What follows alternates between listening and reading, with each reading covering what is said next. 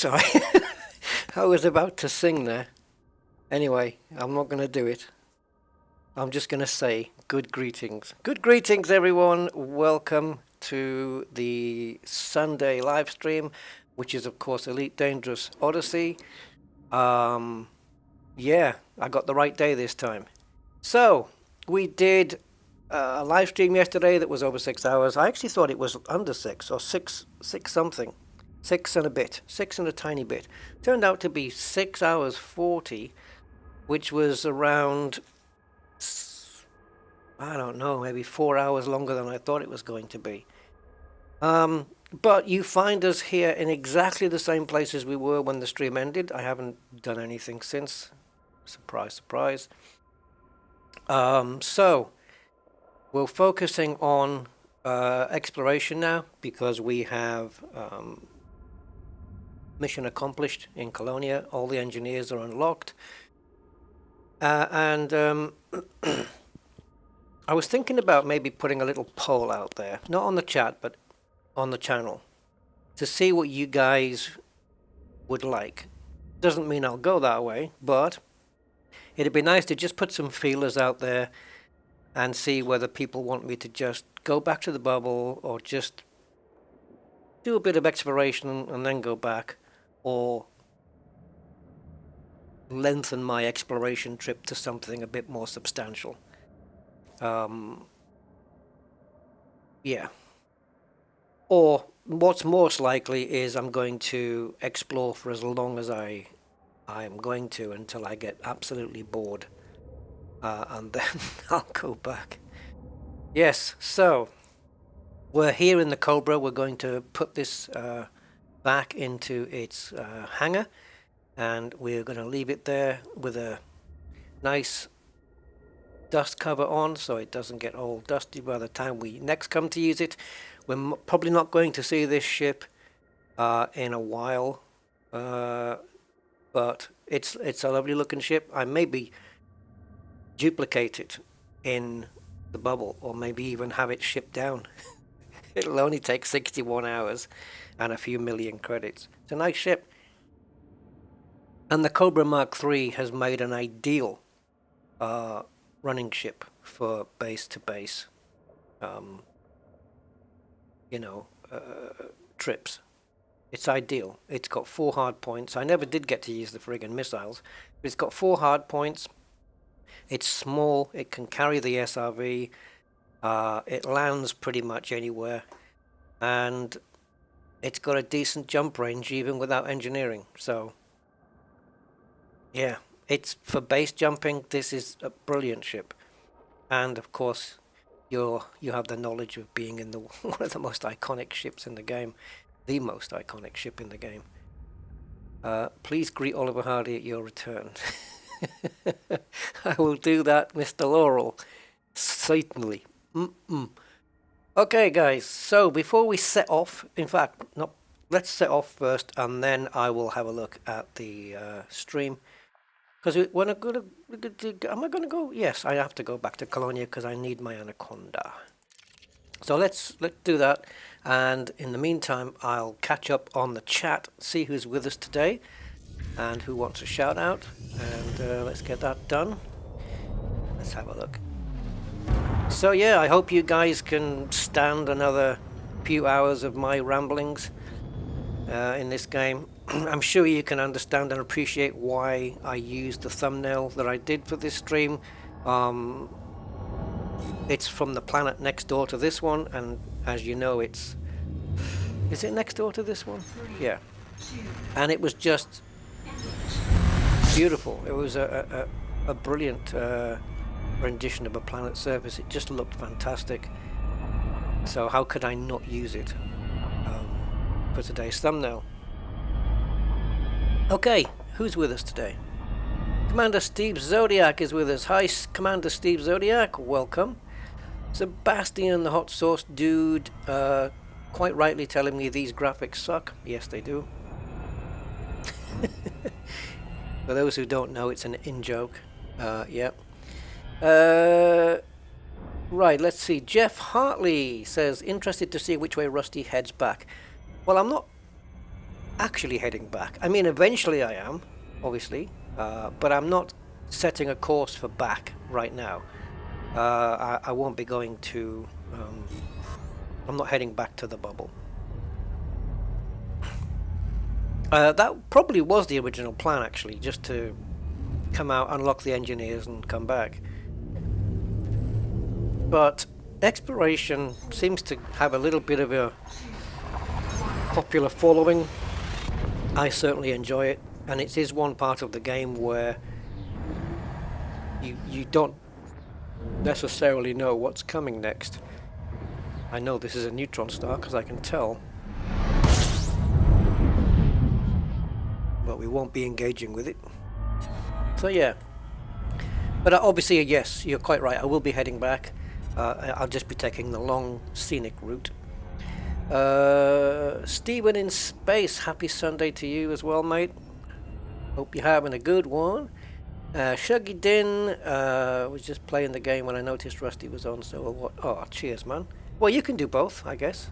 You can watch and listen, watch and watch, or play and watch, I should say.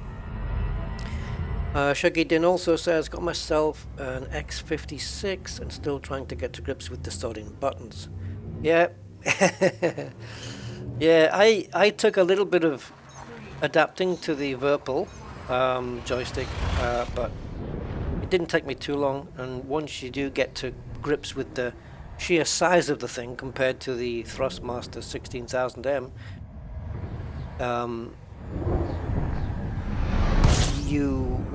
once you've adapted to it, it just becomes second nature. You will get used to it, and it'll just be amazing. Actually, we're not going to dock at Jack quite yet. Let me just get through a bit more chat here. So Loot is here with us as well. Hi, Loot. Someday you will love that thing like I do. Oh, the X56. Yeah. Apparently it's a really good one. Yeah. After seeing my joystick, I'm kind of Virpil inclined. Have you seen the Virpil throttle?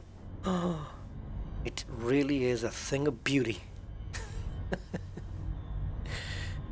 I hope they don't invade Ukraine and just carry on making some bloody good hardware. Come on, guys, get it together. Be friends. Let's just put Putin and Biden in a boxing ring, and whoever wins, wins. That's it. Done. Actually, that's not really a fair contest, is it? Wake up, Joe. Okay, let's have a look. Angry Citizen is with us. Hey, Angry. Yes, so Angry has also completed his mission in Colonia, unlocking all Horizons and Odyssey engineers, I believe. So, good for you, man. That's fantastic stuff. I know that must have been quite a slog to do all of that, but well done. Yeah, that now leaves you free to go and do whatever after this, and it's a good feeling to know it's complete. I still have one engineer to unlock, and that's back in the bubble. I'll do that when I get back. Frankie Jazz 24/7. Hey man, jazzing it out for all day and night. Hey, hello. Simondo Psycho, how you doing, Simondo? Simon D is with us. Hi, Simon.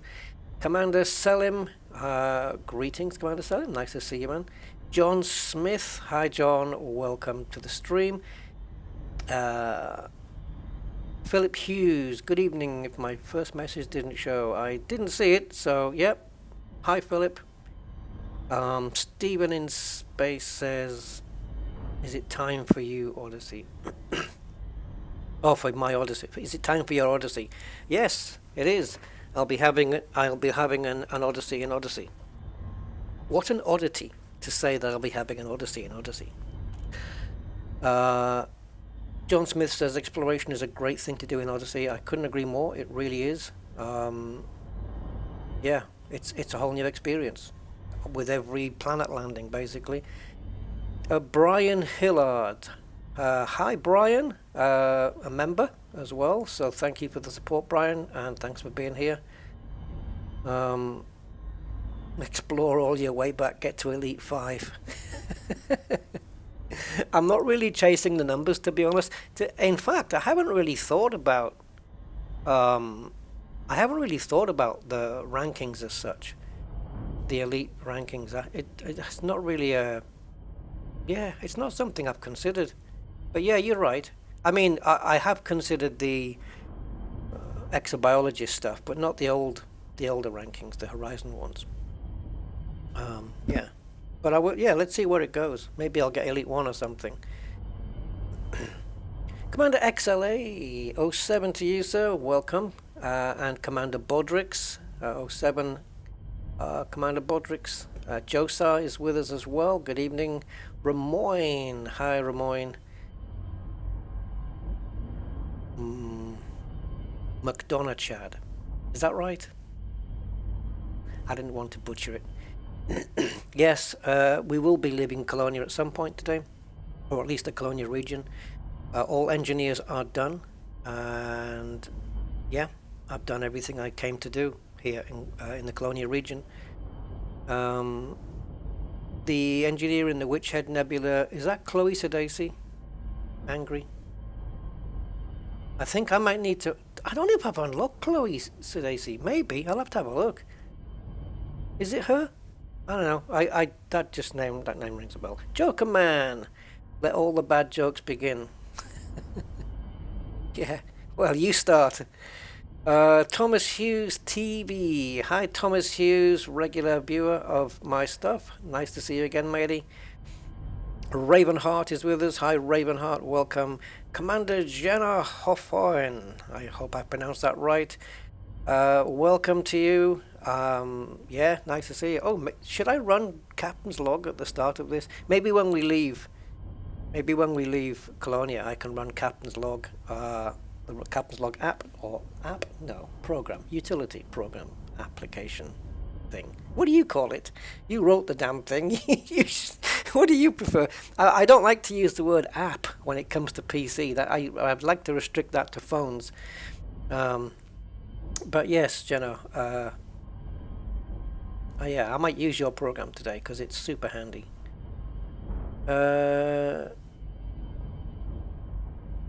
It would be nice to get a medal like in Wing Commander. Yeah, they have one posted to your door. Hans Yockums. Hi, Hans. Welcome. Yeah, do it. I will. P. Scanlon. Hey, Mr. P. No, Mr. S. Yes. Application or program. Exactly. Yes, that's what I go with. Right. Still got my stiff neck. It's a little bit better today, but it's still a little bit painful.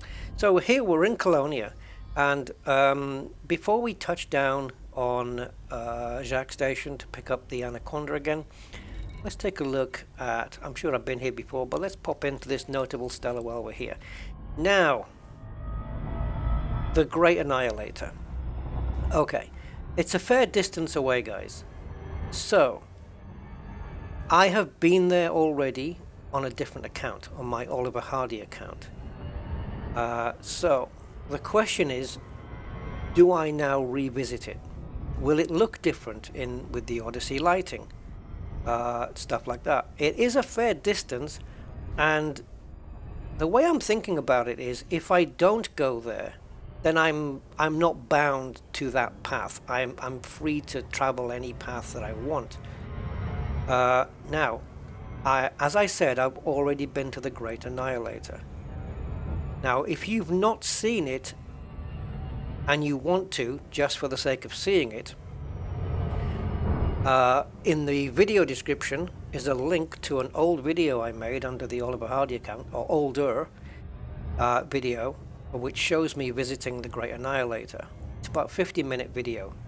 Those were in the days when I used to do videos that had a decent time scale, decent length of time, and not 6 hours.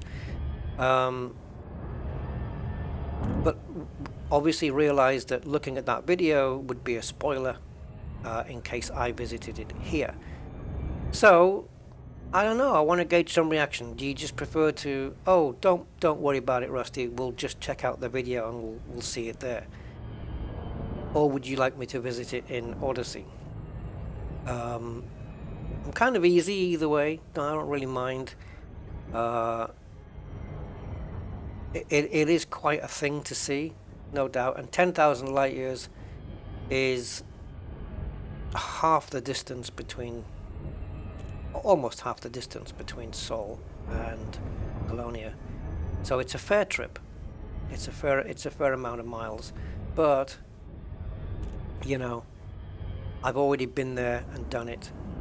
But I don't mind going again. It's kind of sort of on the way. And as I've said twice already, I think the Great Annihilator is a more spectacular phenomenon to see than Sagittarius A. That's my personal opinion on it. But as I said, I've attached the video in the description. If you don't see it, you will need to refresh the stream in order to see it, because I've recently added it. So yeah, I know Angry said he might want to go there, but he might want to, you know, visit it himself. And I would say if you've not been yourself to the Great Annihilator, don't watch the video. Go yourself if you're in the region. This looks fantastic. It looks like I just fell into a bowl of custard. Yeah, this is very yellow. Obviously the spiky dudes are there. They always are. But what a cloud this is. It reminds me of that. What was that? What was that cloudy guy on the Next Generation? He was like a cloud and he talked to Picard.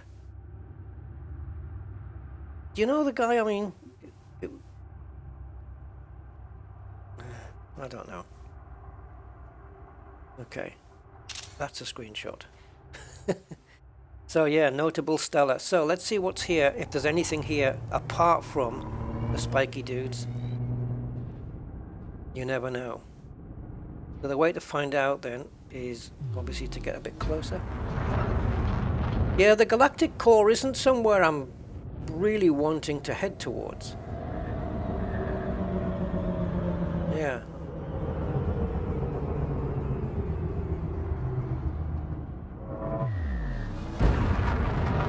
Yeah, I'm kind of heading past it. Alright, let's have a look. So we go to contacts then. Okay, so this is a Crosium Lagrange cloud, is that right? Crosium Lagrange cloud discovered. Okay, so if we get up close and personal to some of these dudes. Wow, the one on the right looks different color to the one on the left. We just have a look in my modules a moment. No, not modules, fire groups. Okay, so I'm going to switch into exploration mode, which I already was in. And we've got the composite scanner and the data link scanner here. So this is in Colonia. I mean, we haven't even set foot outside. And I can tell you now that in a short space of time, we are going to be switching over to Horizons for a particular event, which you guys will be made aware of when the time comes. Just in case, most people will have seen it anyway, but some won't. Right, so let's fire up the... Ooh. Sorry, that was not correct. Let's fire the composite scanner and scan this thing. Probably done one of these already. I don't know. And we have, yes, rubium metallic crystals. I'm not convinced that that one on my left is rubium though. Whoa, what was that? Oh, we have a member, Shuggy Din. Hey, cheers, man. Pack leader, thank you very much, Shuggy Din, for becoming a member. Appreciate your support, sir. And did you get into the private group okay? I did send you the invite. Yeah. You know, if you look at yesterday's stream, particularly the ending part where we landed on that planet for the engineer, the Yishen engineer, and saw the vista of the planet and how cool it was, and then you look at something like, you know, this, and I I never fail to get reminded about the Is Elite Dangerous Dying videos. Oh man, that bandwagon that everybody jumped on. I didn't. Yeah, there you go. Prasinum. Yeah, this game's not dying anytime soon. I mean, I think the Soul Star will die before the game does. Well, maybe not. Probably at the same time, actually. So, do we have anything else? We've got two different spikies. So what we can do is maybe find a part of the cloud. Let's put some night vision on, see if we can find something that's a bit more populated. There's not a lot here, though. But what are those? Rocks? Could be. So, what we're going to do is just apply a little amount of throttle. Not going to get up into the blue zone, but probably something around here. And then just monitor this panel and see if anything else pops up other than the crystals. Wow, the shadowing is really... What's going on with that? Let's take the night vision off. I don't want to look at the chat because I'm going to miss the contacts. Because if there's any little mollusks or anything here, they can fly by in no time because you've got to be real close to these things in order to pick them up. Maybe we need a bit more speed. Let's put the night vision on again and have a look at what we think this is and see if it is something. It certainly looks like something, gourd mollusk or something. I mean, like that one, or those cannonballs that give off, I call them cannonballs, that give off smoke when you get close. This is not a rock, guys. What on earth is this thing? So we're just going to head towards it, but not to hit it. Bit of throttle on, and let's see what the contact brings up. And as soon as we get a contact, there it is. Viride umbrella mollusk. See, it's not just the spikies that are in here. Let's light this thing up. And that hasn't worked. I think we need to get a bit closer. Yes, we do. Wow, look at that. It's a donut with a jellyfish stuck in the middle. Okay. Let's go here and let's... Wow. Oh, yeah, we better scan it.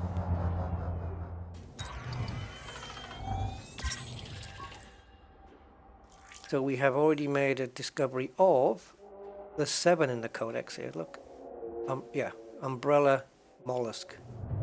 So we should be getting somewhere close enough now to where our ship lights will light this thing up. I hope so. Is it animated? Or is it bioluminescent or something?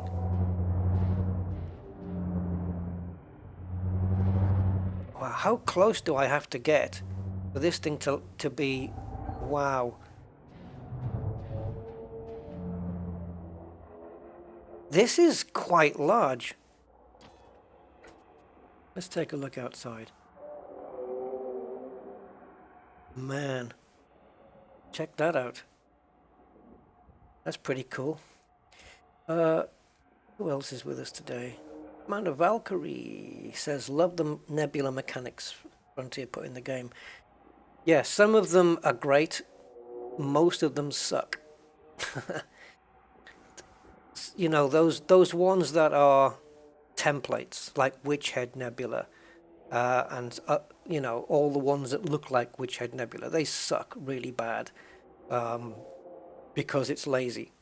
But the nebulas that aren't templates, like Veil Nebula West, Orion Nebula, I don't know, another example. Flame Nebula, obviously, all the nebula that were within there. They did a great job on those. They really did. But, yeah, they just sucked at everything else. Remember the gourd mollusk that I played with on that stream? I was in my Anaconda. But even then, the gourd mollusk was smaller than this thing. This thing is fairly sizable. We'll take a look around the other side in a minute. Base building to display medals. An interesting thought, Saul, definitely. What are those spiky thingies? Yeah, just crystals, really. Good morning, Chloe. How are you? Welcome to the stream. Battlefield 2022. Was it ever alive? Are those spiky thingies harvestable? No, not harvestable. They're just that. What's going on? What's it doing? Did this thing just do something? Did it just... Did those bioluminescent lights just come out of the spikes? Or what? Because the gourd mollusks, some of them can respond to light. You know, you put the headlights on your ship and it'll be drawn towards it. It's cool things like that in this game which are really just brilliant. Steve Abrahart, what the F is that? Yeah, it's an umbrella mollusk. And it looks like there's jellyfish in the ocean that do this kind of thing with bioluminescent lights. Well, not jellyfish, but deep sea creatures that exist in waters below where the sun can reach, and they're bioluminescent, and they're incredible to see them. Yeah. Morn Turn is with us. Hey Morn, welcome. And Roland 106, Manix as well. Hi Manix. It did a little burp. You see, it did a little burp, right? Think of that. It was easy enough for Frontier to just animate it like this and just keep it like an animated GIF file almost, where it just keeps going boo boo boo. But they don't. It actually reacts in different ways at different moments. What made it just burp, I don't know. But it just shows that this isn't really just a static animation, or... Because we did see it, right? Lights came out of those spikes. Wow. I've got my lights on. Let's turn them off. Yeah, it's not really having too much of an effect. I don't recall ever seeing umbrella mollusks before. Oh, it's actually quite flat. Wow, look at the... We can get closer. Let's just do it this way. Usually the better way. Zoom in here. Should we screenshot this? How can we not, really? Let's have a look. Yeah, Angry. I'm in the Rusty Dog group, by the way, just in case you want to join and come and check this stuff out. It looks wet as well. It's got that shiny wet look to it, as you would probably expect from a bio. Come on. Come on. Bring those lights out onto the spikes again like you just did. Look at the lighting here. I feel like my ship is spoiling the view. And of course, the shadiness or the darkness of the cloud we're in, the Lagrange cloud, is blocking out all the stars.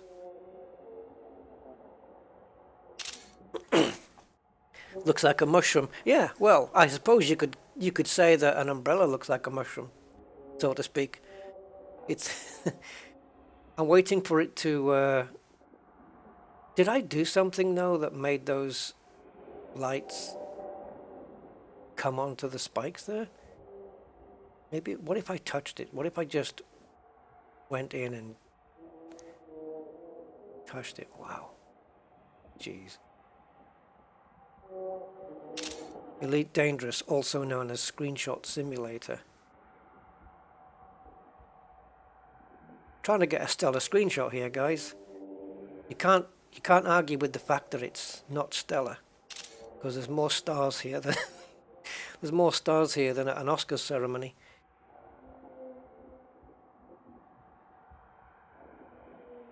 I'm just sitting waiting for the lights to come along the spikes again. What the hell caused that? Let's go and give it a little nudge and see what it does. Look at the lighting on the top there. You see that edge where the circle is on my ret... Oh, yeah. See? What? I got too close. Wow. I got too close. How cool is this? Oh, it's so annoying though. How Frontier can get things so good and so right and yet mess up in so many other places. If the whole game was just so cool like this. Anyway, fix crime and punishment, guys. Actually, no, don't. It's now I've figured it out now, so leave it as it is. Yes, it is a defense mechanism. How cool did that look? Let's turn off the hood, and maybe we'll get a better glimpse of this. So is it just a case of getting too close? I don't think I touched it. I love the lightning effect. That was brilliant. Yeah, now my ship is lighting up, saying we're getting close.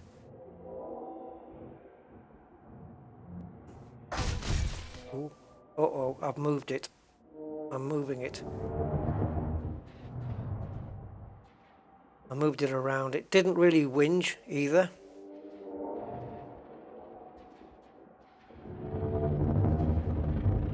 This is going to take up all the stream, isn't it? Wow. That's impressive. And I believe there's another notable stellar phenomena in Colonia, so we'll be checking that one out after this. Let's try and approach from this angle. Oh, what a... Oh, guys, though. I mean, to get a... Oh, flip. Let me see if I can do this. My ultimate goal here now, I've decided, is to get a screenshot of this thing when it's farting off like that with those lights. Oh, God. Put that there. Please, do your thing. Do your thing right now. Give me a screenshot. What do I have to do? I don't want to bring my ship in close because I don't want the ship in the picture. I'll take that anyway. Okay, let's put maneuvering thrusters on. I mean, I don't know. I don't want... yeah, obviously I can Photoshop my ship out of it, but... You can tell how close you're getting by how much it's lighting up. Maybe that's a screenshot too, I don't know. See, now photoshopping it out is a little bit more tricky. Look at the way the lights form the pattern, just like car headlights would when you get close to a wall.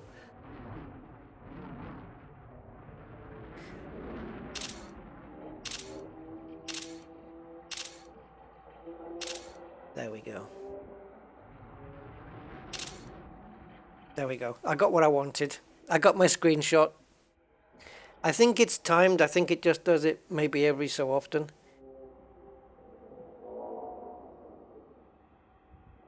Yeah, David Attenborough. I think it was the Blue Planet, the original Blue Planet series that showed you the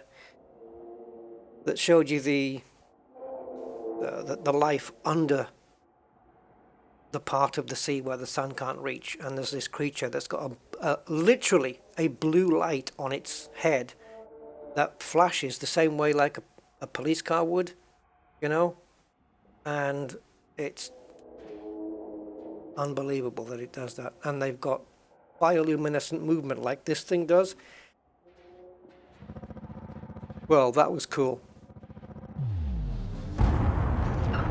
And we no doubt have some codecs. Look at the red lighting here from our... Look at this. We no doubt have some...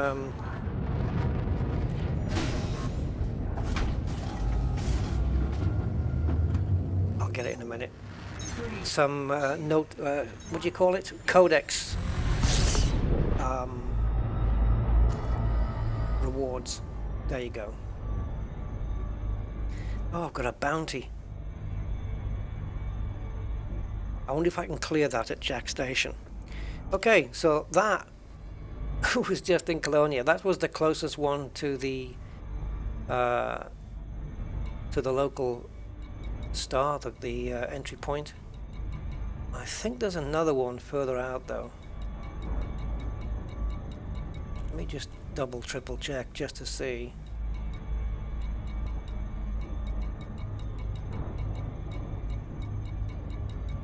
wonder if there's a way to filter. Yeah, there we go. So there's another one, 4,000. Obviously, we'll go there. It's probably going to be similar. Maybe there'll be a different color cloud. Maybe there'll be no cloud. The spiky guys will be there because they always are. Well, not always, but aren't they? Are they always there? Yeah. No, you'll get no argument from me on that one, Morn. He is a treasure. And yeah, I have his autograph that he gave, a photographed autograph where he wrote my name and his name. To me, best wishes, David Attenborough. It's one of my prized possessions. Yeah, all you have to do is ask. Yeah, honking won't do anything inside the Lagrange cloud loot. That was cool though, wasn't it? That was really nice to see. If I have seen those umbrella mollusks before, I certainly don't recall it. I don't have any memory of that at all. That was very nice. So let's go check out this one, and then we'll set plans for our future trips. Now there's a... Hey Mark G! Have you just joined? You just missed something really cool. Go back 15 minutes. I got one of my... I'm going to submit a couple of those for the Stellar screenshots and see if... Are they still doing it? When was the last time Frontier did a live stream? What do they call those things that they do? The live streams? Super Cruise News, there you go. Yeah. When was the last one of those? What's that all about? Because I haven't heard of any. I haven't really checked either, but I don't know if there's any been done. But I did get a Stellar screenshot done, awarded once. And knowing my luck, if I get another one, I'll probably be awarded the same bloody livery as I got last time. Jaffa cake on an Asp Explorer.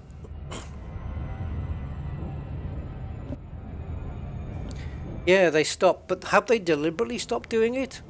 Or have they decided... Or is it just timeline-wise they stopped? Or was it a conscious decision? It's a shame, because it's a nice outreach to the community that they were doing. A little bit of news here and there. Maybe they were sick of answering questions regarding ship interiors. That kind of stuff. I don't know.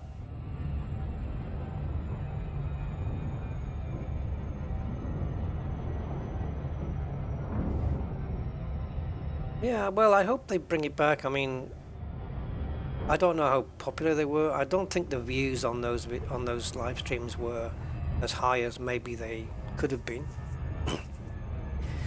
But I think part of that, a small part of that, is just people just want to have a disdain for Frontier because the game hasn't worked out the way they like it, and so they kind of, it's the cancel culture mentality, I think, with, oh, they're not bringing the ship interiors or full VR, so let's cancel them. And so they kind of do, and it's pathetic. The only thing that needs cancelling around here is cancel culture itself. Sometimes I get it. I understand why it happens. And it can be valid, but it's just that term, cancel culture. It's like, it's... Go away. Let's see what this is. Whoa, brighter still. Yeah, so it is similar, as I suspected it may be. So, and it looks like the spiky guys are the same color as last time, which was Prasinum, was it? Prasinum? The Prasinum of the United States. So yeah, this looks the same, but we'll check it anyway. Can we scan from here? Oh yeah. Can we? Why my weapon? This is not a weapon thing. Out of range. Let's try and get in range. I think this is the same Prasinum.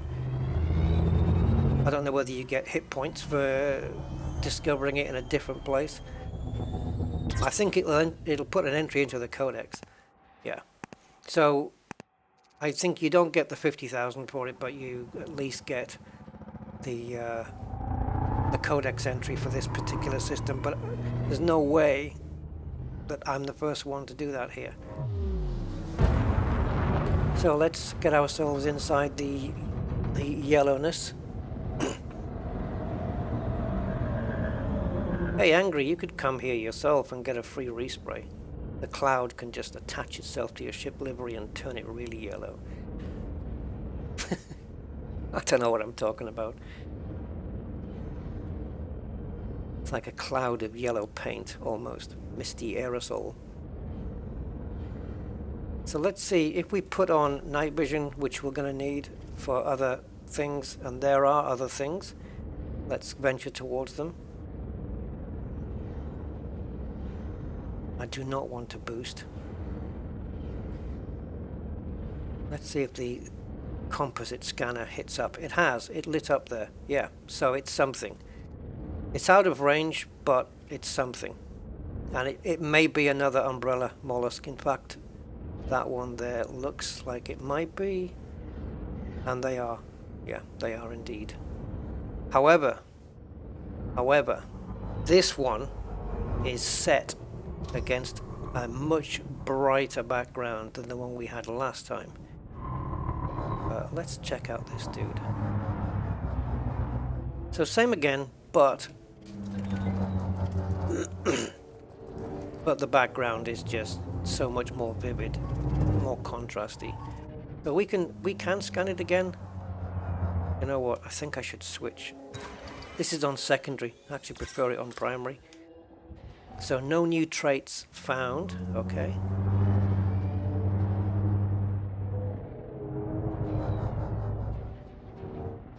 So I would suggest that this, when it sparks off, would make a better screenshot than the last one. I don't know. I've still got my ship lights on, but it's not really having that much of an effect. There's a lot of... Yeah, maybe we can get one at a different angle where it's facing towards the actual sun or something, and you can see the details a bit better. This one seems to be on the more on the bright side. Let's speed up the camera. It's very black.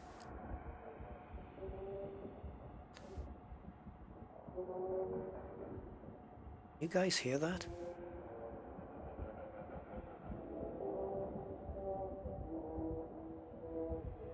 Honestly, the audio here is... Ooh.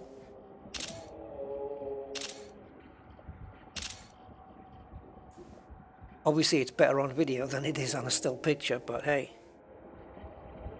One of the few places that my ship is camouflaged. Yeah, indeed. Adam says, do I think Raxler is in the game? Well, it was leaked that it wasn't. But Frontier, I believe, have said that it is, and somebody has actually been into the system that Raxler is in, but not realized it. So they probably just used it as a scooping point. So I don't know personally, but if Frontier did in fact say Raxler was in the game and acknowledged it, then I guess that's all we have to go on. You know, it's a bit difficult to say otherwise when it hasn't been discovered. And there's only 400 billion star systems, but it can't be that far away if somebody's discovered it already. Not discovered it, but been in the same system. Felix, Batamanu, hi Felix, welcome back. And Mr. Budman, the one and only. Hi Mr. Budman, welcome. Yes. So, let me just try and see if we can find one where is the light coming from anyway? Let's take a look at my ship and see if we can determine that. So it looks like the light's coming from behind. The light's coming from behind. So I want to maybe have one of these mollusks that is perhaps got its spikes towards me, the way I am now. Now I don't know whether this one is towards or behind. The two underneath, they look like satellite dishes. Wow. How yellow they look in this light. I think they seem to... Are they turned away from the sun? Is this a thing that they do? No, they're actually... No, they're actually towards it. Yeah, it looks like my ship coming in close is darkening. Yeah, so what we'll do is we'll back right out of here. Whoa, what the hell's making that noise? It sounds like some creaking iron. Let's see if we can get in there with the camera. So let's speed it up. It doesn't take all day. Okay, yeah, I think just by their own design, I think they're not design. I'm not going to go down that road. Yeah, but I think just by their very nature they are dark. I don't really want to get... Oop.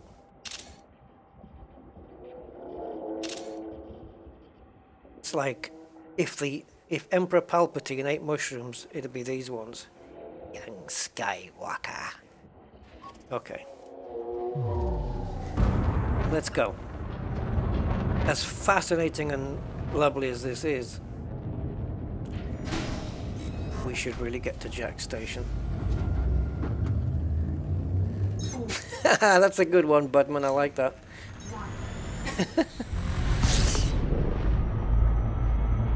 The children of Raxlar. Yeah, they'll all be grown-up grandparents by the time we get there.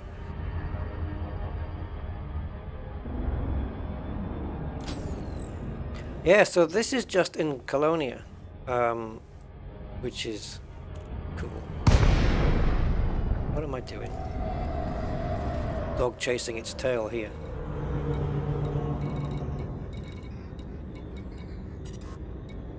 Oh, there's a different one there, look.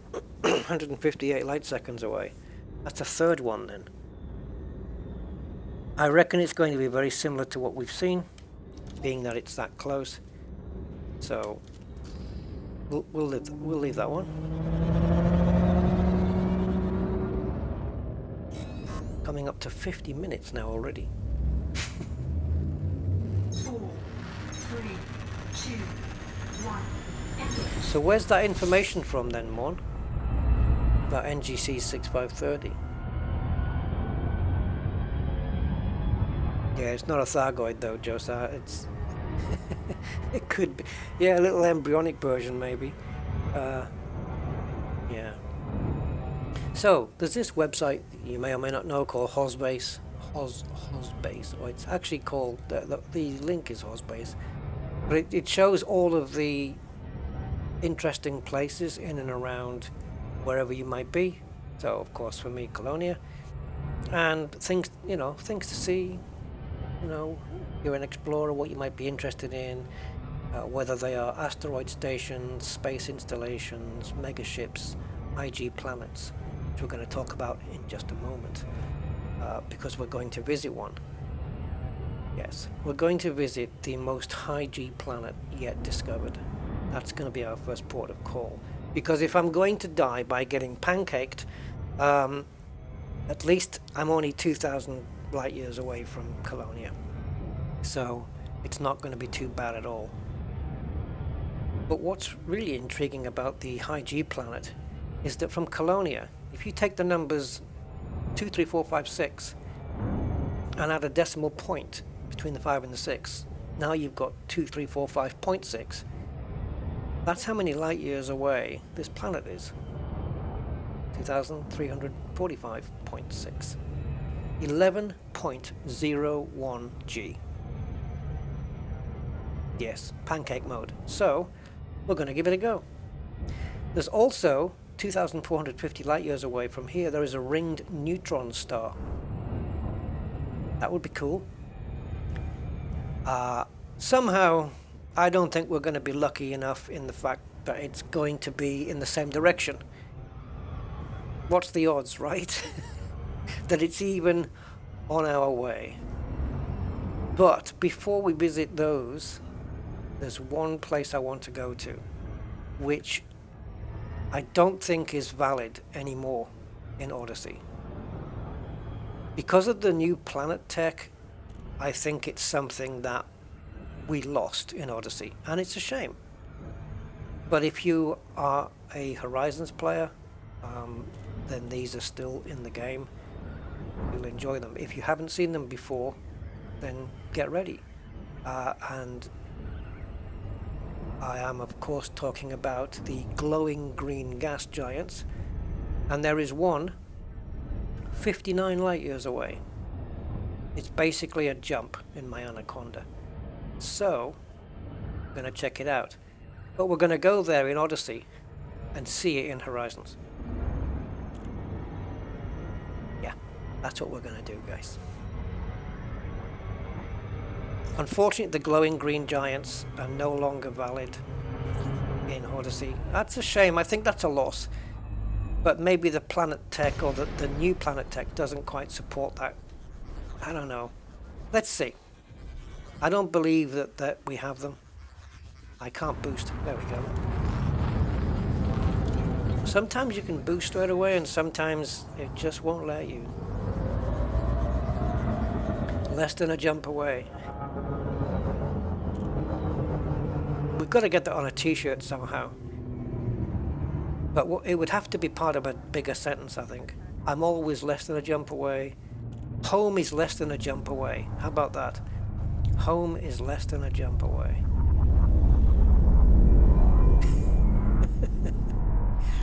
That would be great to have it on a Rusty Dog merch t-shirt.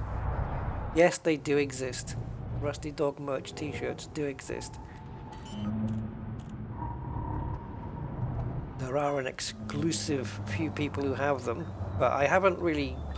I need to find out which shop did them.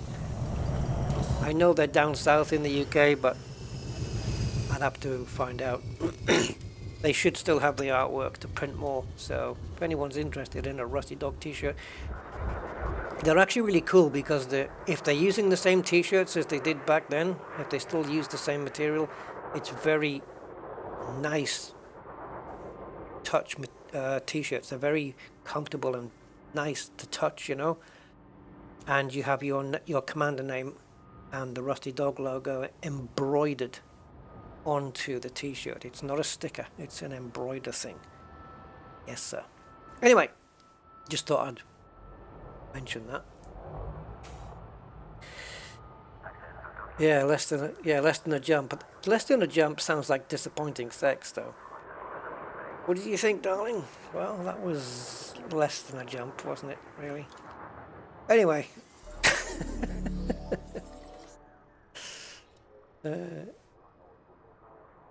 Oh, Morn is going to have dinner. Right, let's see if we can clear our thing before we go. Hey, Star Warrior. Yes, long time indeed. My notoriety is too high? You're kidding. Oh, we're going to wait for that to clear. Okay, well, while we're doing that, because I'd like to clear this before we go. Especially seeing as how the intensive care unit of Colonia Core is actually letting me clear this here. That's good. What we can do then is hand in our codecs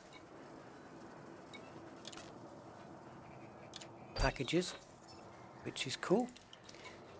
And now we're going to switch into... Oh! 2 stored ships. Yeah, we need to get rid of one. What was the ship that I got the first time round, guys?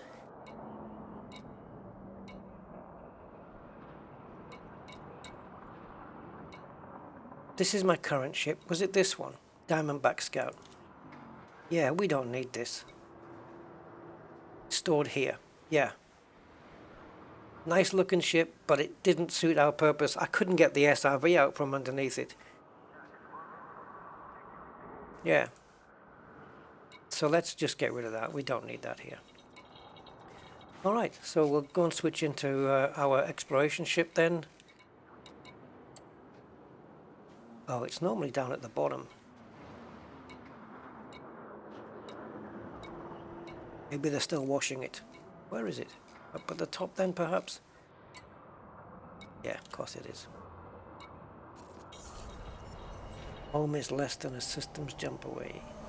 I need a post-lockdown version. Oh, right. Oh, don't you have one, Angry? Oh man, we'll have to get you sorted out with one. Unless you have one and now you want one that's... Okay. Well, you're just going to have to... If you've already got one, you're going to have to slim down into the other one.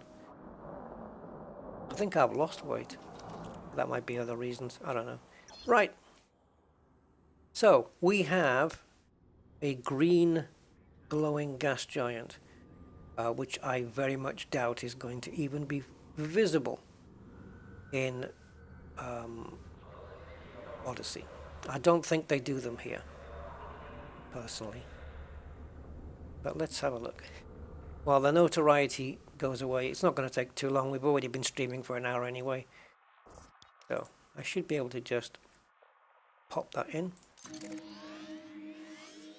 And it's planet number 4 here. So let's make that jump.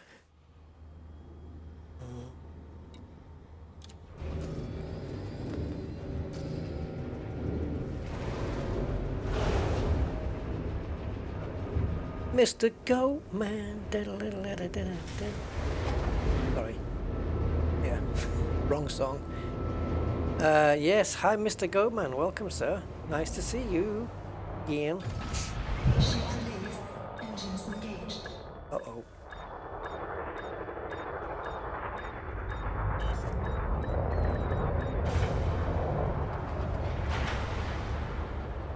There's a lot of belugas here and other tourist ships.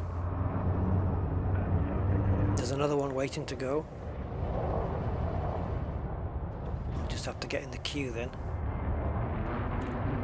Green, go green side, there you go. Okay, I'm next, I'm next in the queue. It's like some two bright eyes looking at me. Yeah, on a bit of an angle there, weren't you, Rust? Yes.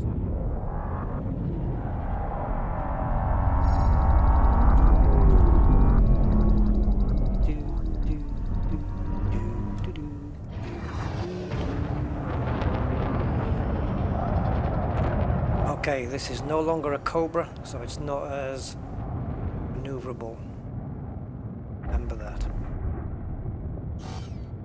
Oh, of course it is. Wait for the little bleep. There we go. Right, the inner scrotum Centaurus arm.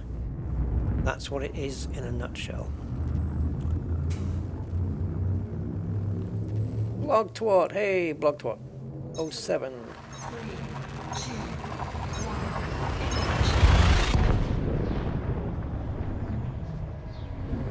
It was a very bad exit, Mr. Budman. Bad exit. Yeah, not good. It's nice that the ship, the color of my ship in the hypertunnel tells me, it kind of tells me what the star is coming up next. So I guess we should honk. But I may have been here before, I don't know, but we'll honk it anyway. So we want to be on planet number 4. Oh, no. Do we get glowing green giants in Odyssey? Well, that flies in the face of what I said and also what I experienced before. Because I went to a planet once that was supposed to be glowing green, and it was not at all. And that's why I got the idea that Odyssey didn't have them. So either I was wrong, which is probably more likely, or Frontier have actually managed to keep them in.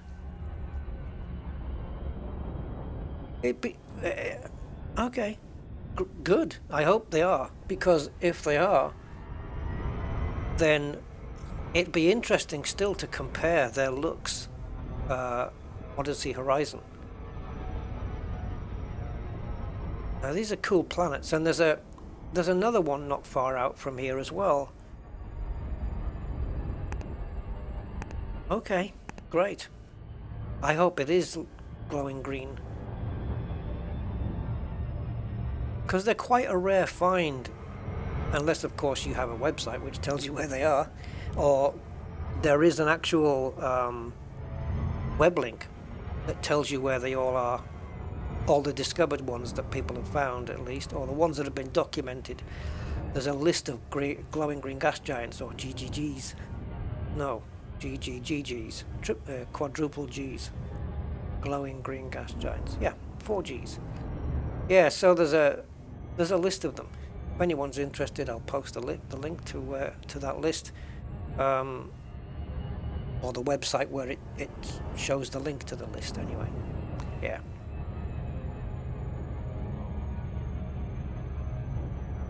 No, this isn't a cobra. Definitely not. I'll have to try and remember that. Well, I am seeing some greenery. Oh, cool.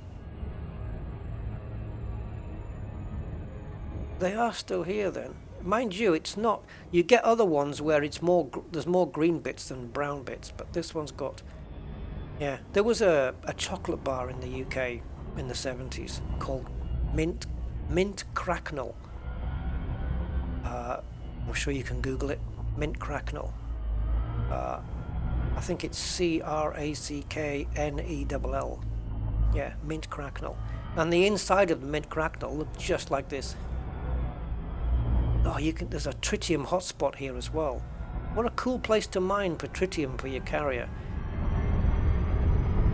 They do have them in Odyssey. That's awesome. And I've definitely been here before, otherwise the hotspots wouldn't have been highlighted. I have mapped this. Oh man.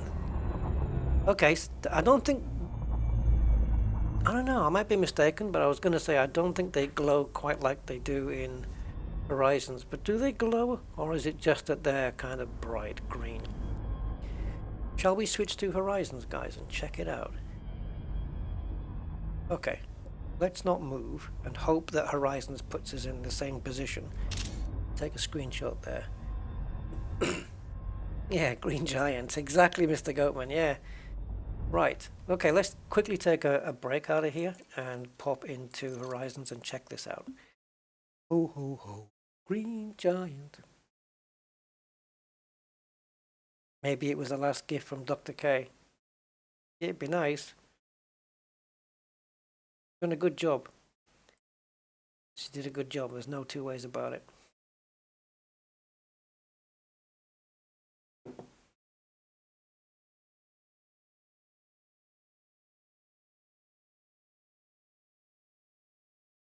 No, the keybinds are fine, Loot. I switched into Horizons from Odyssey yesterday, and yeah, it's fine. It actually doesn't mess up the keybinds, which is a good thing. Slowly but surely, you know, certain things are getting together in this game. You know, things aren't getting messed up. We can go solo here. Let's see what it looks like here. Is it going to be similar? Is it going to be the same?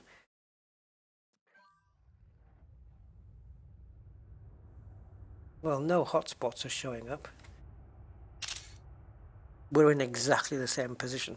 I would say that in Odyssey, it's the same but brighter. I think the green is brighter in Odyssey. It is. There's no think about it. It is brighter in Odyssey. I'm sure of it.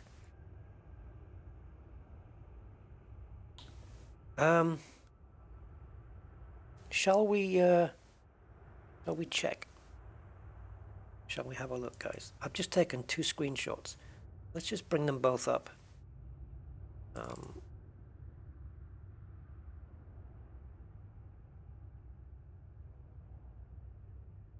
If I let me bring up the screenshot of the mollusk I took first, because that will lead us on to the other thing. So if I go to now then, stick to the live stream and choose a window and make it FS Viewer. There we go. And let's see if we can just expand that window to full screen, because that would be better. transform, fit to screen, and go. Alright, so this is the screenshot that I took. Right. Let's have a look and see what we have here. Oops. Got a few screenshots.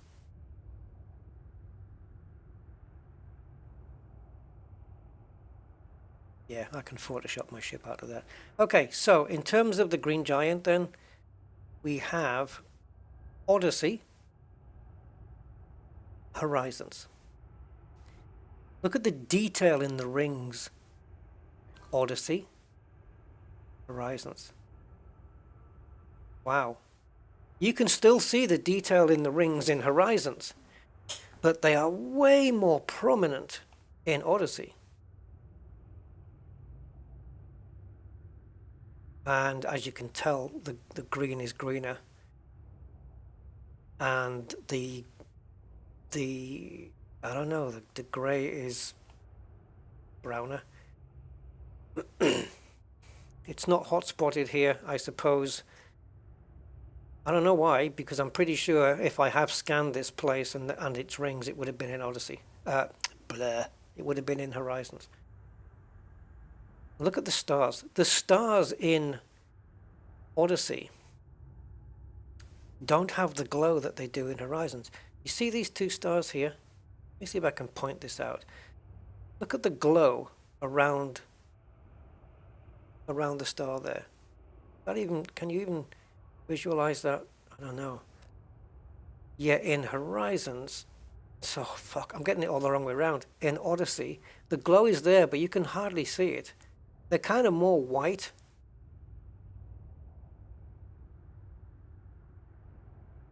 That's why I was saying before about the stars in Horizons. I kind of slightly prefer them in a way, even though they may not be as realistic interpretation as the ones in Odyssey. I don't know. I'm guessing. I don't know. I actually don't know. Let me see if we can get a little bit more zoomed in here. We go up to these stars. So this is how they look in Horizons. We've got this little fuzziness, and we got this kind of bluish effect on the bloom, which I like. I think that's nice. Now, if we whiz back into Odyssey,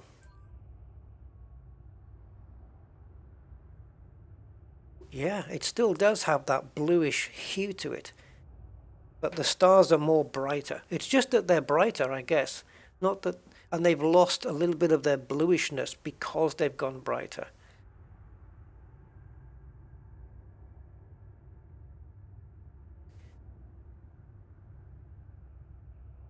That's not too dissimilar from what you get from NASA. It's weird. So yeah, there you go. I think the biggest contrast here is the rings. And also look at my ship. Like, for example, here. Is this reflecting light? Is this blue because it's reflecting light from outside? Because in Horizons, nothing. And it even looks like the hood's been moved back a bit. Oops, but I don't know if it has. No, it hasn't. But it looks like it is. It's just because it's not quite perfectly positioned. The nose of my ship is more defined. The colors are there. Well, on this one, it's a little bit. So the lighting in Odyssey is better. There's no two ways about it. There's more contrast here between the dark and the light. But here, whoops. What was that other one? Oh, yeah, I'm going to show you guys this. It's hilarious. I was going through Facebook Marketplace looking for cars for sale.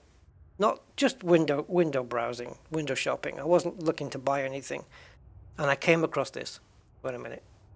Look this.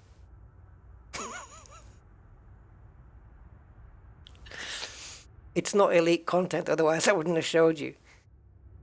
The guy says it's a Rover MGF. MGF, category B, all parts available apart from the arse. So I screenshotted it because I wanted to.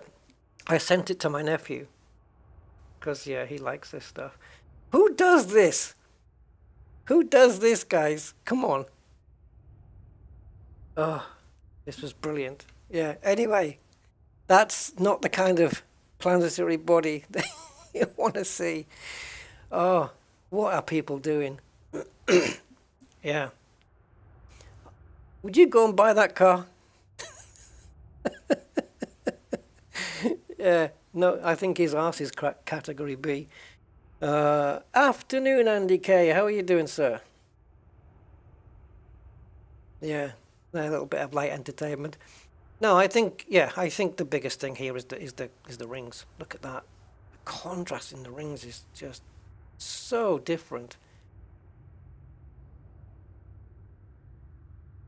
I'm glad we still have the glowing planet in Odyssey. That's fantastic.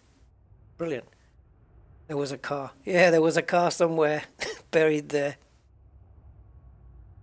Thankfully, on the other pictures of the car, because for some stupid reason I checked, he doesn't he doesn't show any more stuff. Yeah, thankfully. Right, let's get this window out the way because we need to get back into to the game.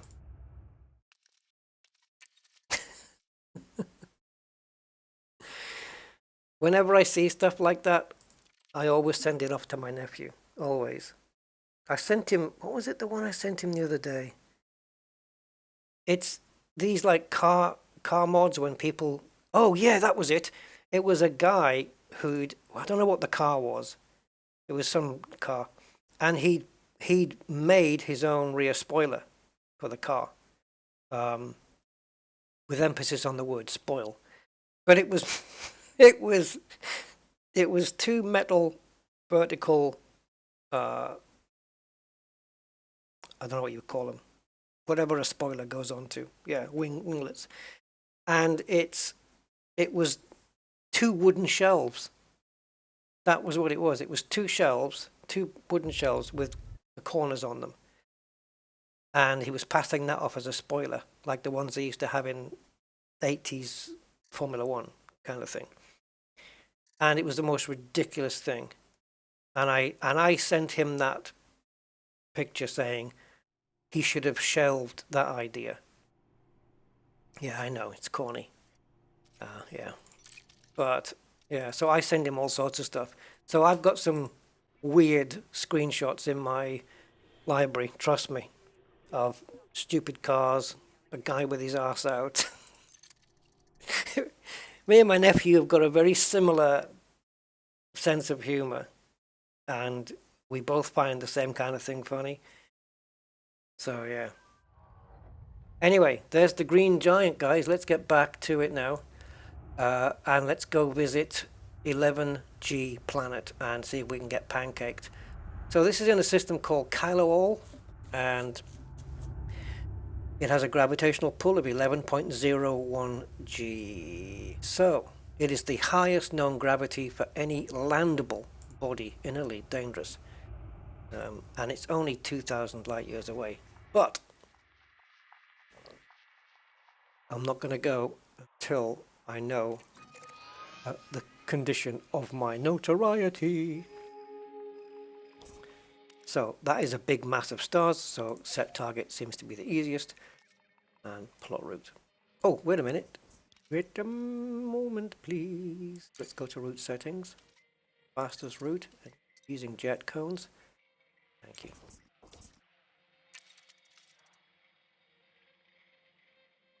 Don't give me too many jumps. 19.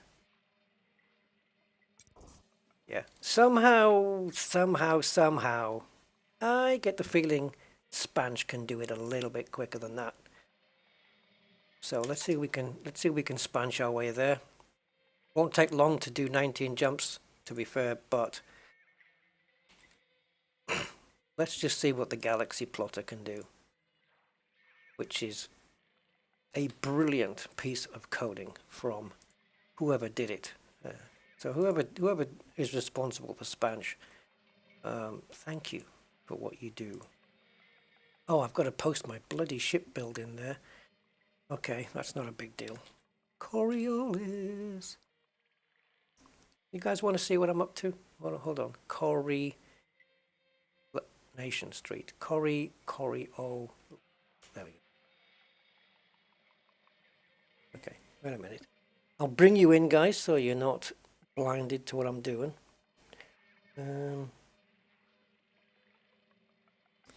Okay. So I'm just grabbing my exploration ship's details to give it to the galaxy plotter. If I go to builds, I've got Annie as an exploration ship and Annie as a passenger ship. Currently, she's not outfitted for passengers. So, oh, there's Annie 2020. Is that more recent, though? Probably. Yeah, let's go with that one. So what we do is we hit export and we have code. We just Control-C to copy that. And then we go into the galaxy plotter and we've got Colonia to the system we want to go to and the ship build. The ship build will tell it exactly what our jump range is, weight and all that kind of stuff. Just clicking on use supercharge only, no cargo, that's it. Exclude secondary stars, use FSD injections, I won't be doing that. And whether you're already supercharged from the first jump, which we are not. So, calculate. Right, can you beat 19 jumps? Dun dun dun. Da, da, da, da, da, da. Sorry, there's no chat on this screen. Normal service will be zoomed. It does take a little while to compute, but to be fair, the calculations I think are a little bit. Oh, is this Gareth? Gareth Harper, is he the guy responsible for this? I'm sure there's other contributors. Yeah, good for them. There's a donate page as well there. I might do that. This is a really helpful thing. It's so good. 10 jumps. That's better than 19. So we have, the first jump gets us out of Colonia to a neutron, and then it's neutrons all the way with 2 refuel points, which could be those horrible neutrons. So if I miss them out, I've got to do 4 jumps to compensate. If I miss these 2 out, that's 8 jumps. Now we've got 18 jumps instead of 10. So it doesn't really help. Anyway, let's just copy the first one. We're not in Colonia, but we'll make our way to this one anyway. And then we'll just paste that into the game.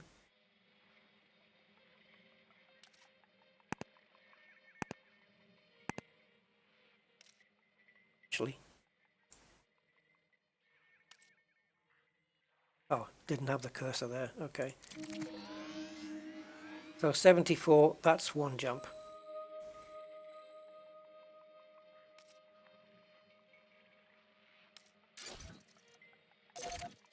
Okay, we need to clear this route.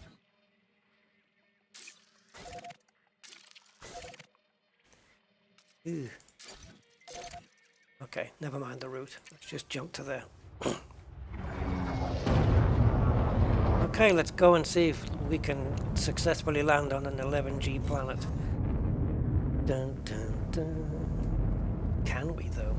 Can we though?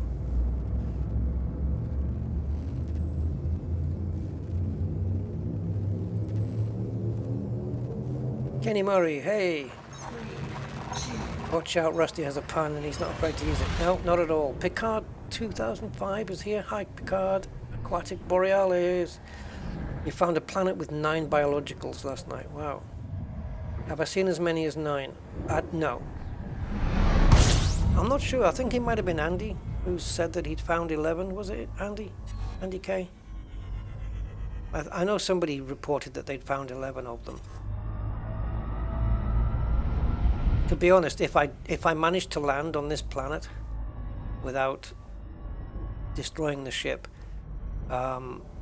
I'm probably still going to end up destroying it on purpose because A, I want to get back to Colonia, I think. Warning, fuel shift drive operating beyond Well, we'll see.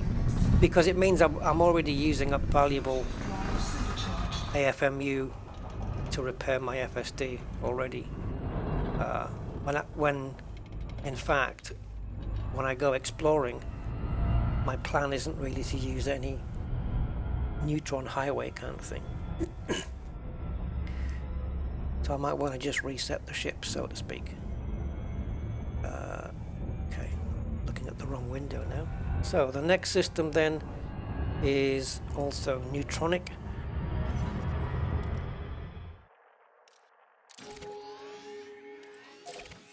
Oh, this is so reminiscent of my journey out here. 306.7 light years.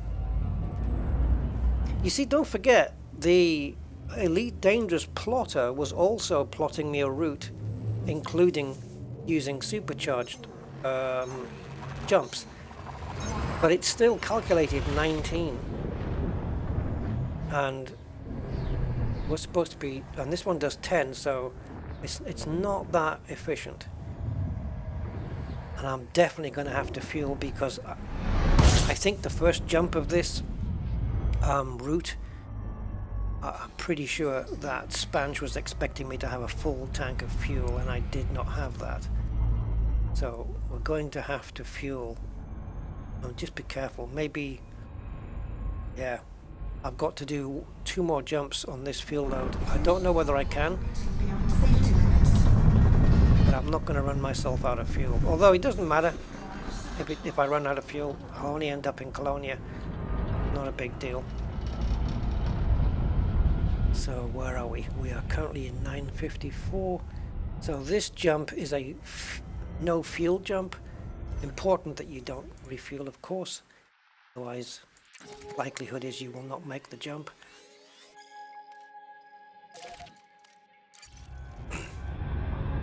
Oh dear.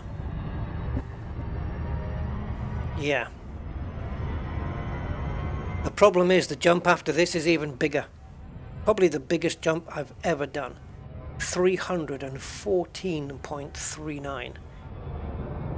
That's bigger than what my ship's capable of with a neutron jump. That's why you need less fuel. But I think I've got less fuel in here than I really should have. So I'm willing to make this jump, but not the next one. I think it's too risky.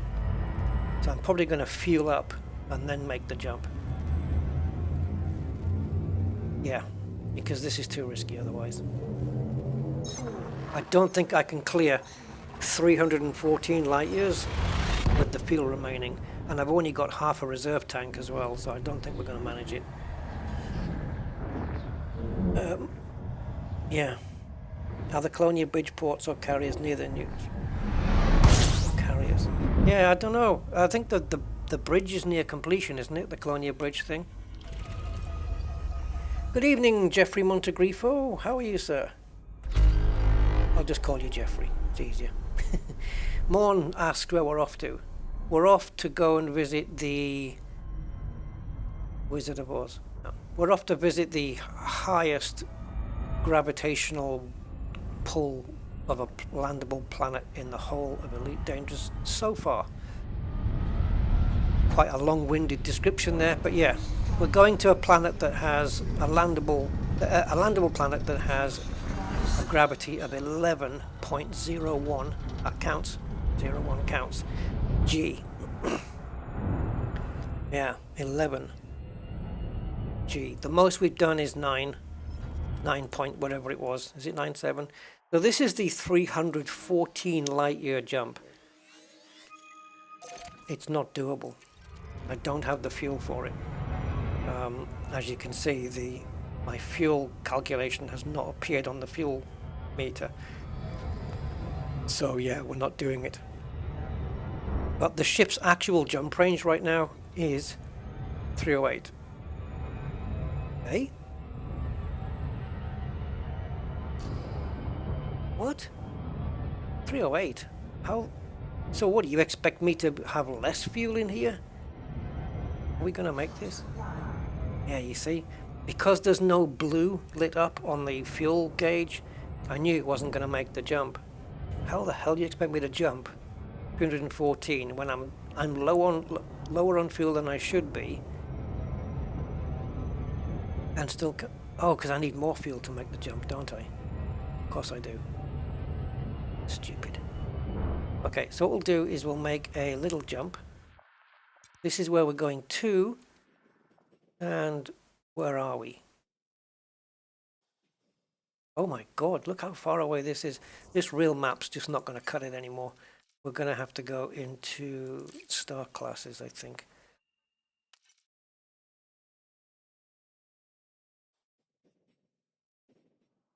Alright, so if I can make a jump which gets me within...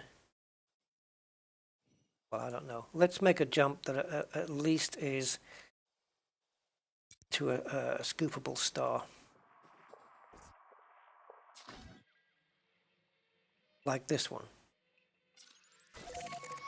Let's make this jump. 37 light years, that's fine. And then we'll fuel from here. And then we're just going to have to either make our own way to the neutron star, or we come back to this neutron star that we were at and fuel up. But if the calculations are off and we can't... Yeah, no, we can't. Forget it. I can't come back. Because if I fuel up full, I can't make the jump, regardless. I'd have to fuel up to the exact amount to be able to make the ship jump 314, including the jump back. And I'm not going to sit here and fiddle with that. No way. So instead, we'll just fuel the thing up and fly to... Well, it's a neutron star that is probably going to be a little bit of a flaky one. So perhaps I better miss it out altogether. So we're going to just do a few normal jumps. Yeah, we are. My next destination then is going to be this one. Warning, temperature critical. And it's going to be a little bit far away, 500 light years. I don't fear too much for the temperature of this thing. It takes a long time for it to get overheated, I think. Although I was very close to the sun there. Let's have a look in the old thing. Has it been discovered?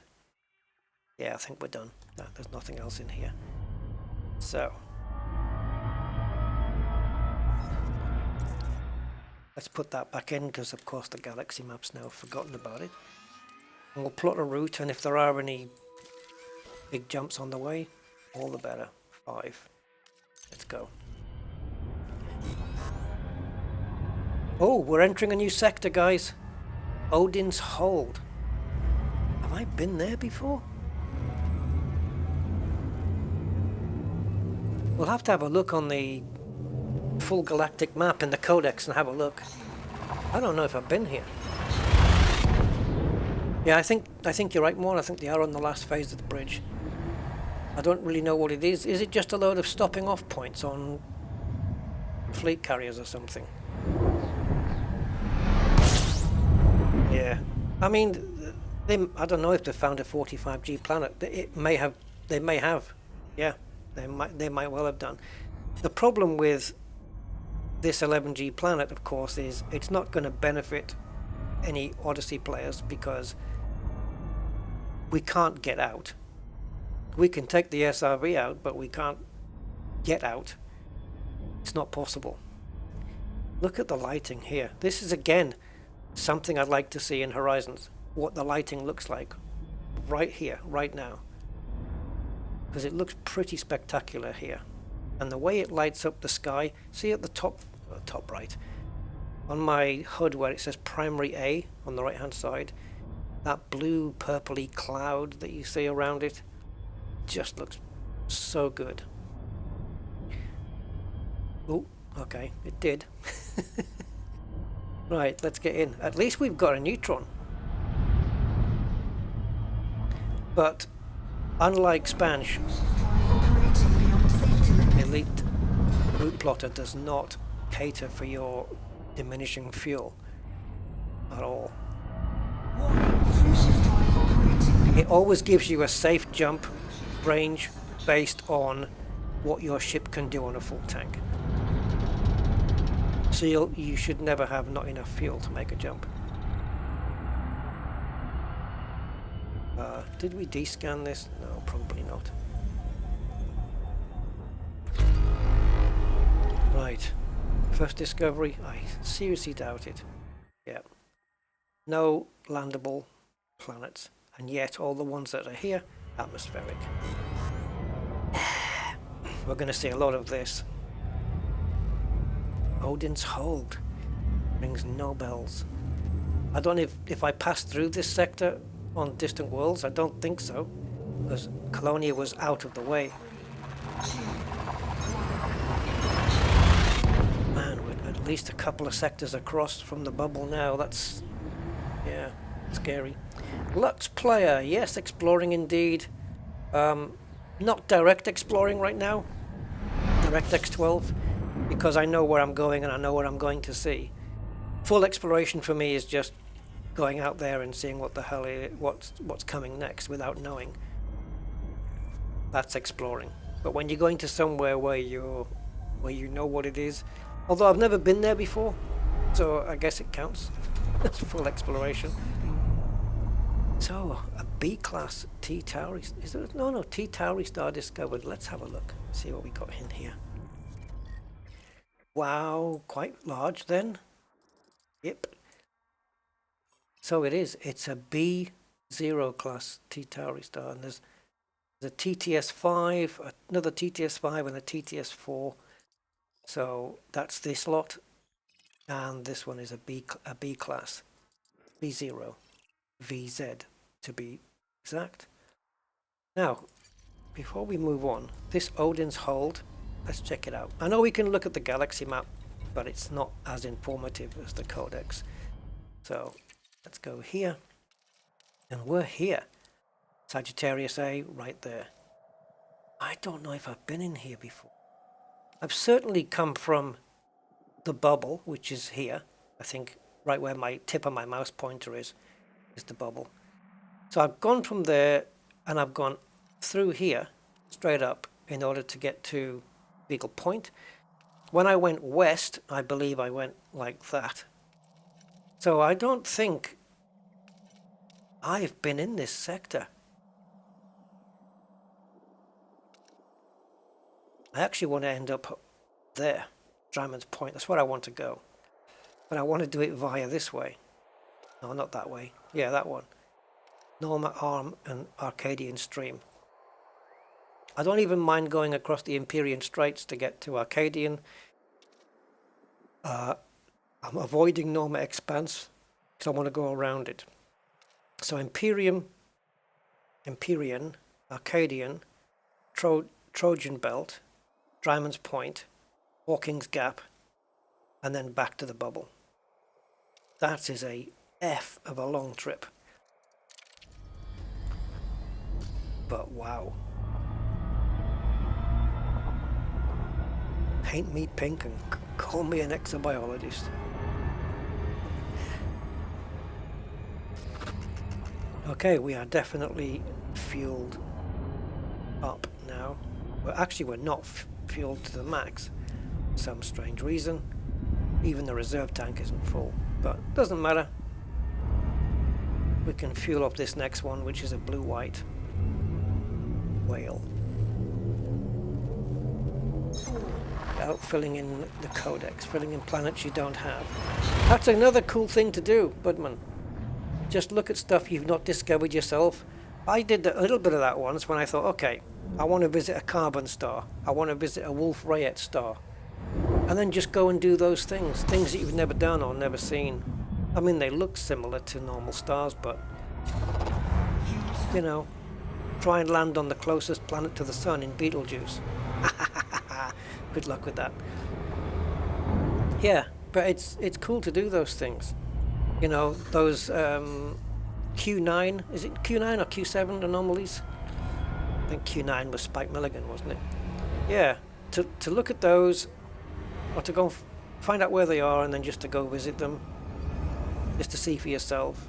I've done those before. It's great. Just looking at stuff on the codex and just trying to discover new stuff. Definitely something good to do. Now hold on there a wee minute. You said there were 6 objects. I've only picked up 1. Are you telling me? Get out the map. Dethrottle. Are you telling me this is an undiscovered system? I think you might be. Yes, I think you might be. 2,264 million. Thank you, Mr. Brabant, for putting in the correct number. Because had he changed it to 2.2 billion, yeah, 2,264 million. Therefore, using the old term for the word billion, which was 12 zeros and not 9. Anyone notice that? Because in today's world, it's been changed. That would have been 2.264 billion. But he hasn't done it that way. He's used the old method. And I congratulate you on that, sir. Let's see what we have here then. This is old discoveries, high metal content worlds. Right, where's the sun? Are we too close to it? No. Not.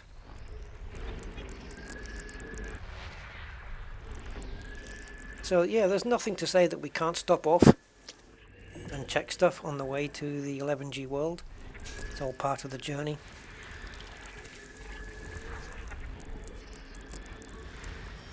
Am I correct, guys? Does anyone know if I'm correct here by saying that there is biological sites are only going to be found on rocky and icy worlds? Is that correct to say? Like you won't find bios on high metal content and metal rich planets? There's a lavary volcanic world thing. Am I right in saying that? I kind of think I am, but I don't know. Maybe you guys can confirm it.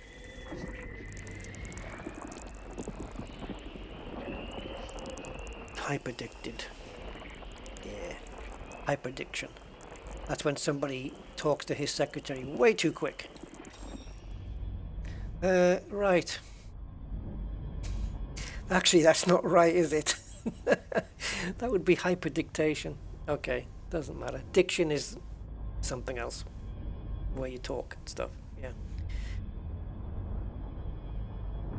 Yeah, Imperial Hammers, Morn.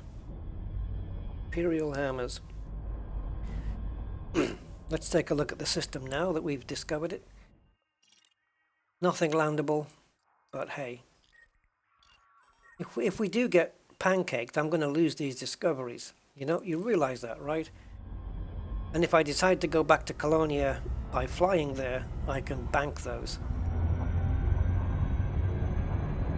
The only thing that will drag me back to Colonia is a splat, or if I lose any hull or power plant percentages, then I'm going to get those repaired.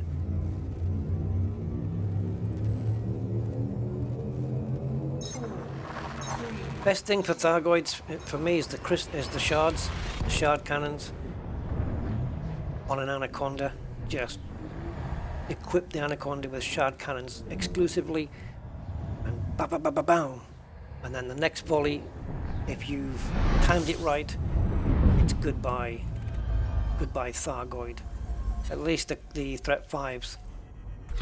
You can wipe out a Thargoid in 10 seconds. Shard cannons. You'll find the neutron stars have already been discovered, you know. Part of what I call the warm path or the hot path, you know, a well-trodden path that people have been on. I want to stick to the cold paths if possible, where no man has gone before. Yeah, that's just stars. Okay, so I think now that we're here, are we here? Is this the actual? No, this is the actual. So this is a neutron, this next jump. Let's have a look. Should be. It is. Okay, so this is the one we need to fuel off though. Wait a minute though, I already have... Stop jumping. I already have a supercharged ship, 309. So 3712, the next one is Kyle All. Can I make that with 309?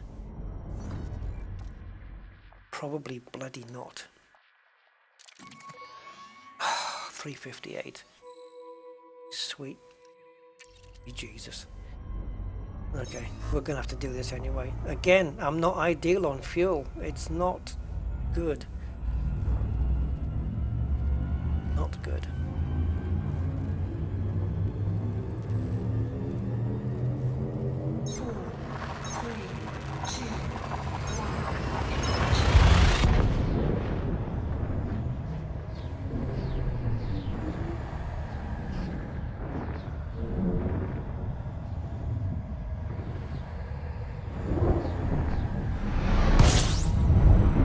Okay. Well, this is moving faster, but it's okay. It doesn't bother me.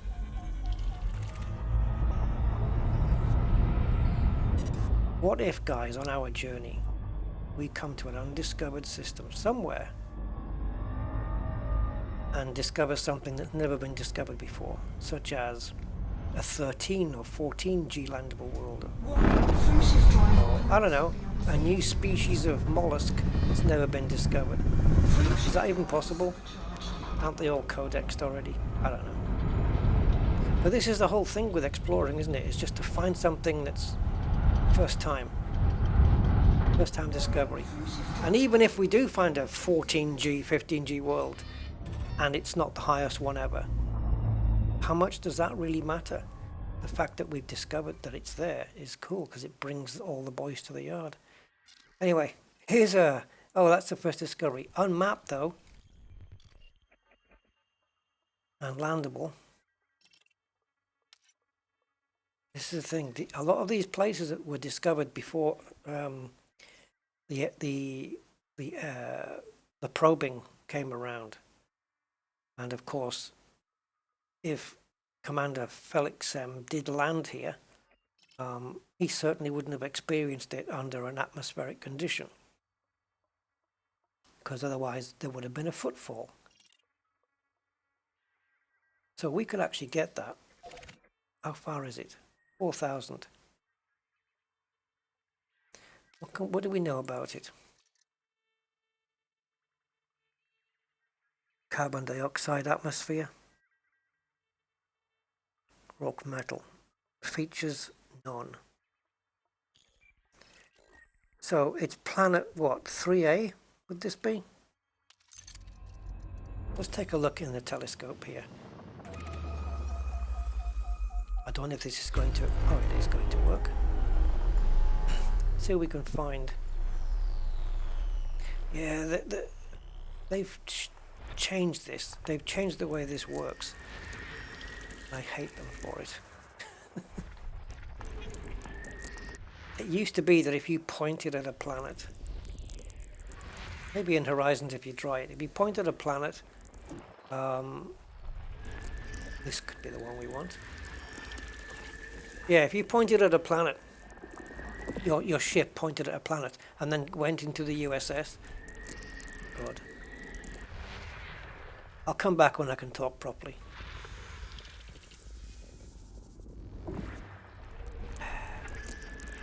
System scan complete.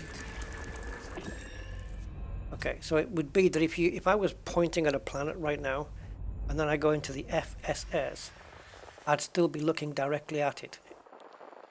It would be synced up, and I could just zoom in and boom. But I don't even know if that even works anymore. And I don't think doing what I've just done yields any more information, really. Oh, it actually does. Now it's unveiled the materials on the planet. So, yeah, just using the FSS has done that. There are no features. That doesn't change, so yeah. Okay, let's move on.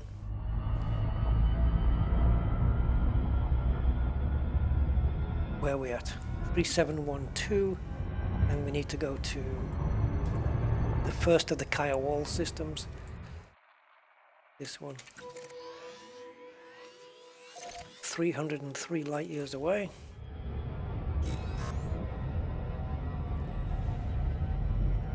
It still works in Horizons. Yeah, I'll see if I can confirm whether it works in Odyssey.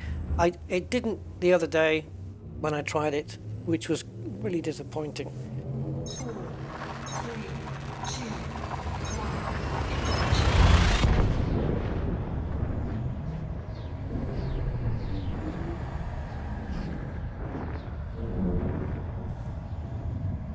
Isn't a Dyson sphere that thing that you find inside the vacuum cleaner that helps it? No, maybe not. Wow, all the stars now. Starry, starry night. Did she say system scan complete? Oh. Okay. I'll try my FSS theory here. Let's just get ourselves supercharged. Oh, that was way too fast, Rusty. What are you playing at? Safety limits. You need a lighter foot on the throttle. Right. Clutch in, first gear. And now just release the clutch slowly like you're unsqueezing a lemon. I'm right on the wispy end here, this isn't good. I'm going backwards and forwards trying to chase the thing, and I shouldn't be doing that. Oh, I really completely balked this thing. While I do this, guys, why don't you just count the stars? 1, 2. No. I'm going in this way. It's a little bit more risky, but I'm okay. Wow, this thing's waving around like crazy. Come on, man. Give me a chance. You see that blue at the top kind of persistently there? There we go. Yay, we got it. Alright, so what we'll do is we're going to point towards the unexplored planet. It's one of these dots right here in the sky. It's one of these. 22,000 light seconds away. So it is one of the dots. Can't even see it. Right, so we're pointing directly towards it. So, into the FSS. Oh, it is there. Yes, sir. Good. It still works. System scan complete. Oh, gas giant with ammonia based. That's money, right? Gas giants with ammonia is where the money's at, unless I'm very much mistaken.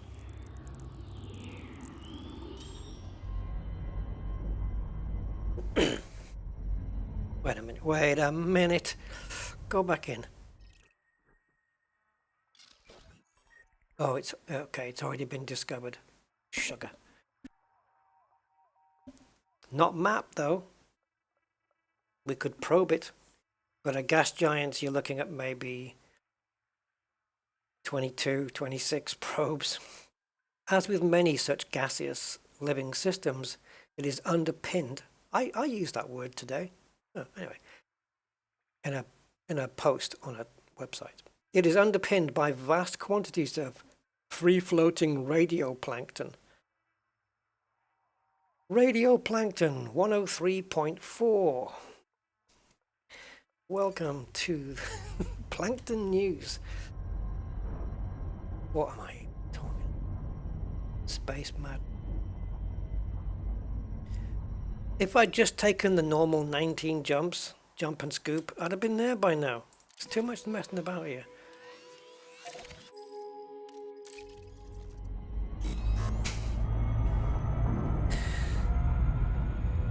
I know, Jenna, I know. I just haven't felt like I've got the exploration trip underway yet. This was just like, oh, let's check this out in the region before we go. But yeah, I will definitely run it.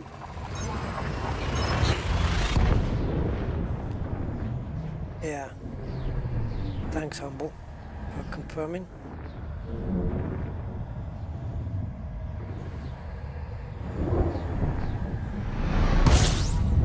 Oh yeah, this is one of those fuelable ones, isn't it? Where are we at? 2, 3, 3, 4. Is it fuelable? Yes. So we have to fuel here. So yeah, whenever there's another star that you can fuel from, that's when things just go wrong for me. So hopefully this will be the last one I have to look at for a long friggin' time. I'll try and do it, guys, but I'm not promising. It's a bit less flickery up here. Well, let's see if we can get ourselves onto the tip there and just skim across the top. That's my best hope of doing this, because I hate these neutrons like this. Ah, God, it's the worst thing in the game for me from my personal perspective. Like, I'm trying to push the ship down into it and it's raging against the machine here. Ugh. I've increased speed to try and get out of the whip. Oh my goodness. Okay, we're through.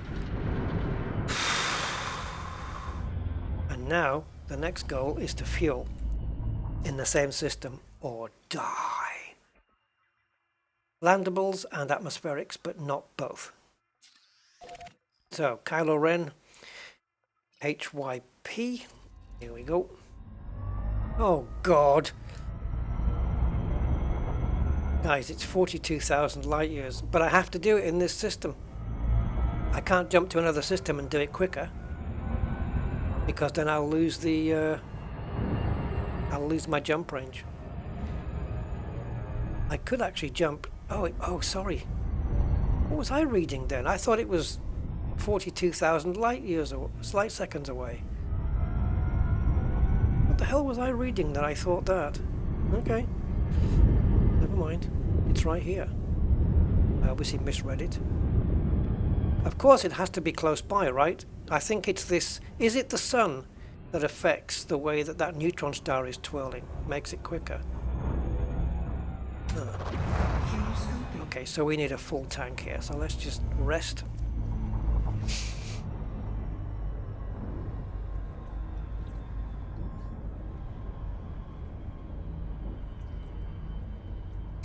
What's Jeffrey done? I hope you learned your lesson. Stop spamming emotes. That's... Sorry, Jeffrey. That's there because of the spammy online betting Russian bot things. Yeah, due to gravity. Gotcha. I hate it. I really hate them. Alright, so now we can proceed. There's no more fueling to be done on this trip to the pancake planet. So I am going to get pancaked, aren't I? I'm just going to have to either be super careful, more careful than I've ever been, in order to survive this. Because I have... What do they call that planet that's is it 9.73G or 9.37 or something? Near the bubble. Nearish to the bubble. That place. And I've managed to land on there a couple of times where others were destroyed. The most classic case, if you remember, if any of you saw the stream, was Old Peculiar coming in, and I said he's too fast. And we were on external camera, and we watched him explode as he screamed along the ground. That was one hell of a moment on one of my streams. Yeah, there might be some guys out there who remember that moment. I certainly do. It was brilliant. It wasn't brilliant for Old Peculiar, because it's quite a distance back to the bubble, which is where he ended up. But yeah, I was there with a few guys. The majority of them crashed. I didn't. But that does not mean I'm going to survive this one. It doesn't. It'll certainly be the most G that I've ever landed on. Because I've not been here before. Preaky, you remember that one? Yeah? That was a classic moment. It really was. System scan complete. Okay, so it's just stars here then. So we've got this jump to make, this next jump to make, and then one more And we are there. Dun dun dun. So, it's basically jump, supercharge, jump. And that's it. Okay, you can go. That's it. And there we go.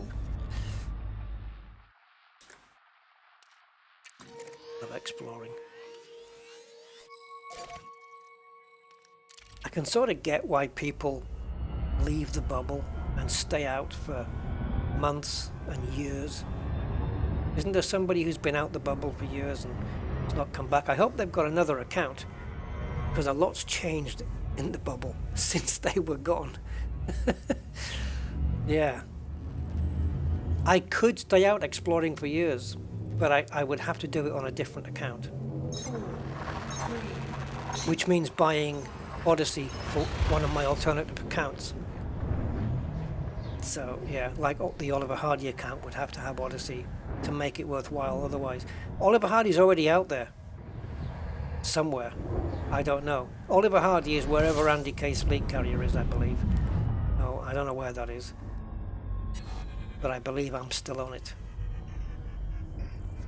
As far as I'm aware, that is the case. But yeah, I suppose at some point I'm going to have to bite the bullet and buy Odyssey for my other account.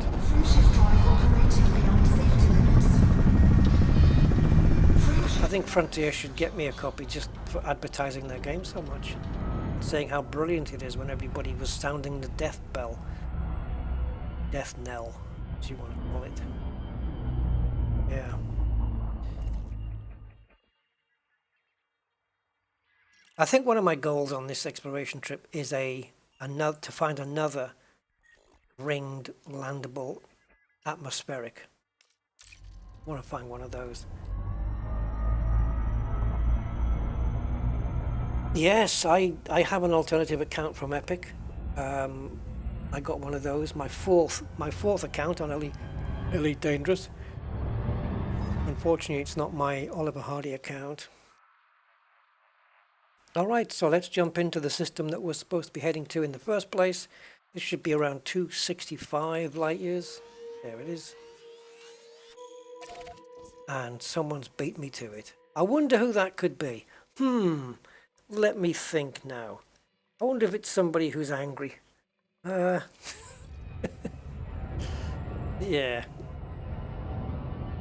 Well, obviously they're not pancaked. Angry? Is that you? Does it tell you? I don't know. It still tells you in this game. I think it might do. I don't know. 4, 3, 2, 1. I think I'm pretty confident in saying it's Angry Citizen. And also that I hope this is a scoopable star. I wasn't checking, but it looks like it's a white one. Ooh, it's bright. Crumbs. Oh, geez, yeah, it is. Oh, check that out, guys. Look at that. What gives?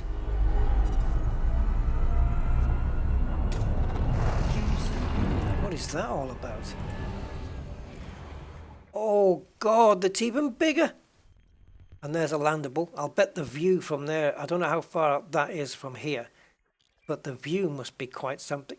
God, imagine if that was atmospheric. That would be awesome.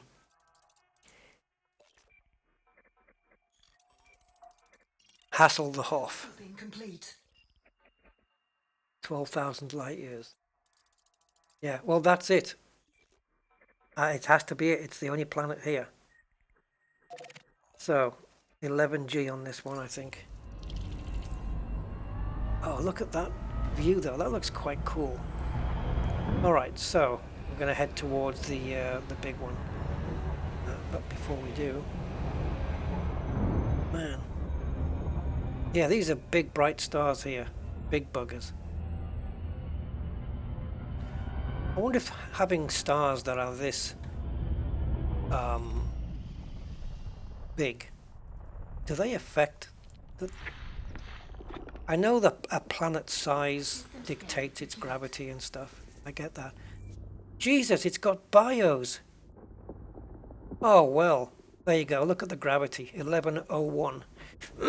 That's where we're going. Those biologicals, we can never scan them. It's just going to be bacteria anyway, but we can't do anything about it because we can't get out. And it's a metal rich.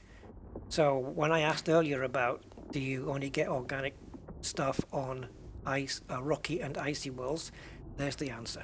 No. Let's go. Oh, also while we're on our journey, is there a way now? Is there a way to find out who that is? I know it's angry, but is there a way to be told?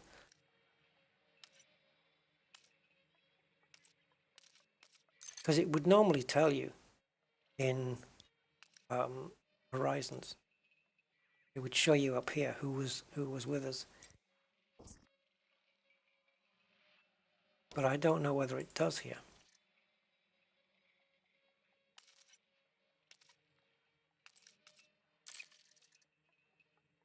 You have friends in this system. There you go.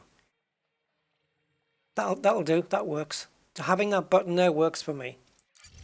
Yep, just as good. Angry. Cordyceps growths are on the surface. Oh, those bios, not the organic bios. Oh, in that case, you can do that with your SRV.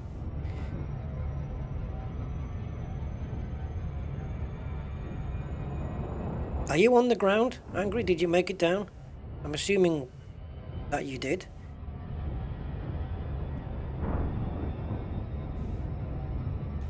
We should maybe team up or something, and I'll lock onto you. Although I might land about 4 or 5 miles away because my trajectory is going to be rather shallow.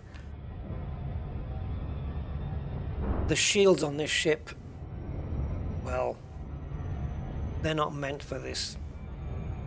They are not meant for doing this at all. Somewhere. The vast cosmos that we can see. You can just see it getting in a bit closer.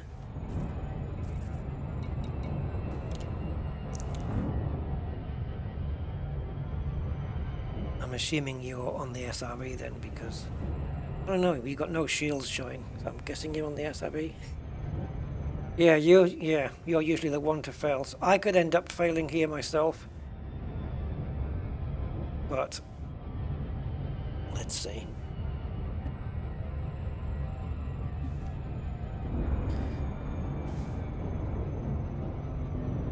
I'm going to try not to rush it.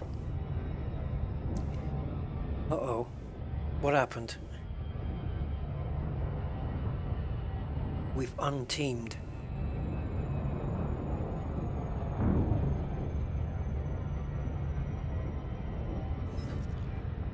Well, you're still here. So I don't think we got destroyed. Would have come up, angry citizen destroyed, I suppose.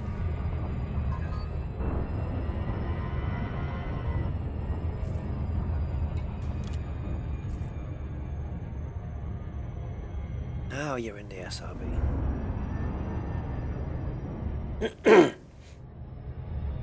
I bet it can't jump very far.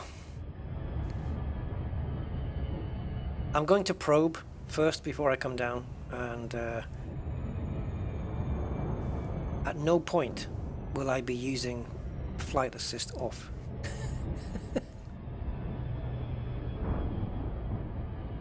Yeah, if you've been exploring for a while and then you come here and you're full of exploration data, I would probably say don't take the risk at all. I'm assuming Angry has landed on the daytime side, because that's what I would do. Gives you a better view. Last thing you need is to be using night vision on a place like this. I want to be in full view. Okay, so let's just back off a little. Okay. So how do oh, 10 probes. Yeah, it is a big planet then. How we're going to split this up? So I would say 3 underneath the lines. 6, 7, 8. Make that 4 underneath the lines. It's a little bit jittery. I think that's because of the amount of stars being drawn here. And then we're going to go around again, maybe on this side, above the line. Surface scan by 50%. And hopefully we can get some decent coverage.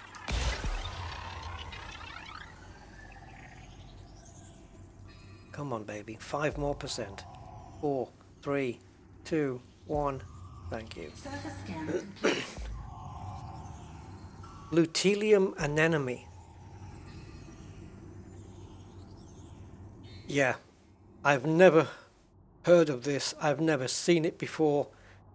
And I'm not going to get a chance to bloody scan it. Luteolum anemone. All we can do is find out what it's going to look like. The planet's covered in it, by the looks of it. Let's have a look and see what it looks like, because I won't be able to scan it anyway. Not on this world. And I've never discovered this before. Okay, so we're looking for organic structures. Structure. So, linoleum anemones. So, this one then, right? Huh. Am I in the right ballpark here?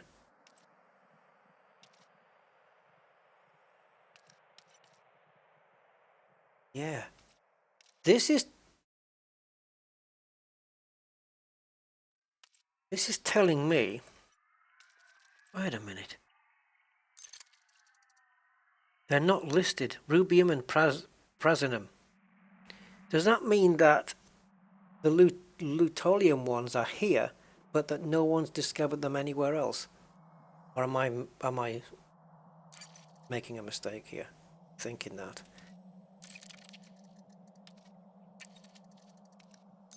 So there's something here.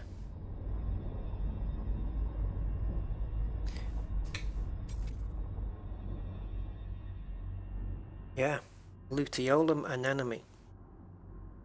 It's on this surface, but no one's discovered it anywhere else.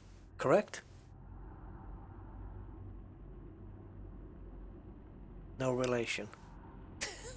Spelling's a little bit different. But if you were to invent a musical instrument, lute, you could always call it a luteolum. Yeah. Anyway, let's land. Let's try not to die. Distress beacon. Yeah, okay. That doesn't surprise me. We landed and now we can't get out. What else is on here, by the way? 1, 2, minor wreckage. Minor? I think pancaking on this planet is probably going to be major wreckage. 3, 4, 5. Angry, have you landed near any of these?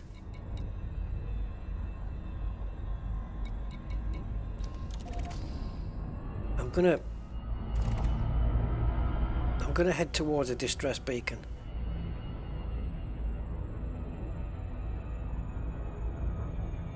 Yeah, I'm gonna go towards this distress beacon. Angry. I don't expect you to join me because it means two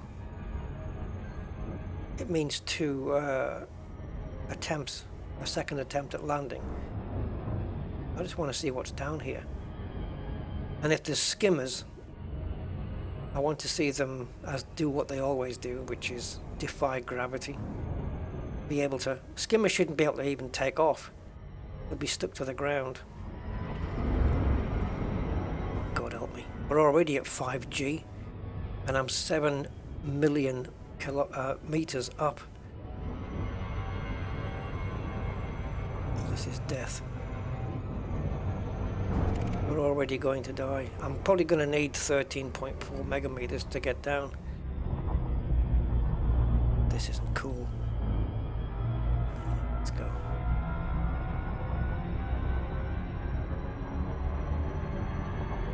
Are we really moving? Yeah, let's stick to this one. Thank you, Brian. Luck is what I'm going to need. It's just a case of coming down at a shallow angle, but we won't know that angle until we get underneath the orbital cruise. 8.4 G and climbing. Soon it's going to be beyond anything I've experienced before. 9G. I was going to come down and land next to you, Angry, but I want to explore the beacon.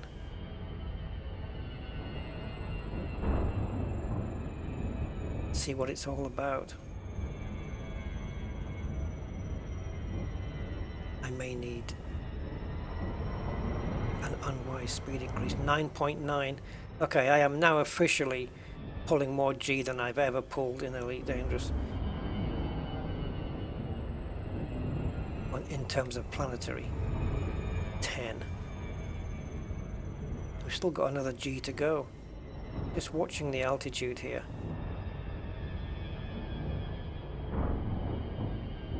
And bearing in mind that even if I went up to 0, we'd still be getting pulled down. Oh, it's holding. Okay. Flight assist is still holding at the moment. Of course, that's meant I've increased a bit of speed. This is like Flight Simulator, where you're heading for the runway and you focus on a certain point on the runway and descend according to that. This is kind of what I'm trying to do. But yeah, it's a long way off yet, so I don't really want to go more than 20 degrees if I can help it. And we're okay, we're well within that at the moment.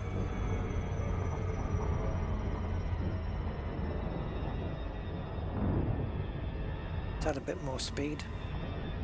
10.6 G.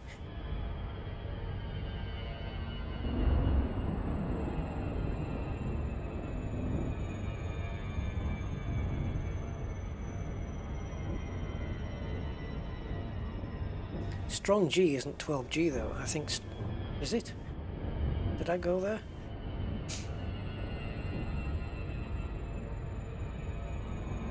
Don't know.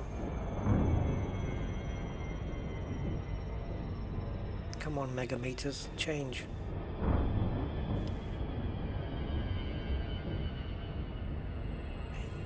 Let's add a bit of speed by going into the blue zone. That's like, the blue zone is sort of an accelerator pedal in a way. .8. So the actual 11.01 of course will be on the surface, and I suppose that this gravity that we have here explains why the majority of the planet is flat in terms of its terrain. I guess the amount of gravity would in fact affect how mountains and stuff form.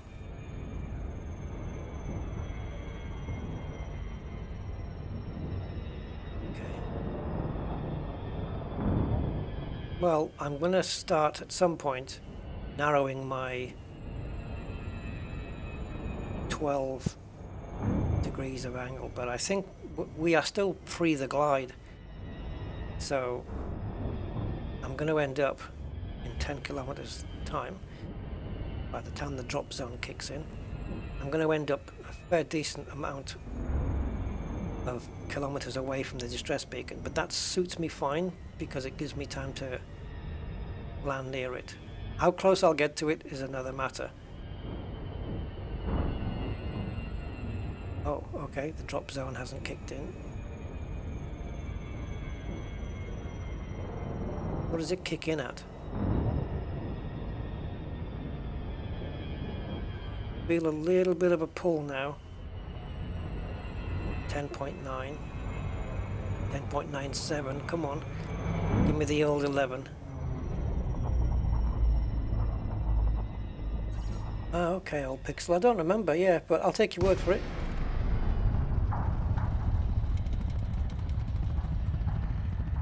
God, I can feel it pulling. Be a man, says Goatman. Yeah, I don't feel the need to be. I'd rather survive. Otherwise, we're back at Colonia. Which, considering where I want to go, is probably not a bad thing. But it'd be nice to say I've done it. We're just going to have to see what happens when glide ends. I want to be right at the top of the glide. Yeah, right there, at the top of the blue. That's where I want to be. Glide finishes. Ooh, don't get in the orange. 10.99G. Okay, throttle off. And level up. Now, even just being level, yes, the ship is holding. The flight assist is holding the ship. All we have to do is point it down, I think. Do we need any throttle? We are losing altitude now. There you go. No throttle needed. Then we're going to have the thing correct that.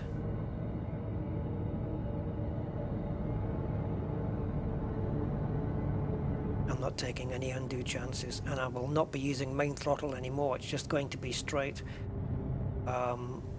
maneuvering thrusters from here on in.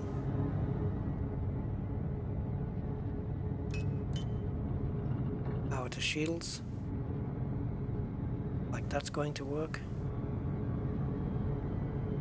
God. God, oh God, oh God. It's bitten us.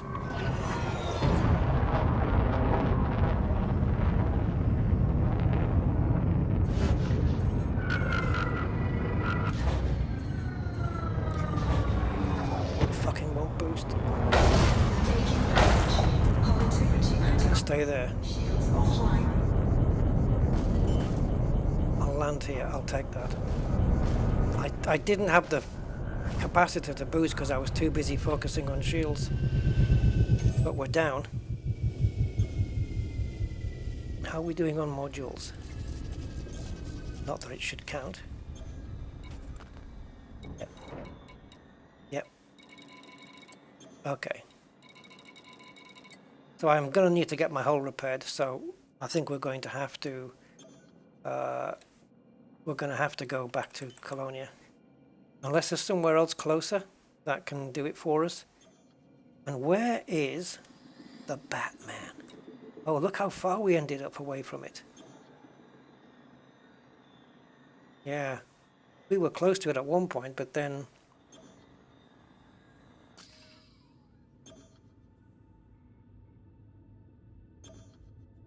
Yeah, obviously I can't go exploring in a ship with only 10% hull remaining. So we're going to have to go back to Colonia.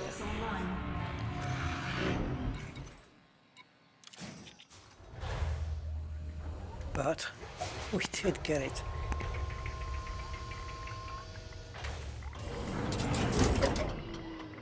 Mothership. High gravity warning. Really?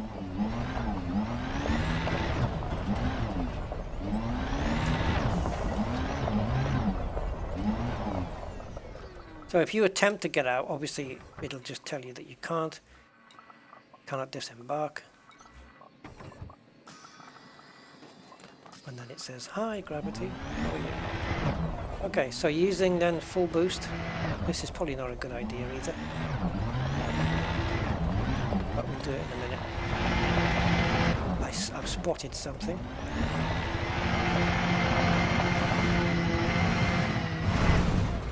This thing's gripping like an F1 car around a corner.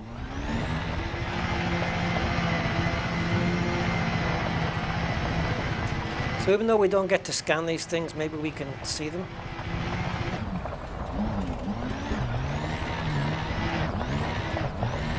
So that is a cordyceps growth on top of a luteum, what's its facium? Is that bacteria? Can't be.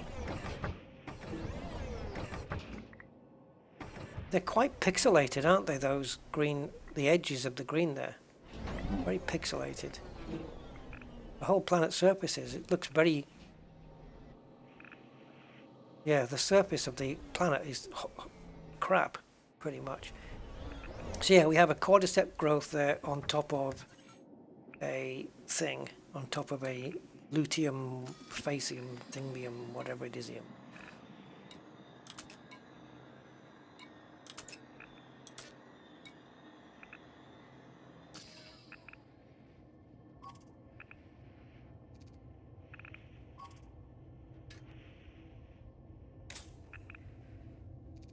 I'm trying to remember what the hell. There we go. Oh, do we have it? Prasinum bioluminescent. Yeah, we still managed to scan it, even though we didn't get samples on foot then. But it doesn't matter, does it? I'm going to lose it all if I destroy myself. Unless there's somewhere to stop off that's closer to Colonia. I can't see any fleet carriers or stations being out here. But there is a place you can stop off. But it may be a couple of thousand light years away. It may be 6,000 light years away.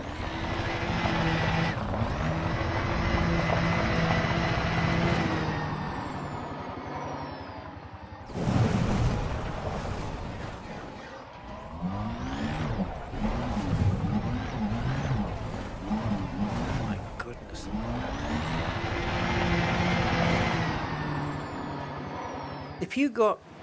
If you propose to somebody on this planet, yes, corny joke incoming, get ready. If you propose to somebody on this planet, could it be classed as a pressing engagement?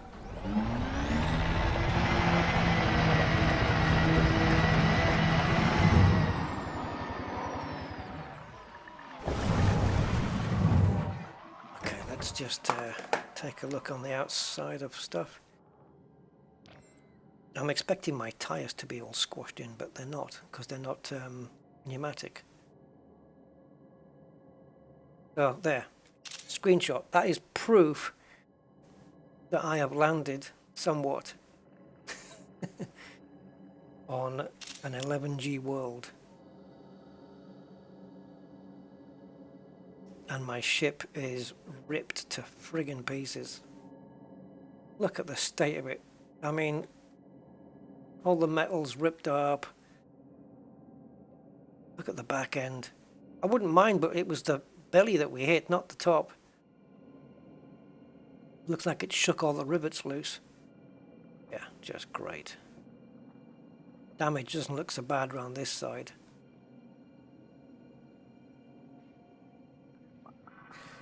Okay.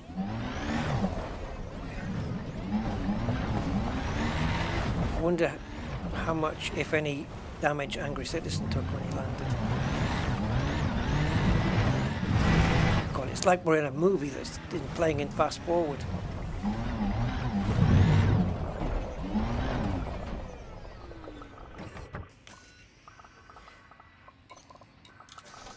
So, the stop-off point on exploration, in order, which I hope has repairs.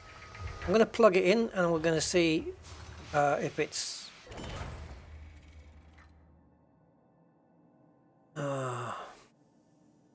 where's it gone?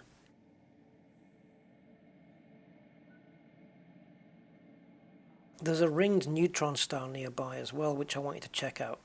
Well, I say nearby, it could be in a completely opposite direction.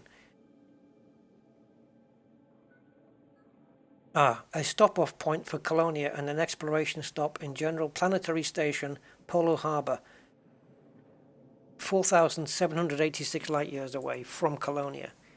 But if we've been moving in the same direction... Oh, you bugger. We have not. As you can see, I have a system map of this place. And yeah, there it is. So, Polo Harbor. I have been here before, for sure.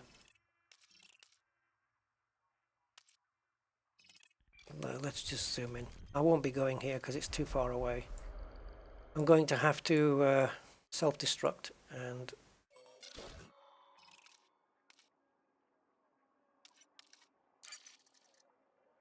yeah, they do have repair facilities, but it's in the wrong direction. It's in the wrong direction.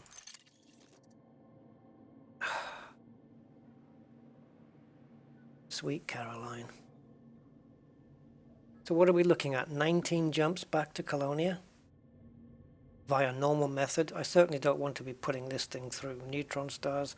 Won't make any difference to the hull, but don't fancy it.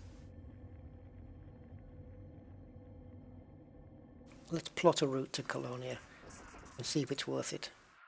Because all I've got is a couple of... yeah, I haven't got much to show for it.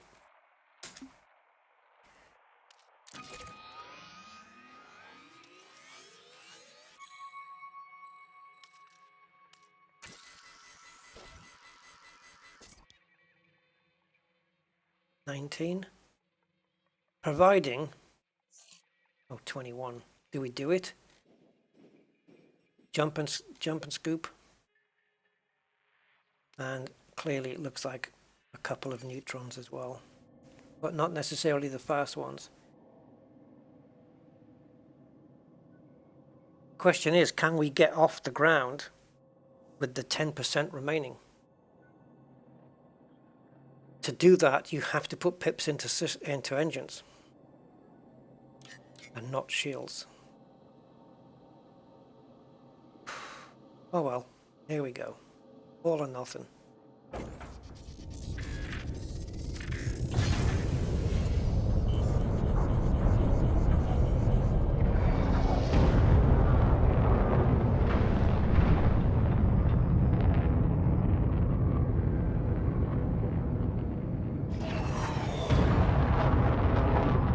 Once we get out of the mass lock, we're fine.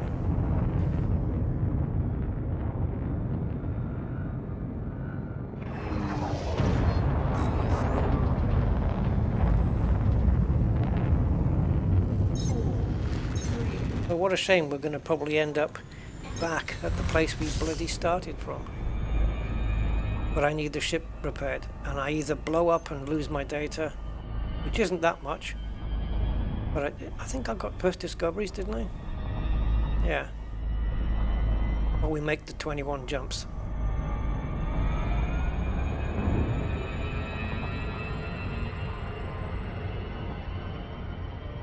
Where are we?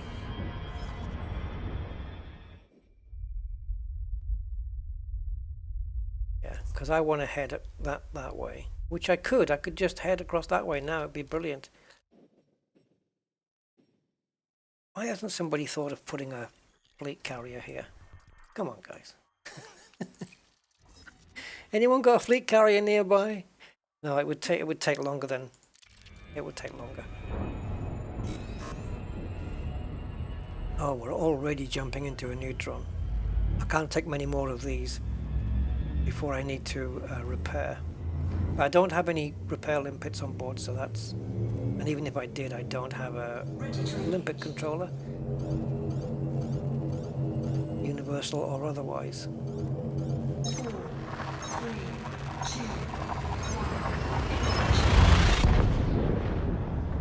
1. The hull seals. Is there such a thing? Oh yeah.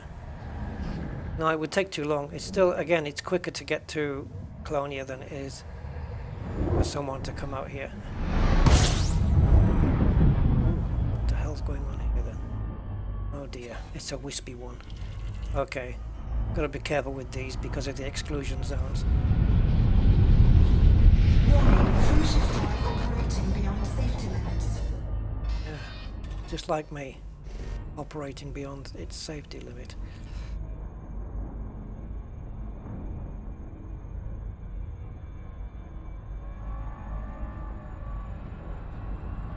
Warning, fuel shift drive operating beyond safety I was doing the right speed in the first place, and then it didn't look like I was, so I speeded up. What a plonker.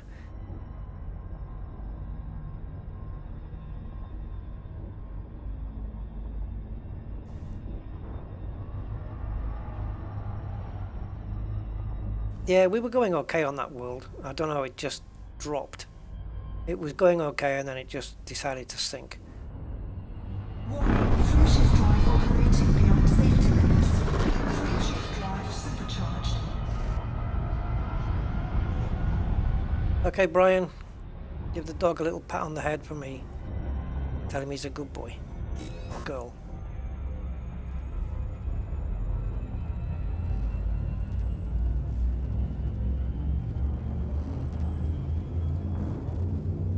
So yeah, once we get to Colonia, by whichever way we do it, if you can remind me to fire up Captain's Log 2, and we will start detailing and monitoring the trip.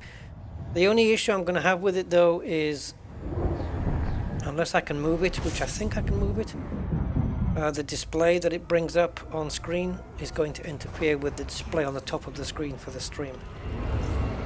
But I think that might be movable.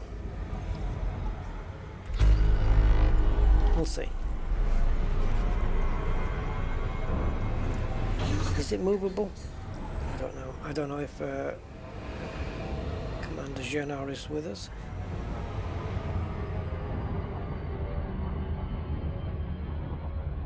What's in this system? Not that I'm really here to... Oh! Is this undiscovered? It is. It's a first discovery system. Oh, damn. The whole reason why we come out here in the first place. Overlay draggable. Thank you, Commander Jenna. We'll do that then.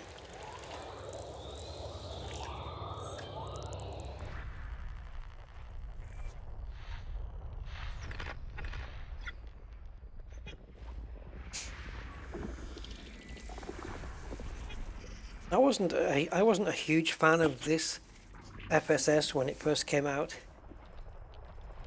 Well, that's not true. I was kind of... I had arguments for it and against it. The fact that it now took longer to do something that was a lot quicker in her before it, you know, the way bodies are discovered and things. But also for it because it meant that discovering a system was now more interactive than it had been in the past. And also more informative in terms of what information it told you about the places. But since then, yeah, now I don't have anything bad against this. It's good.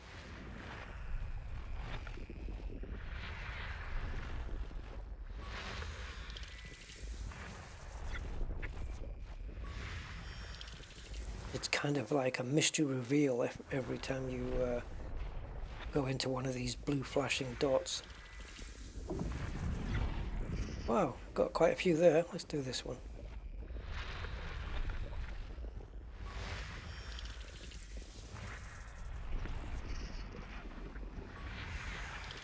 Three geos. That's an interesting looking planet. 2FA. I wonder if it's atmospheric. Likely is not. It isn't. Geo 3. Don't bother going with geos anymore. All geos do is turn up materials that are used for horizons. There's nothing different to look at, like the bios. System scan complete. Okay, that's a load of first discoveries, which is the whole point. Well, it's not the whole point. Discovery is the point. Not a single atmospheric.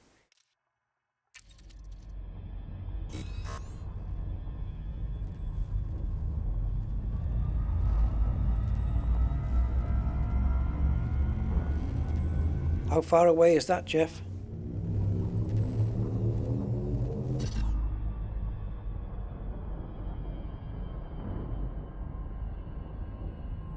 Let's have a look.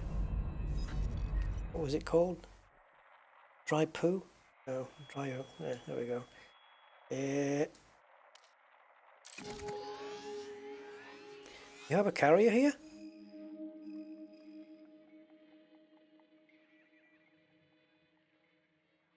Do you have a carrier here, Jeff, that has repair? I'll take it. I'll take it if you do.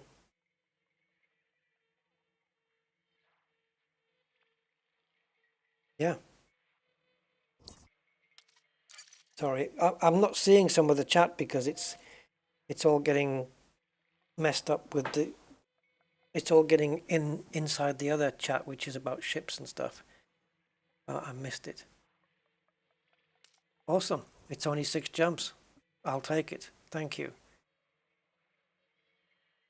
Wow. What kind of luck is that you, as a carrier, 6 jumps away? Andy's might be closer. I don't know. Let's check Andy's. So this was 6 jumps, and sorry I missed those chat guys. Sorry about that. Oh, this is even closer.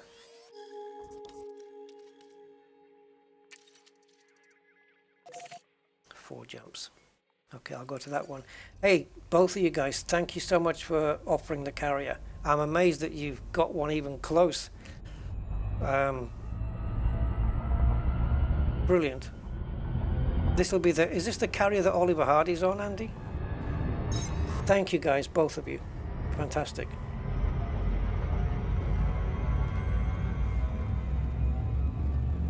It's really good to know that they're they're out there. Good. So we don't have to go back to Colonia then. So from Andy's carrier then will be where we start off our journey into wherever the hell. 21 million a week. So you've got to go into a week of Elite Dangerous knowing that you need to earn that 21 million. I suppose that's a couple of hours of combat, is it? And then, or a 50 million. If you did one of those 50 million missions, mind you, that's a pain in the neck doing those. But it would cover you for a couple of weeks. So yeah, you've got to earn 21 million. Was it? Yeah, just... Yeah, I'd just do that in one day in combat.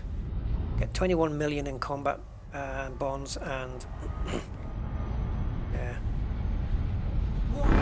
Anything after that is profit.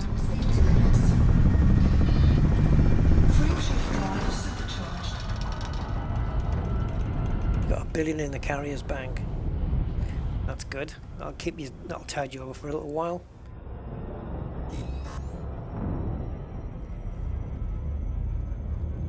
You want to get in your carrier more and bring it out here.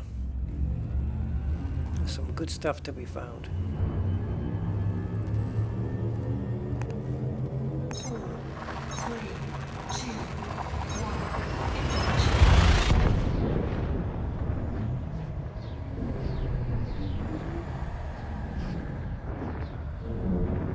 $6 billion in the account. Yeah, got plenty. I'd only have 5 billion if I bought a carrier.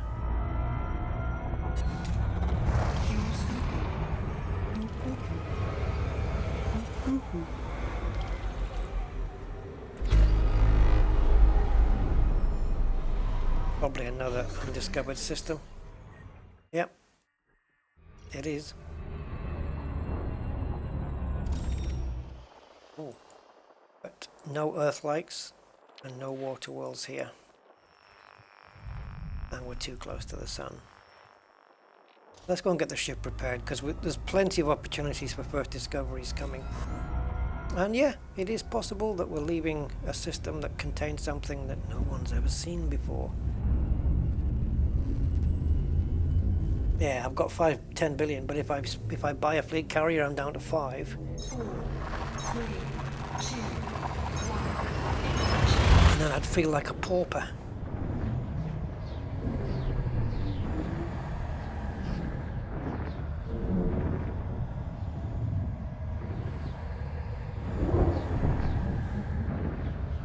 Oh dear, this is a long jump. What's going on? was about to play Guess the Colour. Orange adder, blue sidewinder, yellow crate. We all think Elite is great. There's a song there, isn't there? Frameshift drive operating beyond safety limits. Using all the error messages. Frameshift drive supercharged. These are nice, easy, clean superchargers. And luckily, I probably won't have to repair my FSD because it'll get done on the carrier as well. And this is the jump.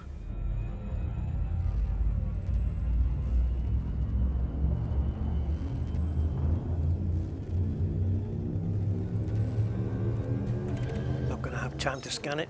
3, 2, The thing is, the carriers are very, very useful for exploration. In terms of covering distances. But for me, exploration is not about doing the big jumps. It's about doing the smaller ones, so that you don't miss out. And if I just used a carrier to get me out to somewhere, like Galactic Center, and then got into my ship and went out from there, I'd be leaving my fleet carrier behind.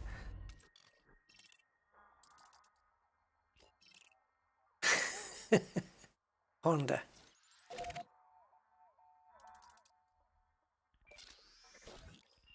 And that's an unmapped. We'll check that out as well. That's an unmapped, no footfall planet.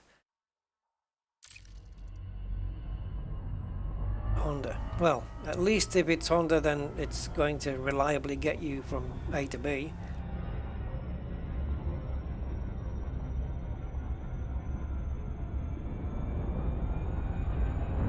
My saviour. I didn't think I'd get repaired this quick.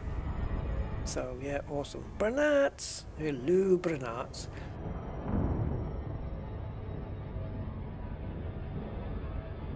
Yes, yeah, if you're sticking into a region, I think carriers have got a really good usage. Like when we all went out to the bubble. You know, it's kind of like taking a train to get to a new town and then walking around the town all day and then taking the train back home. That's what it's kind of like. And if you're sticking in a certain sector, the fleet carrier is brilliant for that. But if you're going on an exploration trip into the middle of you don't know where, then you kind of have to leave it behind. Bring it to you.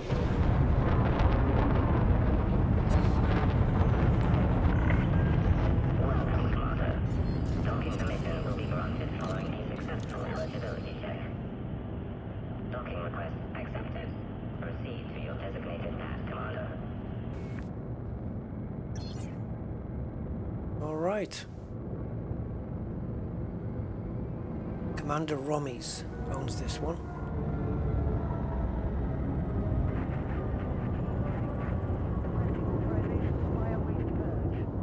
Well, wherever you are, Commander Rommies, I thank you for having this thing here.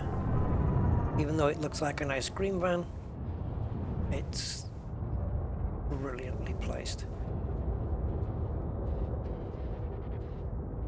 Idiots who can't land on 11G worlds. Didn't blow the ship up though.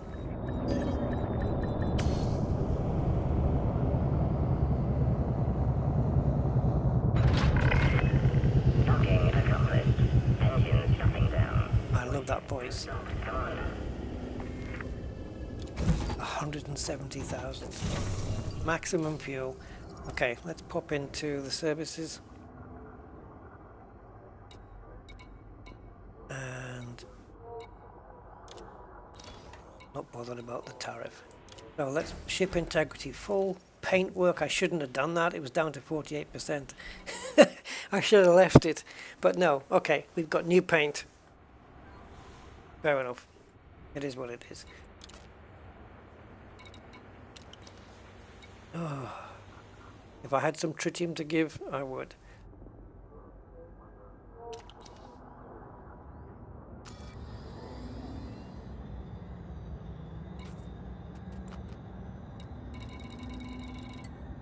Lovely. Okay. Oh boy, oh boy, oh boy. Right. I'm hoping that this carrier is not going to suddenly disappear. Now, where's me captain's log? Stardate.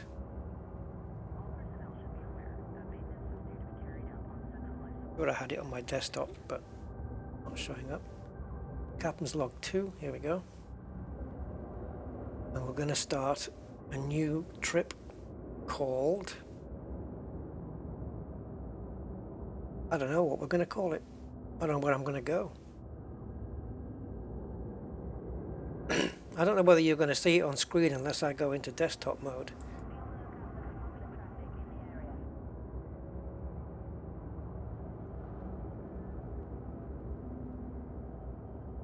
Right. I don't know if I'm on the latest version. 2.2.2? At the latest?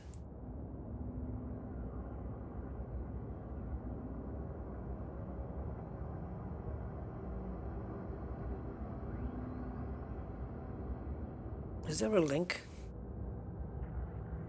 Is there a link to it? I've gone into the About section, but I don't know whether it takes me to 2.2.2. Okay, so I do have the latest. Right at the moment, it's just sifting through the jumps of my previous one.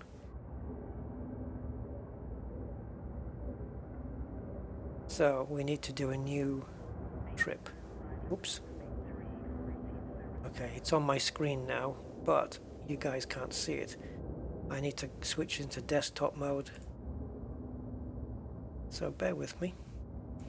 And I've got to remember the key to bring it up. Was it Control-Alt-C or something? Can't remember what I used.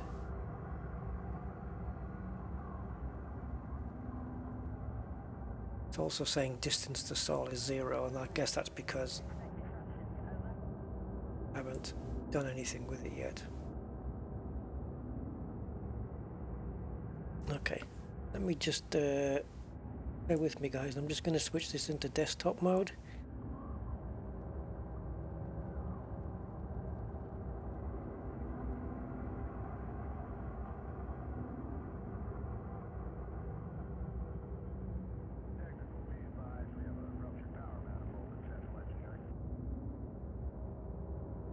Yeah, I always use borderless, you know.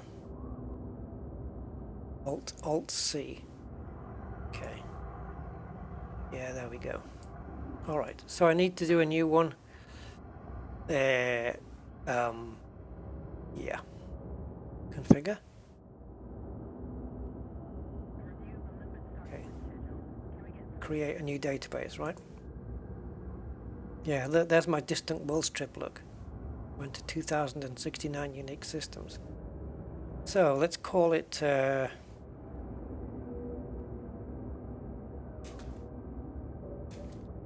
Rusty Goes East. Create that. Now what's this reset star planet to default values? Says.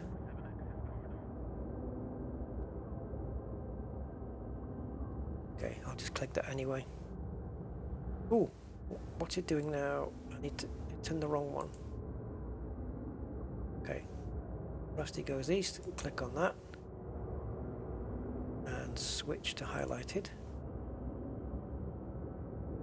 Maybe I should let it populate first.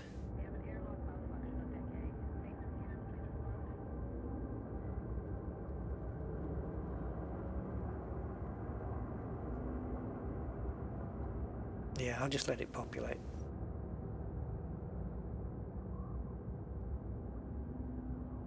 Okay, so go back into configure. Oh, crashed. Just run it again. Or it's probably something I did. Captain's log.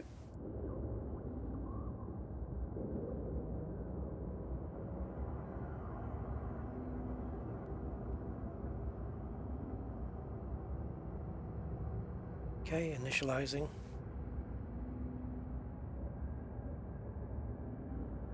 Oh, I don't think it's crashed. It? No, it's just gone into the overlay. Okay.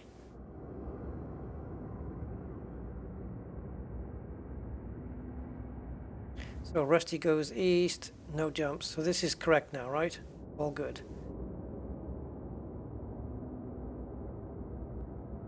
It looks like it's all good. It's empty. Brand new trip. So we can minimize that. And as for this, and put it. Where can I go to? There, I think. Okay. Angry, I'm going to break the team. That's okay. I don't do it.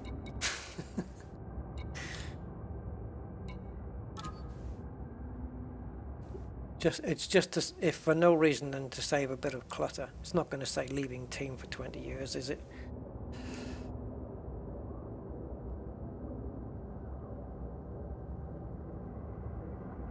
Oh, exit to main menu and restart. Yeah, I'm going to do that anyway, just to get that leaving team thing off the screen if for no other reason.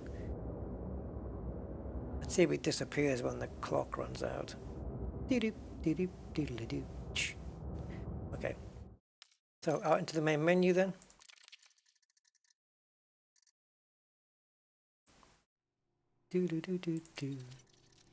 Private group. Go.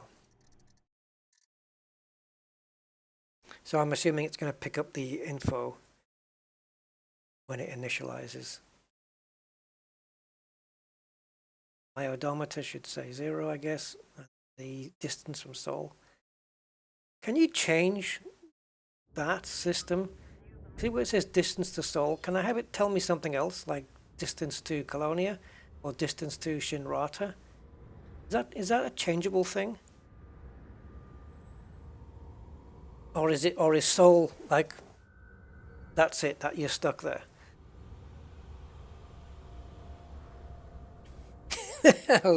Yeah, loot. Yeah. Ah, you can. Awesome. Great. I think Sol's okay for now.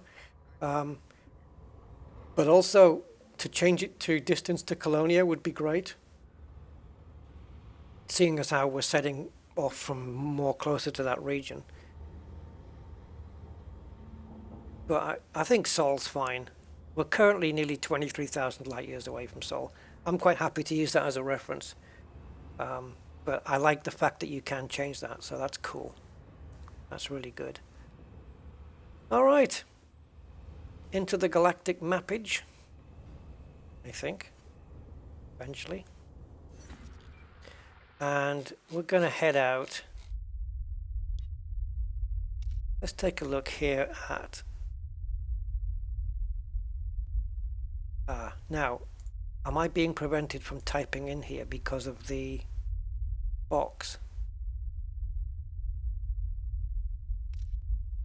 Let me just move it out. Okay, so great annihilator. Oh, that's it. Great annihilator. Oh, it is quite a distance still. Are we going here, guys, or do you want to just see the video that's posted in the video description? I'm going to spanch this thing and see how many jumps it is anyway, just to have a look. Spanch. Spanch.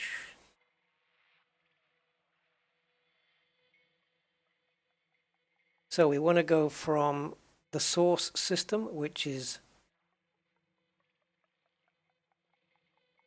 Kylo all UA-VD3-88. There it is. And we want to go to Great Annihilator. And I'm using the wrong plotter. What a dimble. Galaxy plotter, come on. Right, source system. Kylo all Hello all, UA-V D3-88. Okay, and we're going into Great, Annihilator, and it wants my ship build again. Awesome. Coriolis. Give me a second, guys, while I just plot this. So builds Annie 2020. Want export, copy, and paste, and supercharge and calculate. There we go.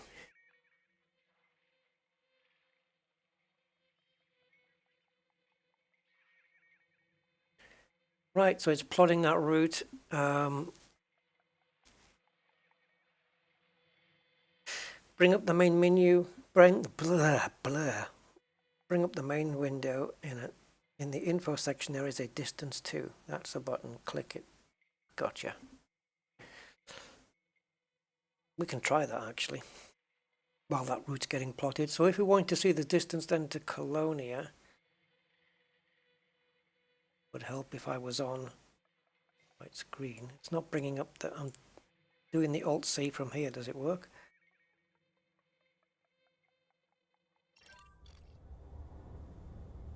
Alt-C.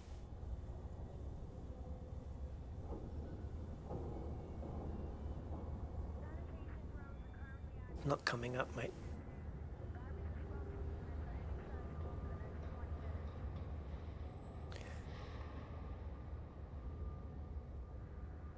Yep. I can't get Alt-C to work. Okay, so apparently it's 42 jumps to the Great Annihilator, and that's just neutrons all the time. I don't know, guys.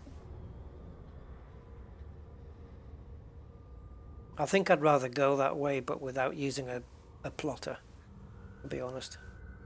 I don't mind using the Frontier version, but neutron isn't what I want to do now.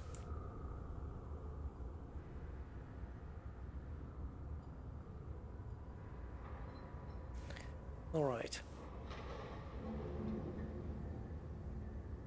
Yeah, I think it's broken again. It's not bringing up the main window. I can move it still. Alt-C. Unless the main window is... No, you guys can see it's not there. No, the overlay is there, but nothing else.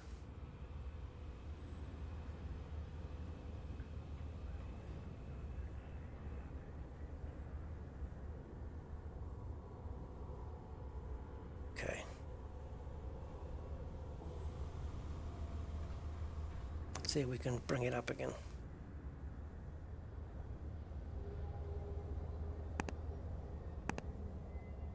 Okay, Morn, take care. Stop breaking your program. Captain's log 2 is already running. Yeah, 2.2.3 I think, maybe.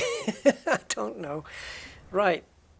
Okay, I'm switching back into normal mode, guys, just for now. Because I'm going to be fiddling around on the computer and I don't want windows and all kinds of crap popping up on the screen.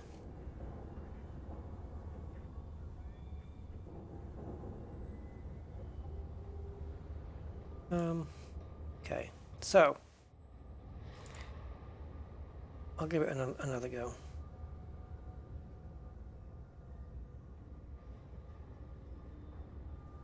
Okay, initializing.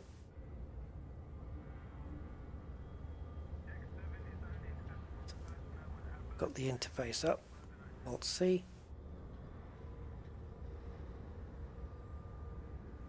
Yep, Alt-C's working now.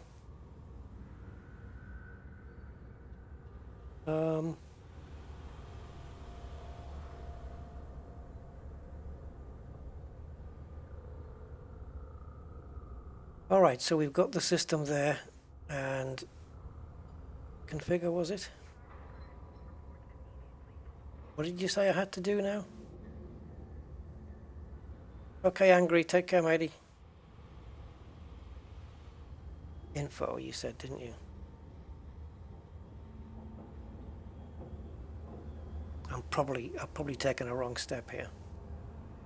Let me go back up the chat. Bring up the main menu. In the info section, there's a disk 2 button. Okay.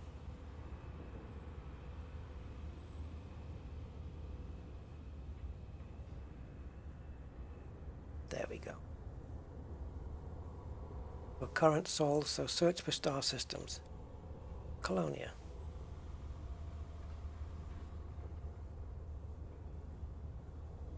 Is that right? Have I done it right? System name, galactic coordinates. Yep, there we go. Oh, there's 2. Doesn't really matter.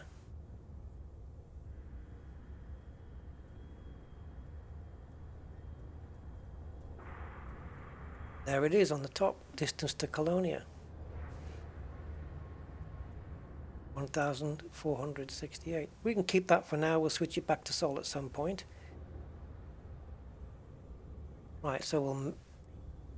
Now, do I minimize or do I X in order so that when I do Alt-C again, it springs up? Will X do the same as quit? Or do I minimize?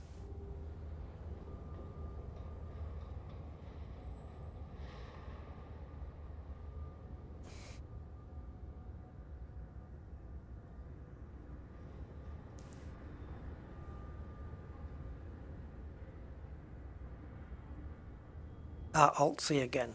Makes sense. Alright. So, heading out to the Great Annihilator, I'm honest, doesn't take me the way I want to go.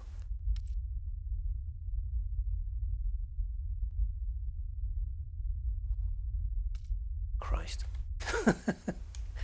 Great.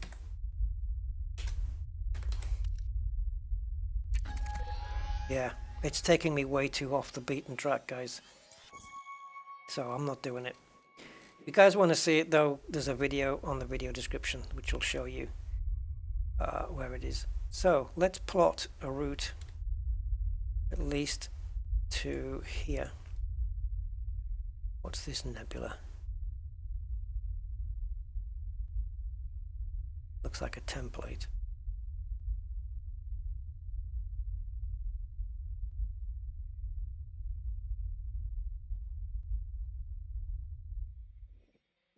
Template.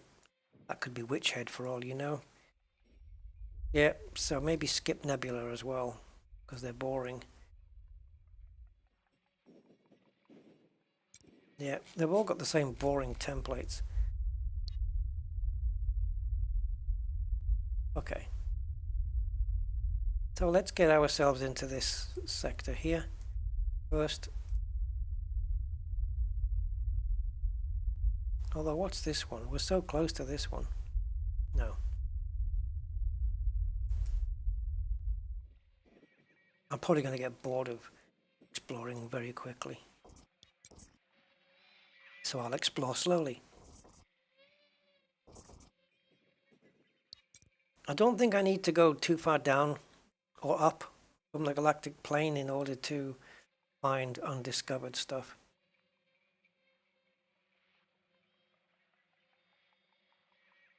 I'll tell you what we can do though. Switch to the real map and try and pick out some black holes close by here.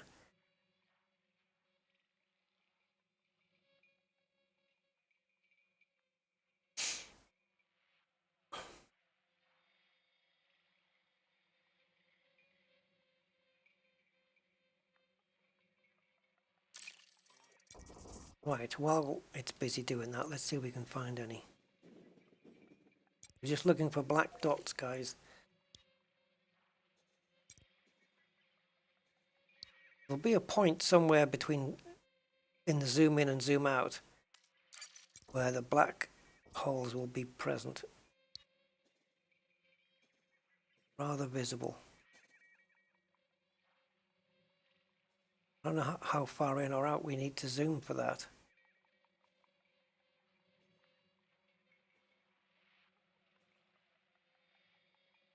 It's a little bit weird, this map, because you can have a population then less of a population, then more, then less, then more. Oh man, it's like a never-ending thing. There doesn't seem to be any black holes around here though. Ooh, was that one? No. And yet, there's one. I got one. Gotcha. Let's head there. Plot that route. The black hole. It's probably been visited before. I don't know.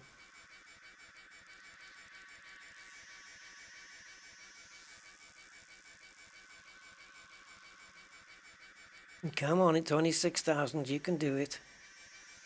Nice and easy.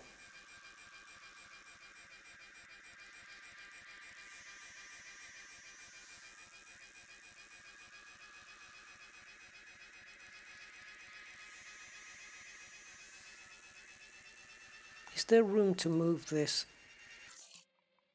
A bit too big. Okay.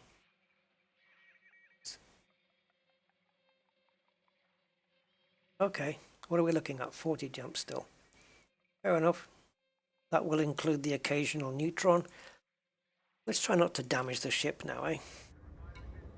Okay, before we launch, guys, which is what we're going to do right now, I need a 2-second break.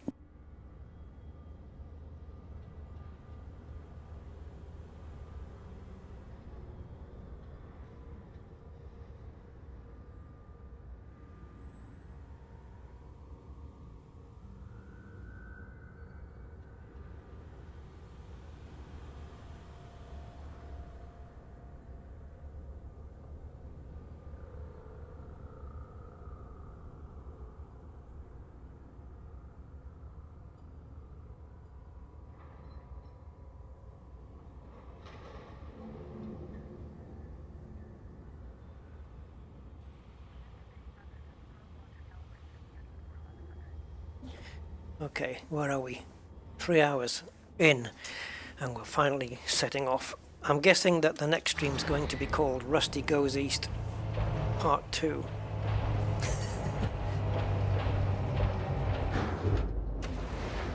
Now, again, with the, we'll have to say with the captain's log, at what point it tells you the planets. Does it figure it out for itself, or do you have to FSS or honk? It's just a honk, right? We'll see. Right, here we go. We're setting off, guys.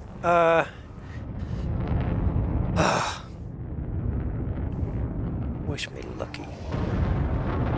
Problem with this desktop mode is it misses. There's a black bar at the bottom of the screen because it sucks. Don't know if I can fix it either. Let me see if I can fix this. Goodbye, Commander. Goodbye. No, it doesn't fit. Alright. Jump number 1 of the official journey. I'll do the first jump and I'll go, I'm tired of this. No data available unless you FSS. Okay. So if I honk like in Horizons, it won't tell me. Does it do that in Horizons, or is it? Or did the way it change in Elite Dangerous affect the running of this? I can't remember. I think it used to be, back in the day, it used to be a honk that would just come up and tell me, right? We'll see. System scan complete. So the first thing is, in fact, a neutron.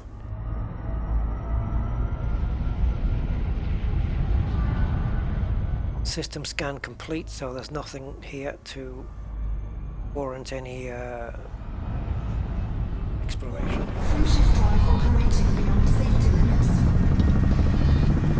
Free shift drive supercharged. So in order for me to yield any information from this apart from the local star, even though there's nothing in here of any worth, I have to... It's picked up the neutron star, which is the local star, and that could be all that's in here, to be fair. I think it is actually, so I think it's fine this time. Yeah, there's nothing else. Because if there was other stars, they would be there anyway. Because honks just bring out planets. So on we go. A non-neutron system. Yeah, gotcha.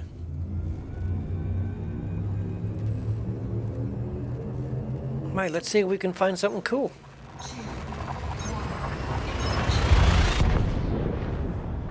Keep an eye out for NSPs and everything. Notable stellar phenomena.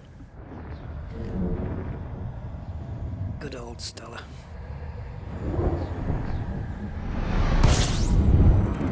Obviously, the more into exploration I get, the more I put into it, the slower it's going to be. So high metal content planet nearby, 2.29 G.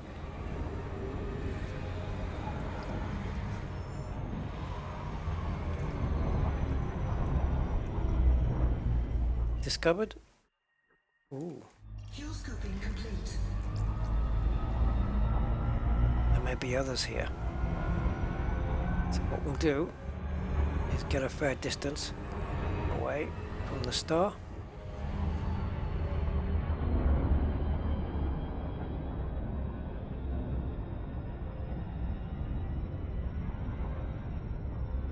And let's discover some stuff. Nothing in the realm of water worlds and earth likes. Come on, give me some bluey bits. There we go. Oh, wrong one.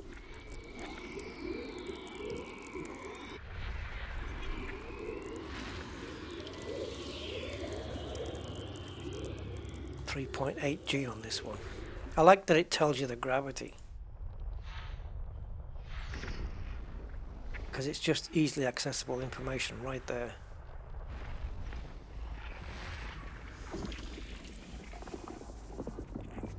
So let me guess: iron, sulfur, carbon, nickel, phosphorus. Is that phosphorus? Yes, so. Chromium, magnesium, germanium, niobium, aluminum, and technetium. Geysers, and the little green one is what? The little green circle? I can't remember what the green circle is, but I think that's like geysers or something, the red one, isn't it?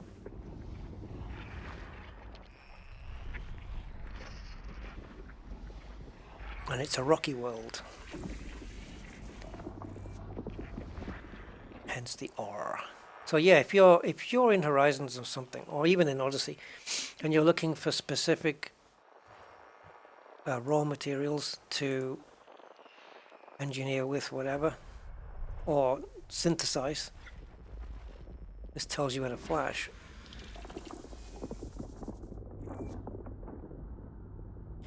Oh, green circle is landable. Ah. Right. Hey, you'll have to introduce a new graphic now. Green circle with blue circle around it, indicating landable atmospheric. I wonder if the journal tells you that. I imagine so, right? If it tells you a landable from a non-landable, does it also tell you whether it's atmospheric or not? That would be a really handy thing to add for Odyssey players. Let's go back. Sorry, I'm just riffing ideas here.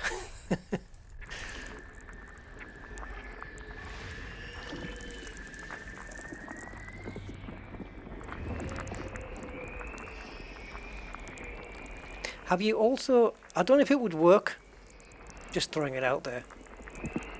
I don't know if it would work, but would a client-server version of this work, in that the server runs on here and you can run the client, which shows all this information that shows up on here, on something like a tablet or a phone? It gets logged on the PC, but the information can be shown on a phone as opposed to displaying it on your PC monitor. It's probably a stupid thing, but It's like having a tablet beside you telling you all the system info. Something that Captain Kirk will be given. I'm looking forward to a new version of this, to be honest. That'd be cool. Right.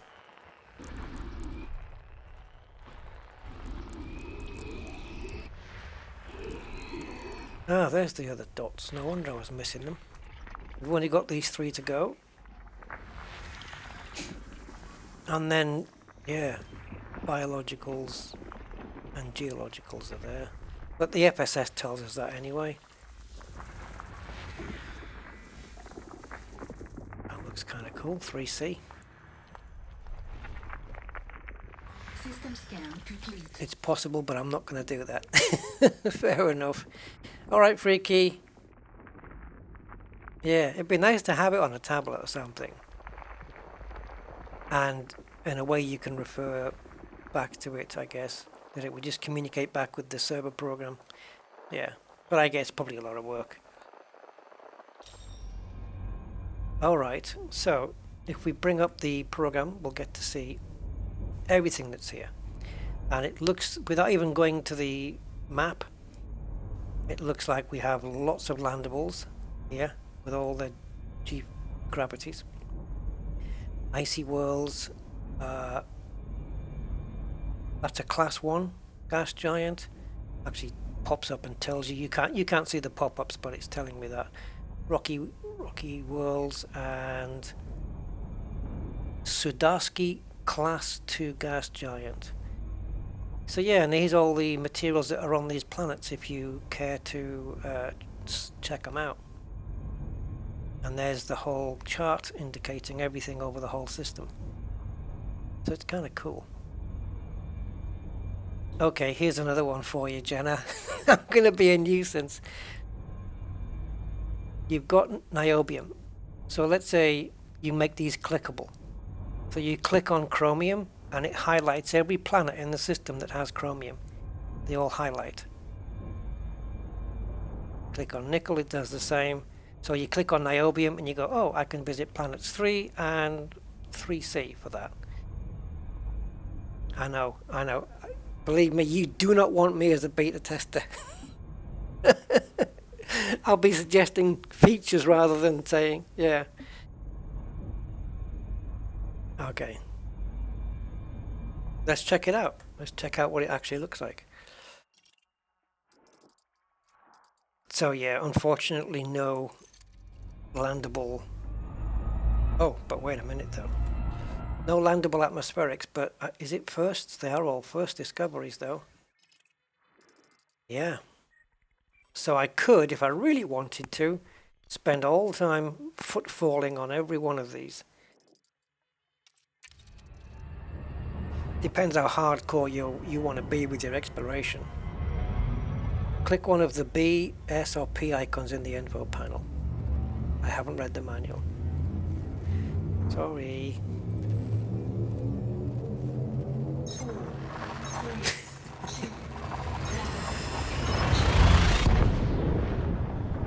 Yeah, that's kind of what I was meaning, Aquatic. Yeah, just having it on the PC and then a client as a browser page, which shows all the info.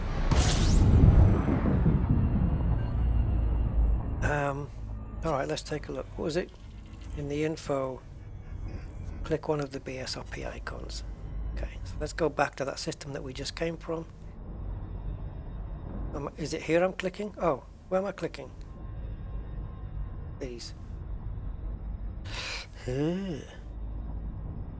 Oh yeah, because you've only listed the relevant ones for synthesis. Gotcha.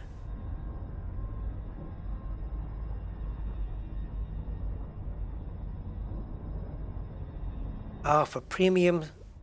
Right. Oh, this is really good. So basic, or yeah, beginner, basic, standard, and premium. So if you want to do a premium, or let's say you want to just do a basic AFMU refill, you need nickel, zinc, chromium, and vanadium. 2, 2, 2, and 3, and these are the planets you find them on. So zinc and chromium are available on both D and B, so you can get both from that one planet. What's this? 190 available. What does that mean? Is that how many's on the planet? What does that mean? 190 available. Oh, that's how many I have? That's how many I currently have. Sorry, I'm getting carried away there. So premium refuels, I've got 2 available. So the maximum premium refuels I can do on my SRV is 2. I've got 185 sulfurs, 58 arsenics, 98 mercuries, and 2 technetiums. And it needs 1 for each premium. So I've got 2 of those. Gotcha.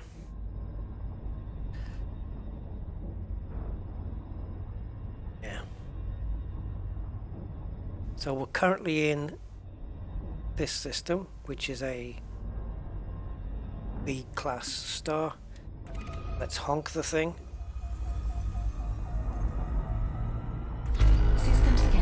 System scan complete, so I will not be doing anything more here.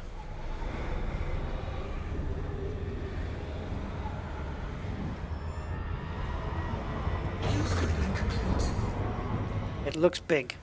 I ain't gonna lie, this looks big. It is.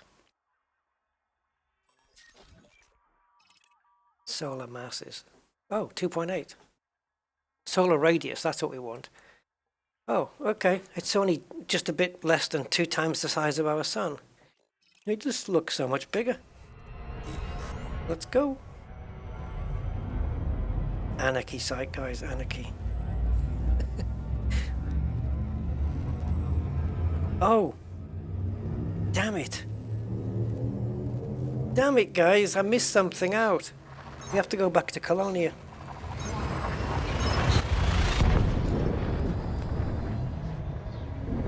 My notoriety will be at 0. But I didn't pay off my bounty. God damn.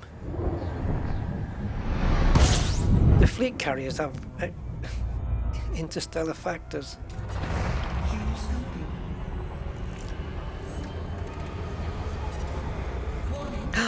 I knew I did that. Oh, fiddle fucks. I knew I was too close. Fuck it, we're going back to the carrier. I will pay for my mistakes.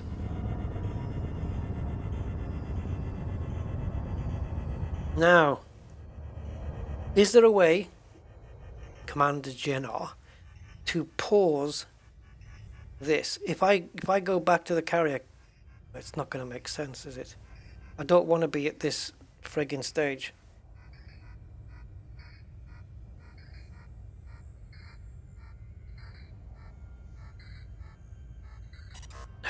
Jeez. What an arse. Not been successful. I think we better start a new stream on a new day from Colonia.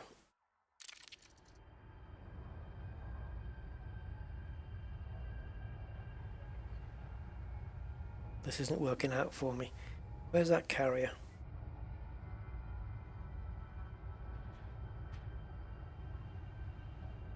Yeah, fuck it. It's because I can't repair the hull and I can't repair the power plant. I'm not going to do a huge exploration trip and then have a damaged ship so close into, or so soon into the journey. I'm not going to do that.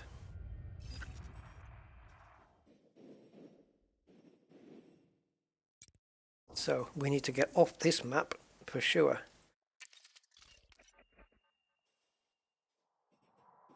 And see if we can retrace.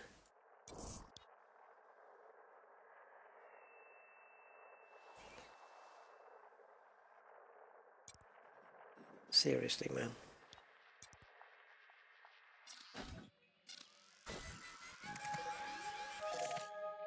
It's only 4 jumps back. View system map. That's what I want to do. That wasn't it. Where's the friggin'...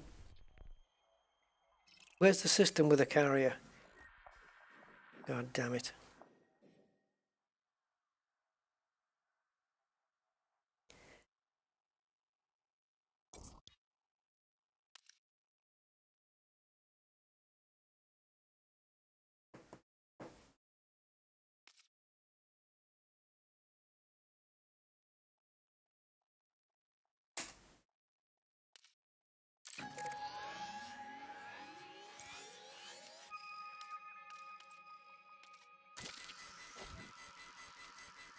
Maybe I should start using orbit lines again, like I'm some kind of rookie.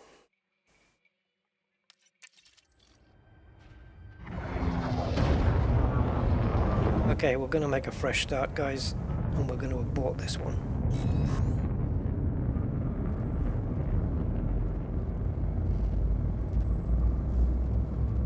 So we'll start a new journey.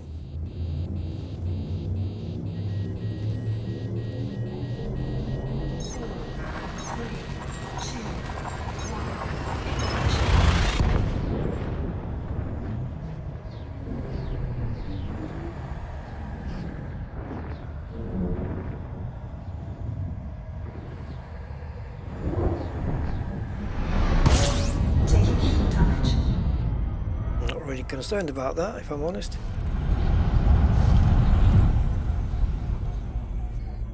Fingers on the wrong keys doesn't really help too much. You could self-destruct. The reason I'm going back to Colonia is twofold. One, I want to hand in the data I've already got. Two, I want to clear my bounty, which isn't really a big thing, but I can do it while I'm there.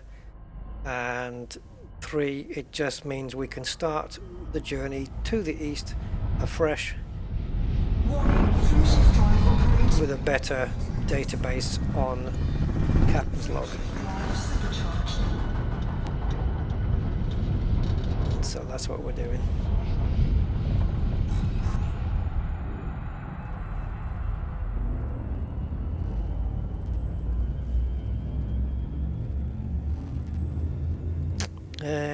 It makes sense as well. It's a good place to end. Start in Colonia, end in Colonia, and do some crap in between.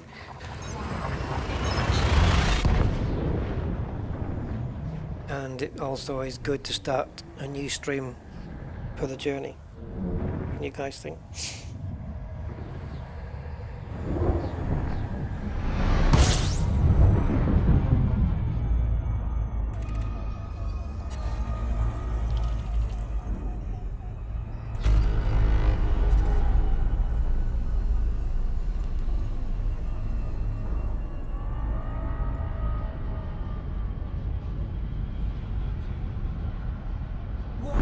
Frameshift drive operating beyond safety limits.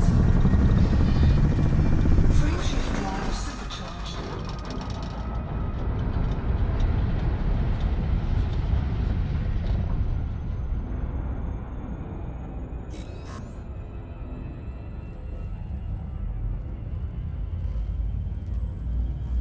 Good. I'm glad we're stopping at a F class. I wonder if it did that on purpose so I could refuel. 4, 3, 2,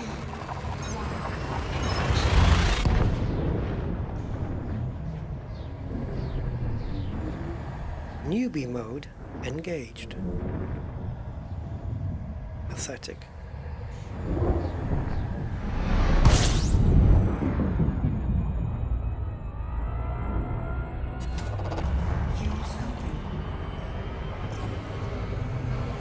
Orbit lines are clearly safer, but I've never usually needed them.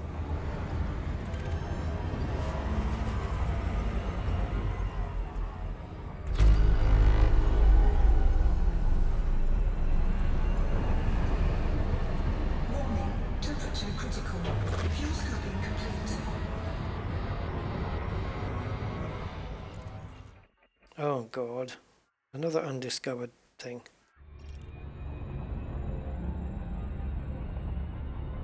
Well, I guess as we're on our way to handing stuff in, it's only 11. I'm going to be doing a lot of this, but hopefully discovering some nice planets to land on. That's kind of the point. Where are we?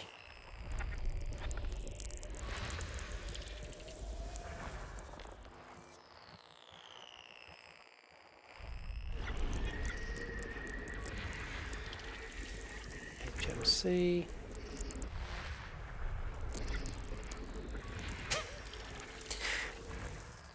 God.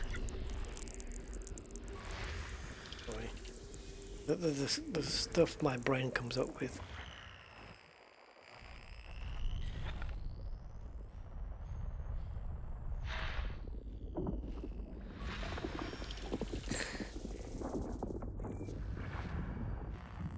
I'm having a little laugh to myself here.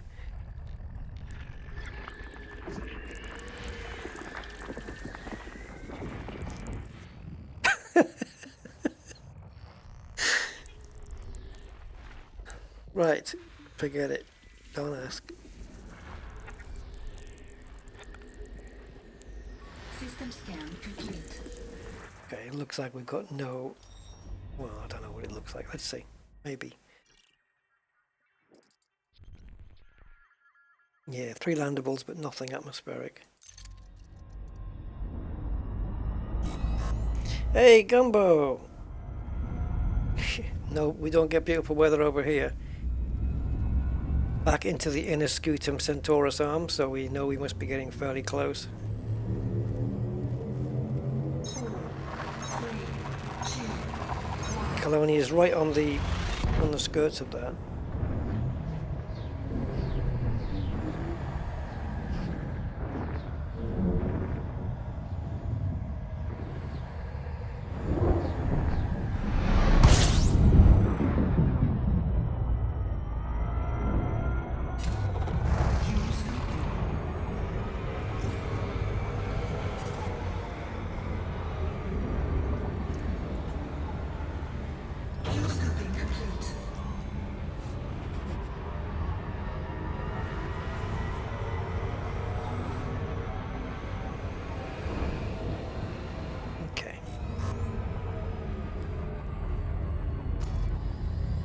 Oh, 7 jumps still. Wow. In the wrong direction, so to speak. 4, 3, 2,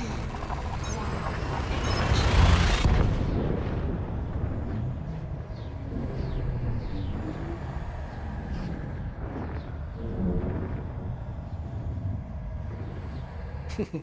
I'm going to change the title of the stream to Colonia and Beyond and back.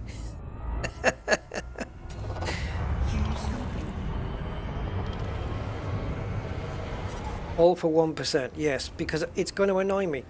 I don't really have OCD, but with things like this, yeah, it annoys me. It annoys me that it's all these modules are 90s in the 90s instead of being hundreds. I don't mind getting it down to 99 hull or 98 hull, but at least let me be around 10, 15, 20,000 light years into the trip first. Let me get the engines warmed up. 4, 3, 2, 1.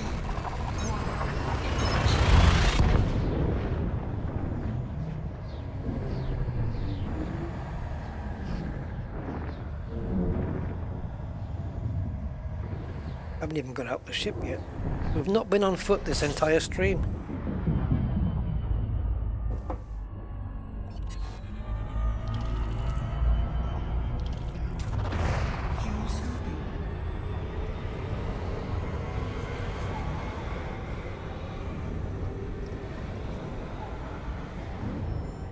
That was a little bit close as well.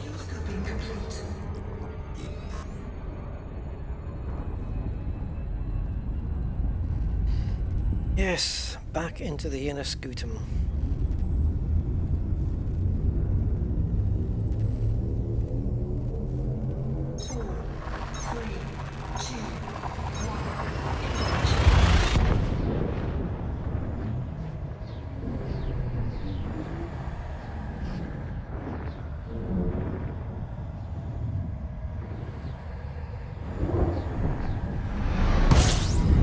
Yes, I honestly thought we'd seen the back of Colonia.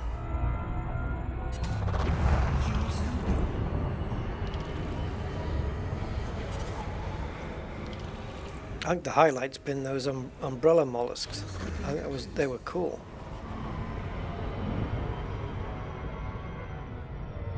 That'll probably be the next thumbnail, to be fair.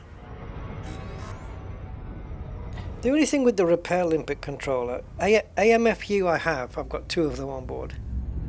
But that still wouldn't fix the problem, because you still have the issue of the power plant. It can't be fixed. Does the Repair Olympic controller do the power plant as well? Is there any... I don't know, I think it just does the whole, doesn't it? But how much is it going to hamper my jump range?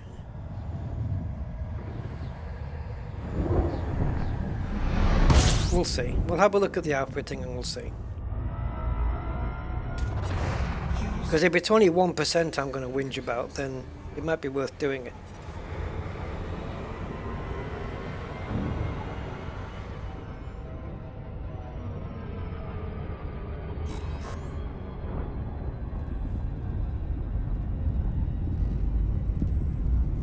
Don't need one of those universal ones, do I? There's an exploration one, isn't there? But I can't remember what they do. Repair, I suppose.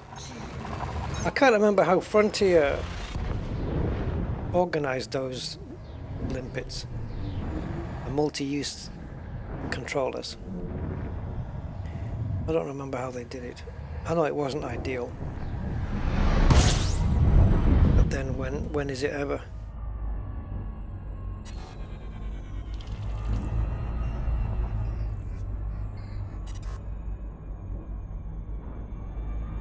So we know Colonia is more in the range of that nebula. And we're going to be fairly close when we make this jump. Warning, free-shift drive operating beyond safety limits. Free-shift drive supercharged. Your ship doesn't heat up in here at all, so you can just basically charge up as soon as you're... well, anytime you want, I guess. Even while you're in the jet cone, maybe. 4, 3, 2. Yep, I think so as well, Commander Jenna. I think the same, because there should be a way somehow to repair your own power plant out in the black. Whether it's via SRV, whether it's on foot via... It shouldn't be on foot because not everybody has Odyssey. So it should be a tool you can fit onto the SRV. Take off the gun. You don't need a... Actually, you do need a gun in exploration, because you need to maybe shoot off those growths that are on the geologicals. But yeah, have a SRB where you can interchange between the gun and an arc welder or something to fix the thing.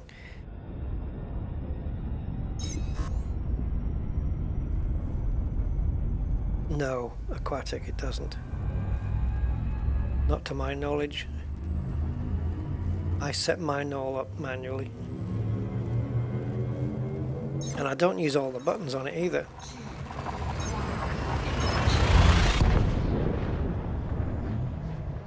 I've probably got some wheels and buttons mapped on it that I don't even use, but I just map them anyway.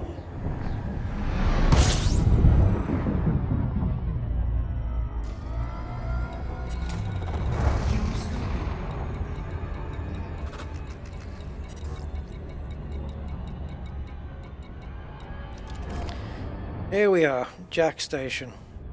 Back to where the whole thing started.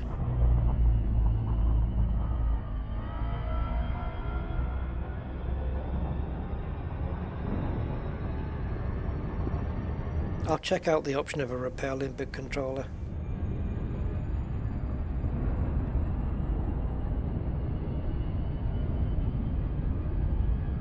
No, I don't worry about it. I just hate seeing the number 99 or 98 because I've done something wrong. Especially this hull one. The hull one annoys me. I like both numbers being at 100. I don't know, it's just a stupid thing I have. And I severely botched it.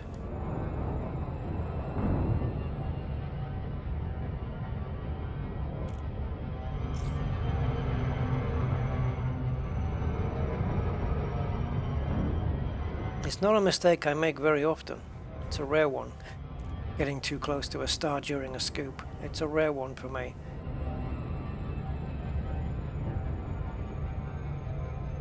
Generally, you know, they say most car accidents happen close to home. Well, this is the same with this.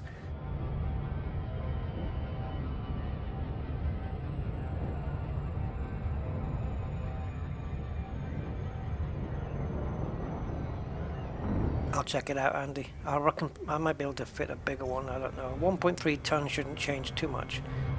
The jump range. I should still be 76 plus, I guess. And I don't need to carry limpets, so that's something.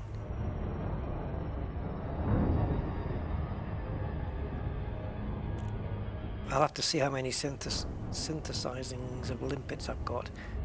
It's not going to matter, because what's good is if I need to synthesize more, I'll know which planets to go to pick up whatever it is, nickel and iron or whatever the hell I need. Slightly annoying to be back here, if I'm honest. But it's more annoying to have all of that. As you can see, I've got two AFMUs, two big ones, a 6 and a 4. But even repairing all the modules means I've used up vital supplies of the AFMU, which yes, you can refill by synthesis, but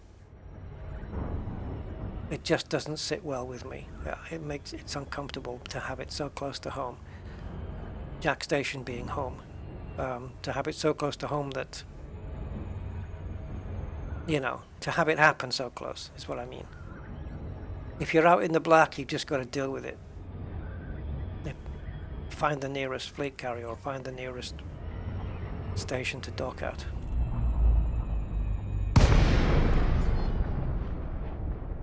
Boost, boost, boost. I'm mashing the boost key here. Mash, mash, mash, mash. There we go. That's how long it took. Docking request granted. Maybe before I leave again, I should check out these listing posts and Colonia expansion and all that stuff. I don't know. I might do that on my off time.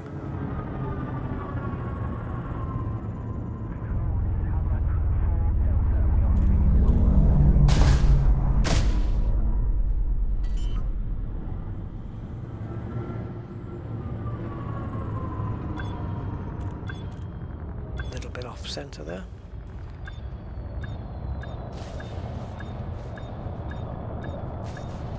Docking successful. Engines disengaged. Okay, so before we wrap this up, let's check out, see what we're going to do here. So advanced first, second, contacts, interstellar, paid. Are we clear? No, codex discoveries. We'll hand those in.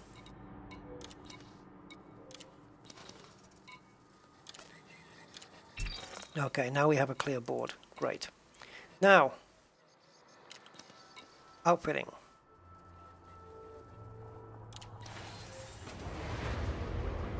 I think I have some available slots here. Again, why does the screen have to be black here? This is like the black bar thing all over again. What don't you want me to see?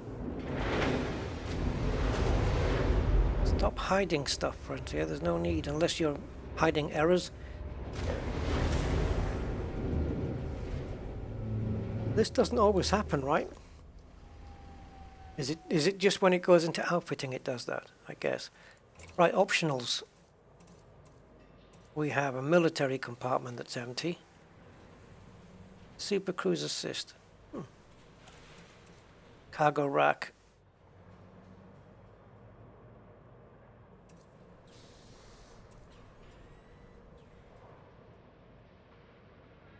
I could ideally say, you know, let's get rid of the Super Cruiser system, put in a limpet thing, but the problem with that is I might need it. That's all I'm allowed to fit in this, damn it. So I've got another cargo up here of 32, so we can shift that. That's unnecessary.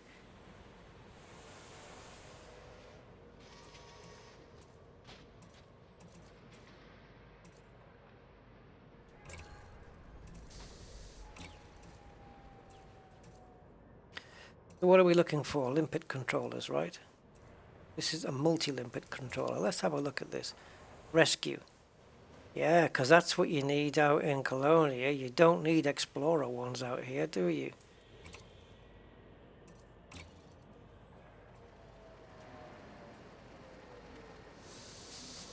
See, this is just lazy. This module is capable of deploying limpet types suitable for search and rescue. Why don't you frigging list them what they are? Write down the type of limpets this supports, you lazy-ass programmers. What's the matter with you?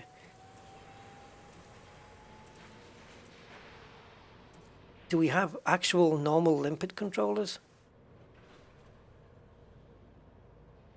Or do I have to go somewhere else for them? Got repair limpet controllers. So that, okay, so this is bullshit again.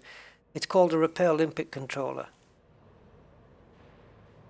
I guess they couldn't fit it on, but they could fit that into 2 lines. So repair limpet controllers is what that should say. Like this says, multi-limpet controllers, repair limpets.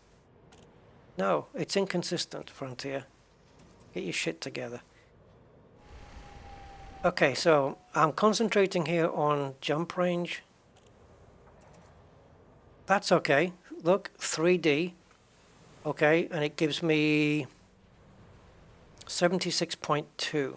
Now, what's the advantage of 3D over, say, 1D? I'm not bothered about integrity. Boot time is the same always. Max active limpets, 2. Active range is the same. Repair capacity. Oh, triple on this one. Okay, a 3D one would be fine because 76.23 is a jump range still. I can do that. Yeah, I don't have a problem with that. I'm still in the 76s. The 0.6 or the 0.2, for it, it's going to make a difference of 1 jump more over what, 10, 15,000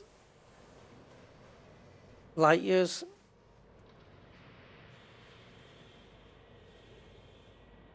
Colonia to Colonia. Yeah, I went the long way around.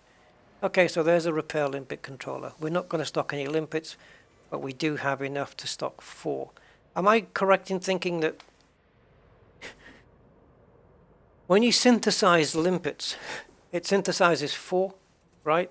Period, that's it. So, hold on. Let me try and see if I'm asking the right question here. If I go into synthesis, and I go into limpets. Okay, question answered. There is only a basic. There is no premium. Right, so iron and nickel. So I can do 11 reloads maximum. That's because I'm lower on nickel. Wow. 10 of each.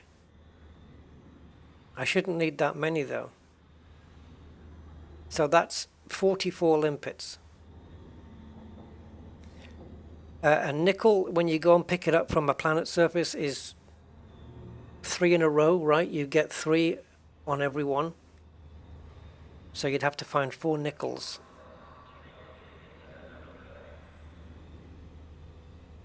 Yeah, I don't mind a bit of rock ratting to do that. That's fine. However, am I correct in thinking, yeah, there's no material trader on here, is there? Like a raw material trader. Let's see if there's any around. I could just buy a shitload of iron and nickel and stuff.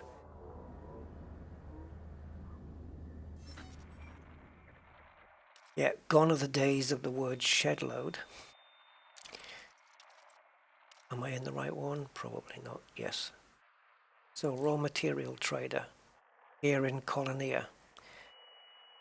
And let's go to the root settings and remove. All right. So, are there any are there any traders out here at all? Material traders?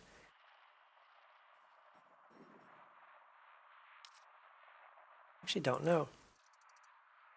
It'll be lit up in orange if there is. These root settings are really starting to get on me tits now. There we go. Can't we just get rid of them altogether?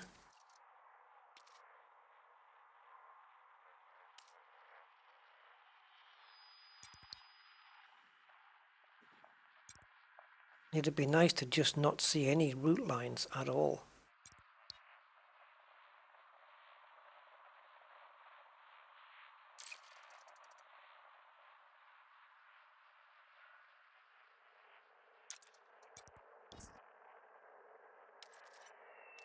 Boy.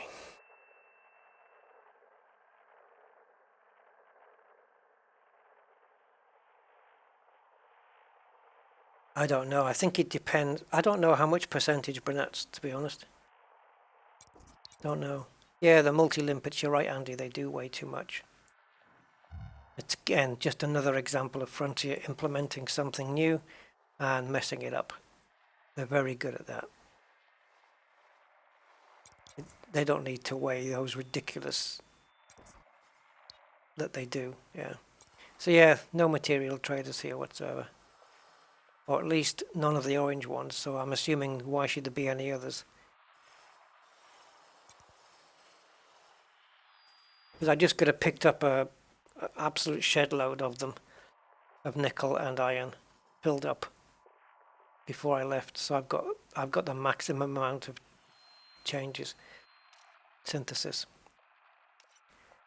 But yeah, Frontier haven't put any here.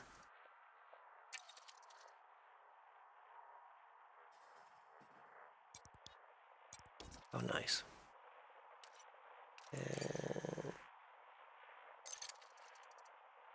No. Encoded. We haven't encoded. No raw. Oh, hello, Kojera. Yeah, let's change the root settings now, shall we? You see, when I changed from economic to fastest route, it hasn't replotted. So before we take off, we need to find out whether the material trader is in a platform or at a base. It's clearly at a base by the looks of things.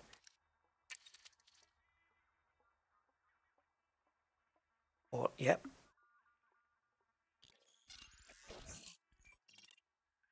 Okay.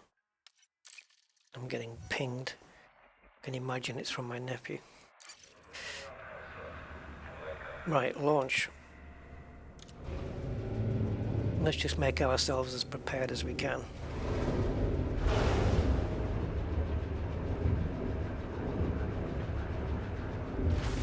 Yep, it's just what I told you. My nephew's sending me jokes. It's what we do.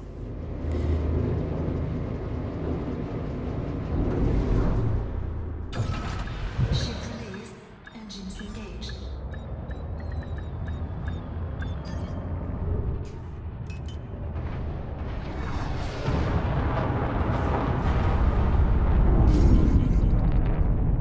Still got it.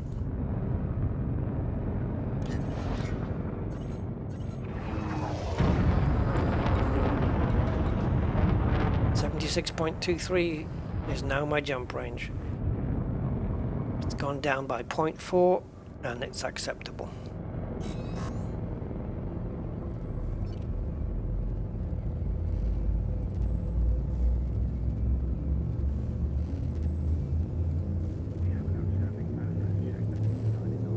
I hope I've got some decent materials to trade with, because iron and nickel are grade 1 materials, so yeah, we should be able to pile those on. Anything over 200 will be great. I think 255. I don't know what the max is. I guess 255. Yeah.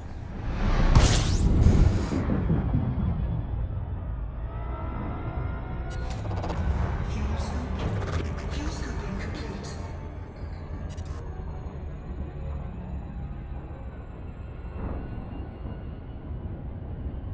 Not sure about. I think I must have been in here before this system. Yeah.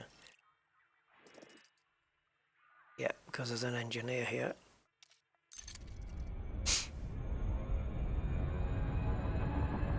Right then, Mr. Tologorf. What are you going to do for me?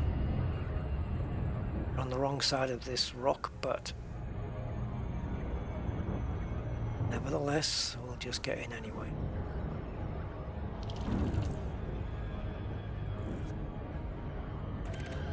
Okay.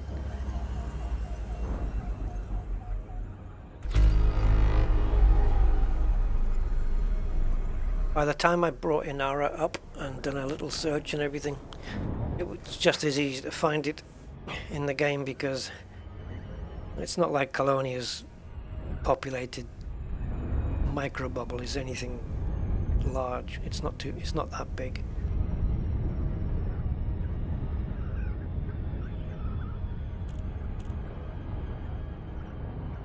Is that a watery world? Looks a bit watery.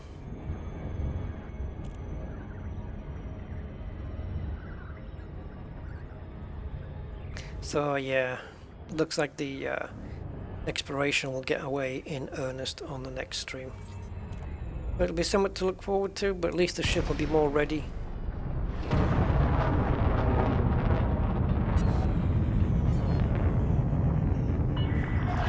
JC Alpha November. Welcome to this independent station, Commander. Please fly safely during arrival and departure. Access granted. Adjust heading for approach to pad 02.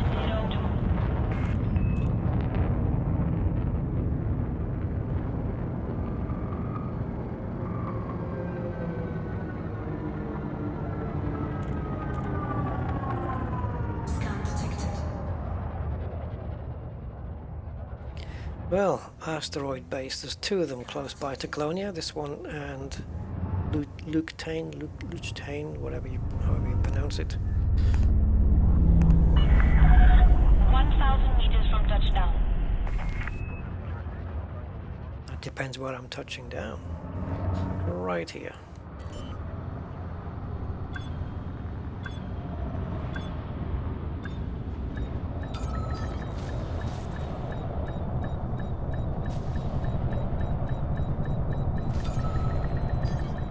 Oh, bloody hell.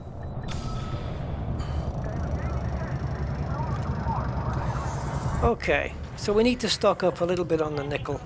Dispatching But before I do, I want to make double sure that I'm getting the right stuff. Iron and nickel. We've got a fairly decent amount to begin with, but yeah. Must be here. Right, so iron and nickel then. Iron, nickel. So we can trade off some tin. I've got plenty of tin. Selenium's going to be a good one as well, so I want that, and I'll trade one of these. So that gives me... Will it let me go over? No. So 108.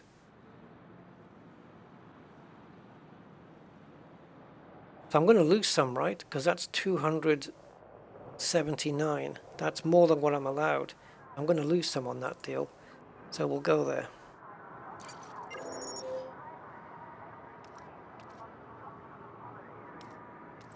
And if I click there to there, oh, actually, you can do more. I thought 255 was the maximum for some reason.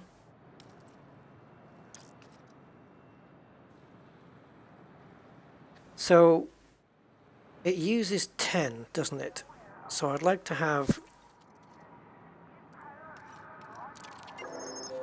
260, I'll take it to. Same with this one, tellurium. So we're going to add 250. Oh. Okay, can't have that many. Oh wait, okay, so it's 300. Alright, let's get some more selenium.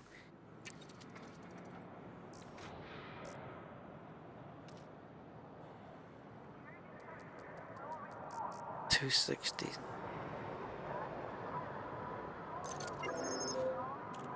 I don't know, that's enough, isn't it? I mean, what is the bloody maximum?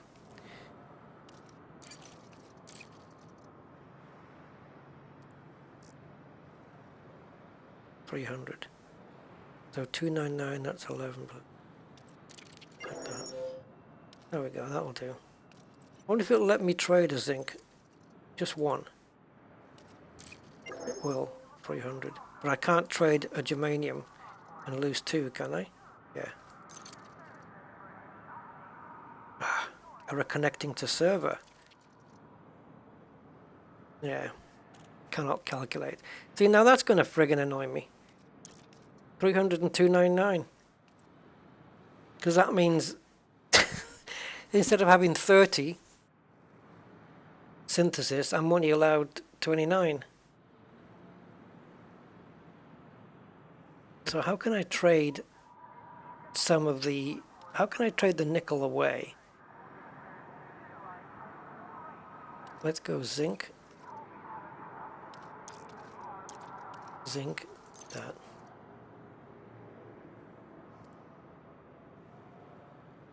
What did I have? 299.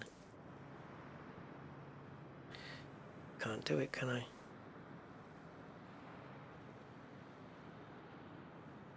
No, this is wrong. Yeah. What am I doing? If you click here, if you unclick this and click there, I need to get rid of 2 nickels. Or 8 nickels. Maybe a side thing. Well, that gets rid of 6, which will take me to 293. It still won't work out. Sorry, I know I'm being very, very anal with this crap, but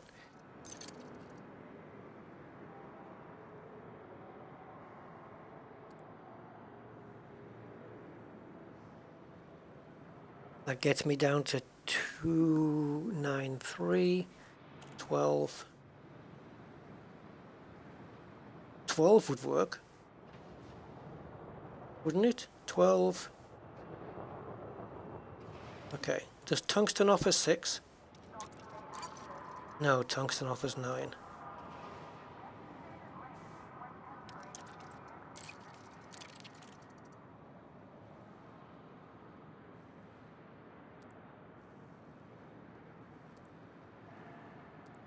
There.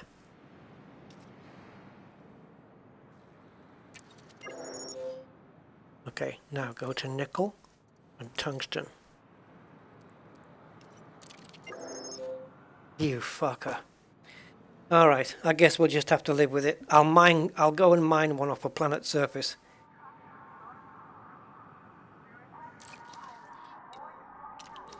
I'll go and mine one off a planet's surface just to be pedantic, because I am that way.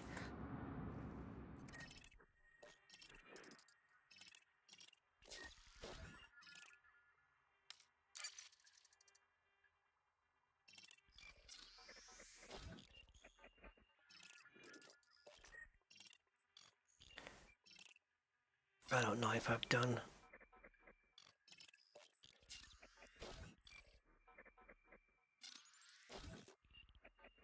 Of course, there's no nickel anywhere now. Of course not. Why would there be? One of the most populous materials in the galaxy until you want some, and then it suddenly isn't. Come on, you fucking move. The mouse is completely fucking frozen. Let's go in here.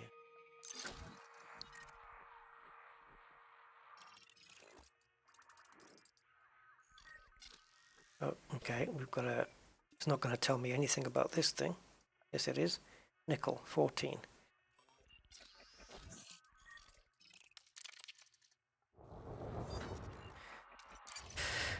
The maps in the system and galaxy maps are can be both very, very laggy when they want. I mean, this mouse pointer freezing crap. I don't know what causes that.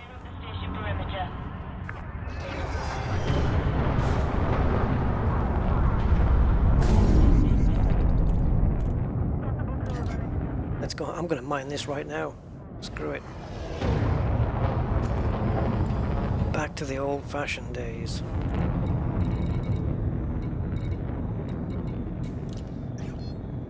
"29 reloads." I don't think so. That's not gonna happen. For the sake of one pissing piece of nickel. Speed restrictions are now lifted. Have a safe trip, Commander. This wasn't part of the plan. 4, 3, 2, 1. But it will mean, doing this now will mean, if I ever do have to do a shitload of limpet synthesis, it means I won't have to do it. You know, I won't have to worry about finding iron and nickel en route on my journey. Well, I shouldn't have to anyway. Unless I attempt an 11G landing.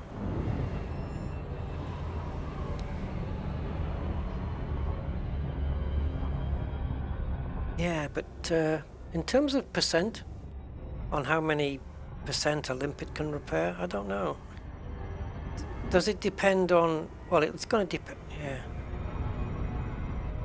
Yeah, no, I don't know. I don't know the answer.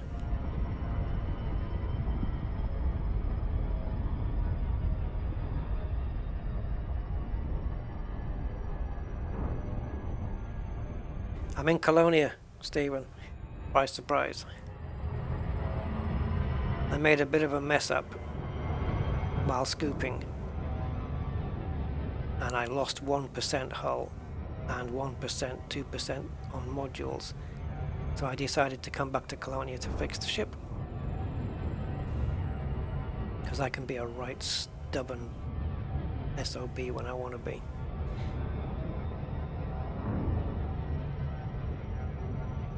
And if the same thing happens again, like damage close by, within the first 5, 6, 7,000 light years, I'm coming back, or I'm going to find a place to repair. I just won't have it.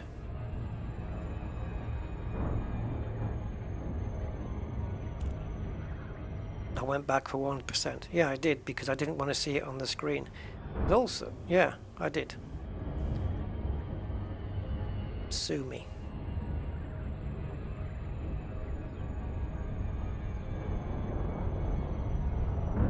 It wasn't just the 1% hull, it was the power plant as well. And the fact I didn't want to use up AFMU ammunition so soon into the trip. We were only just over 1,000 light years out, so it was easy getting back. And it just makes sense to start from here, fresh. So all the stars lined up, really. It just made more sense to do it like this.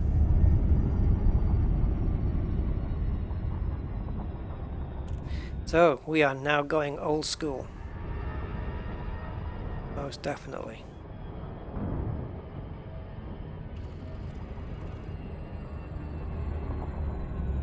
Orbital flight engaged.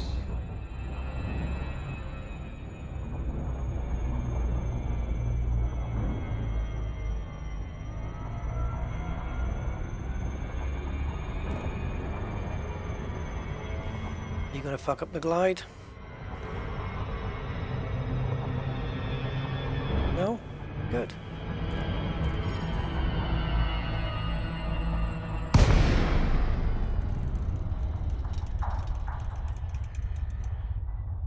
AFMU, Gumbo, AFMU. Auto Field Maintenance Unit.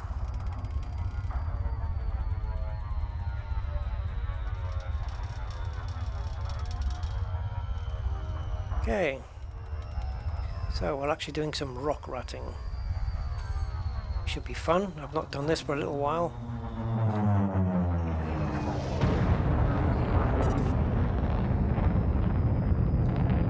And it looks like fairly smooth here. 14% nickel, that's a decent amount. Let's see how quick we can turn that into a discovery.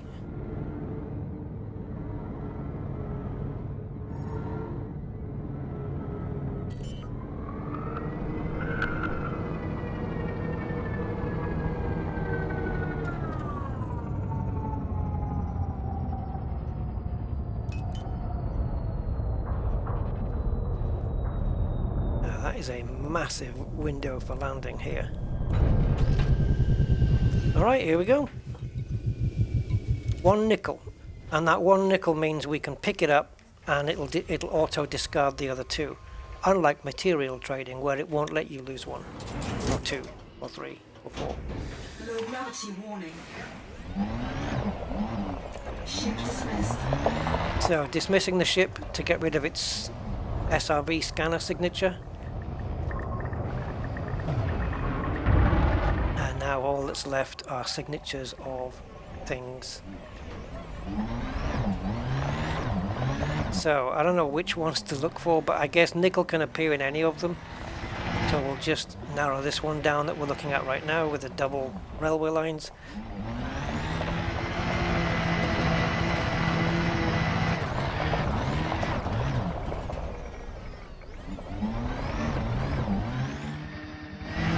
Been a while since I've done this. It's been so long I've forgotten what each one means. You're probably better off going to that one on the left with the more close together lines. What's it stuttering for? Oh, we've got some geezers here. Alright, got some geezers. There you going, alright.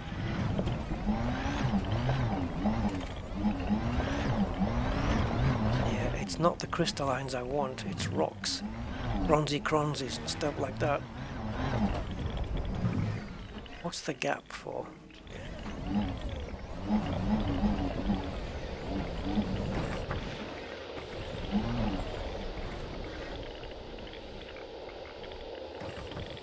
Where are they?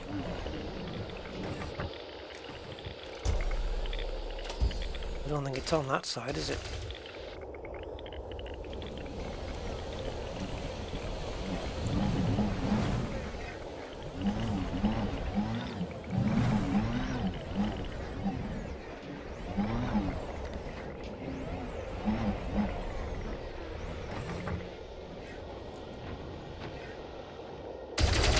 Is it underground? Probably. It's a bug.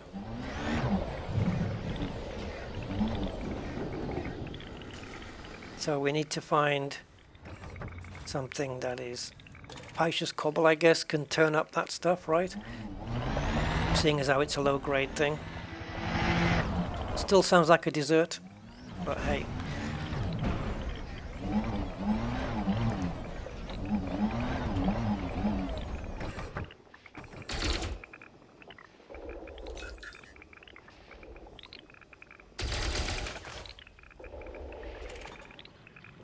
Phosphorus and something else.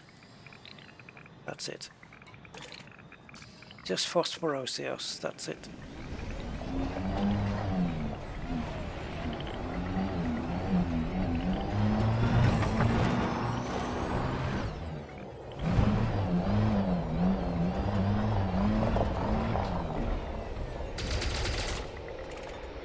sulfur. I don't suppose it's going to harm picking it up. You never know when you might need it.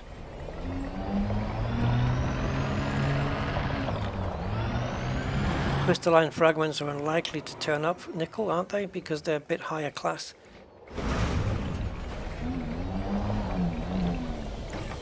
I prefer to go just normal rock hunting personally. Oh, let's pick up some chromium, why not?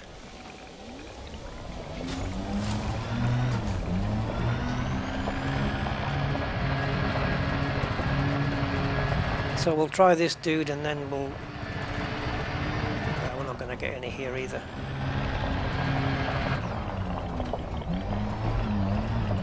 And then we'll go for the more conventional route. It's in the ground again. Half buried. It may not want to come out. No, well done, Frontier. Constantly burying stuff under the ground. So let's pick up a different signal. The narrow one, I think, might be good. Or maybe... Where's the narrow one gone? There. We can focus on that one. Heading 279. Let's do that one.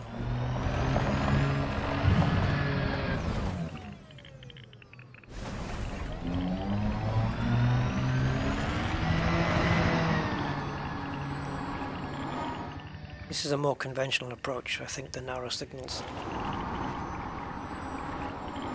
Which is what I wanted to do in the first place. So that's turning into a thicker one. I actually want to be more on my right hand side there. But we'll take this.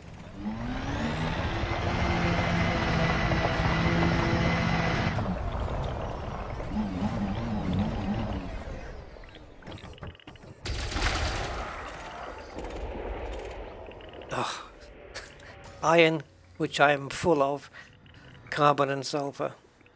Oh, we have another bronzy. Okay, bronzy cronzy right there. Oh, wait.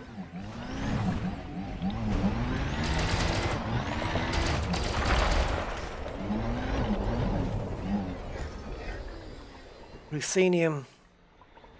That's a good one to pick up. Not going to turn that down. Right, any more signals? Thin ones? There.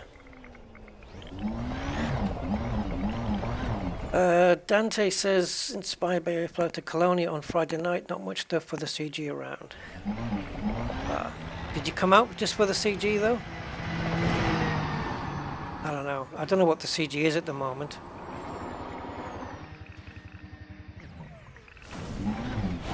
But yeah, it's cool out here. There's a lot of good stuff to see. And Angry got out here in what, 4 hours? To get out here in 4 hours, it's just basically getting your head down and just literally supercharging and jumping and fueling. And that's it. You don't stop off for anything. But 4 hours, it's a decent session to put in, and then you're in Colonia and you can have a good play around here. They did say that nickel was on this planet. There we go. We got it. There's 2 of them. We got what we want.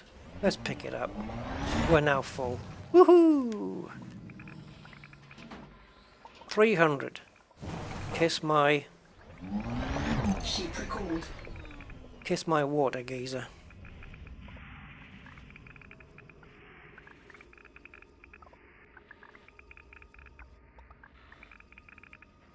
Oh, first time neutron stream.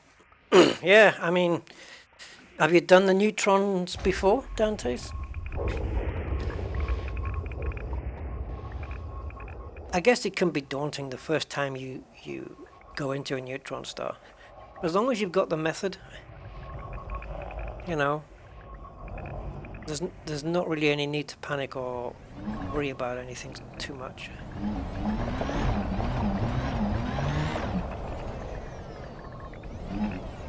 Am I looking at engine smoke, or is that planet rings?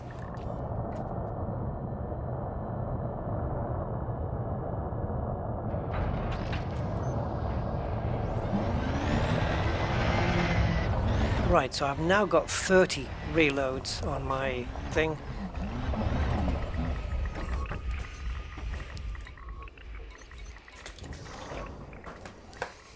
Toma, screw you. 1 or 2, not 70 in a row.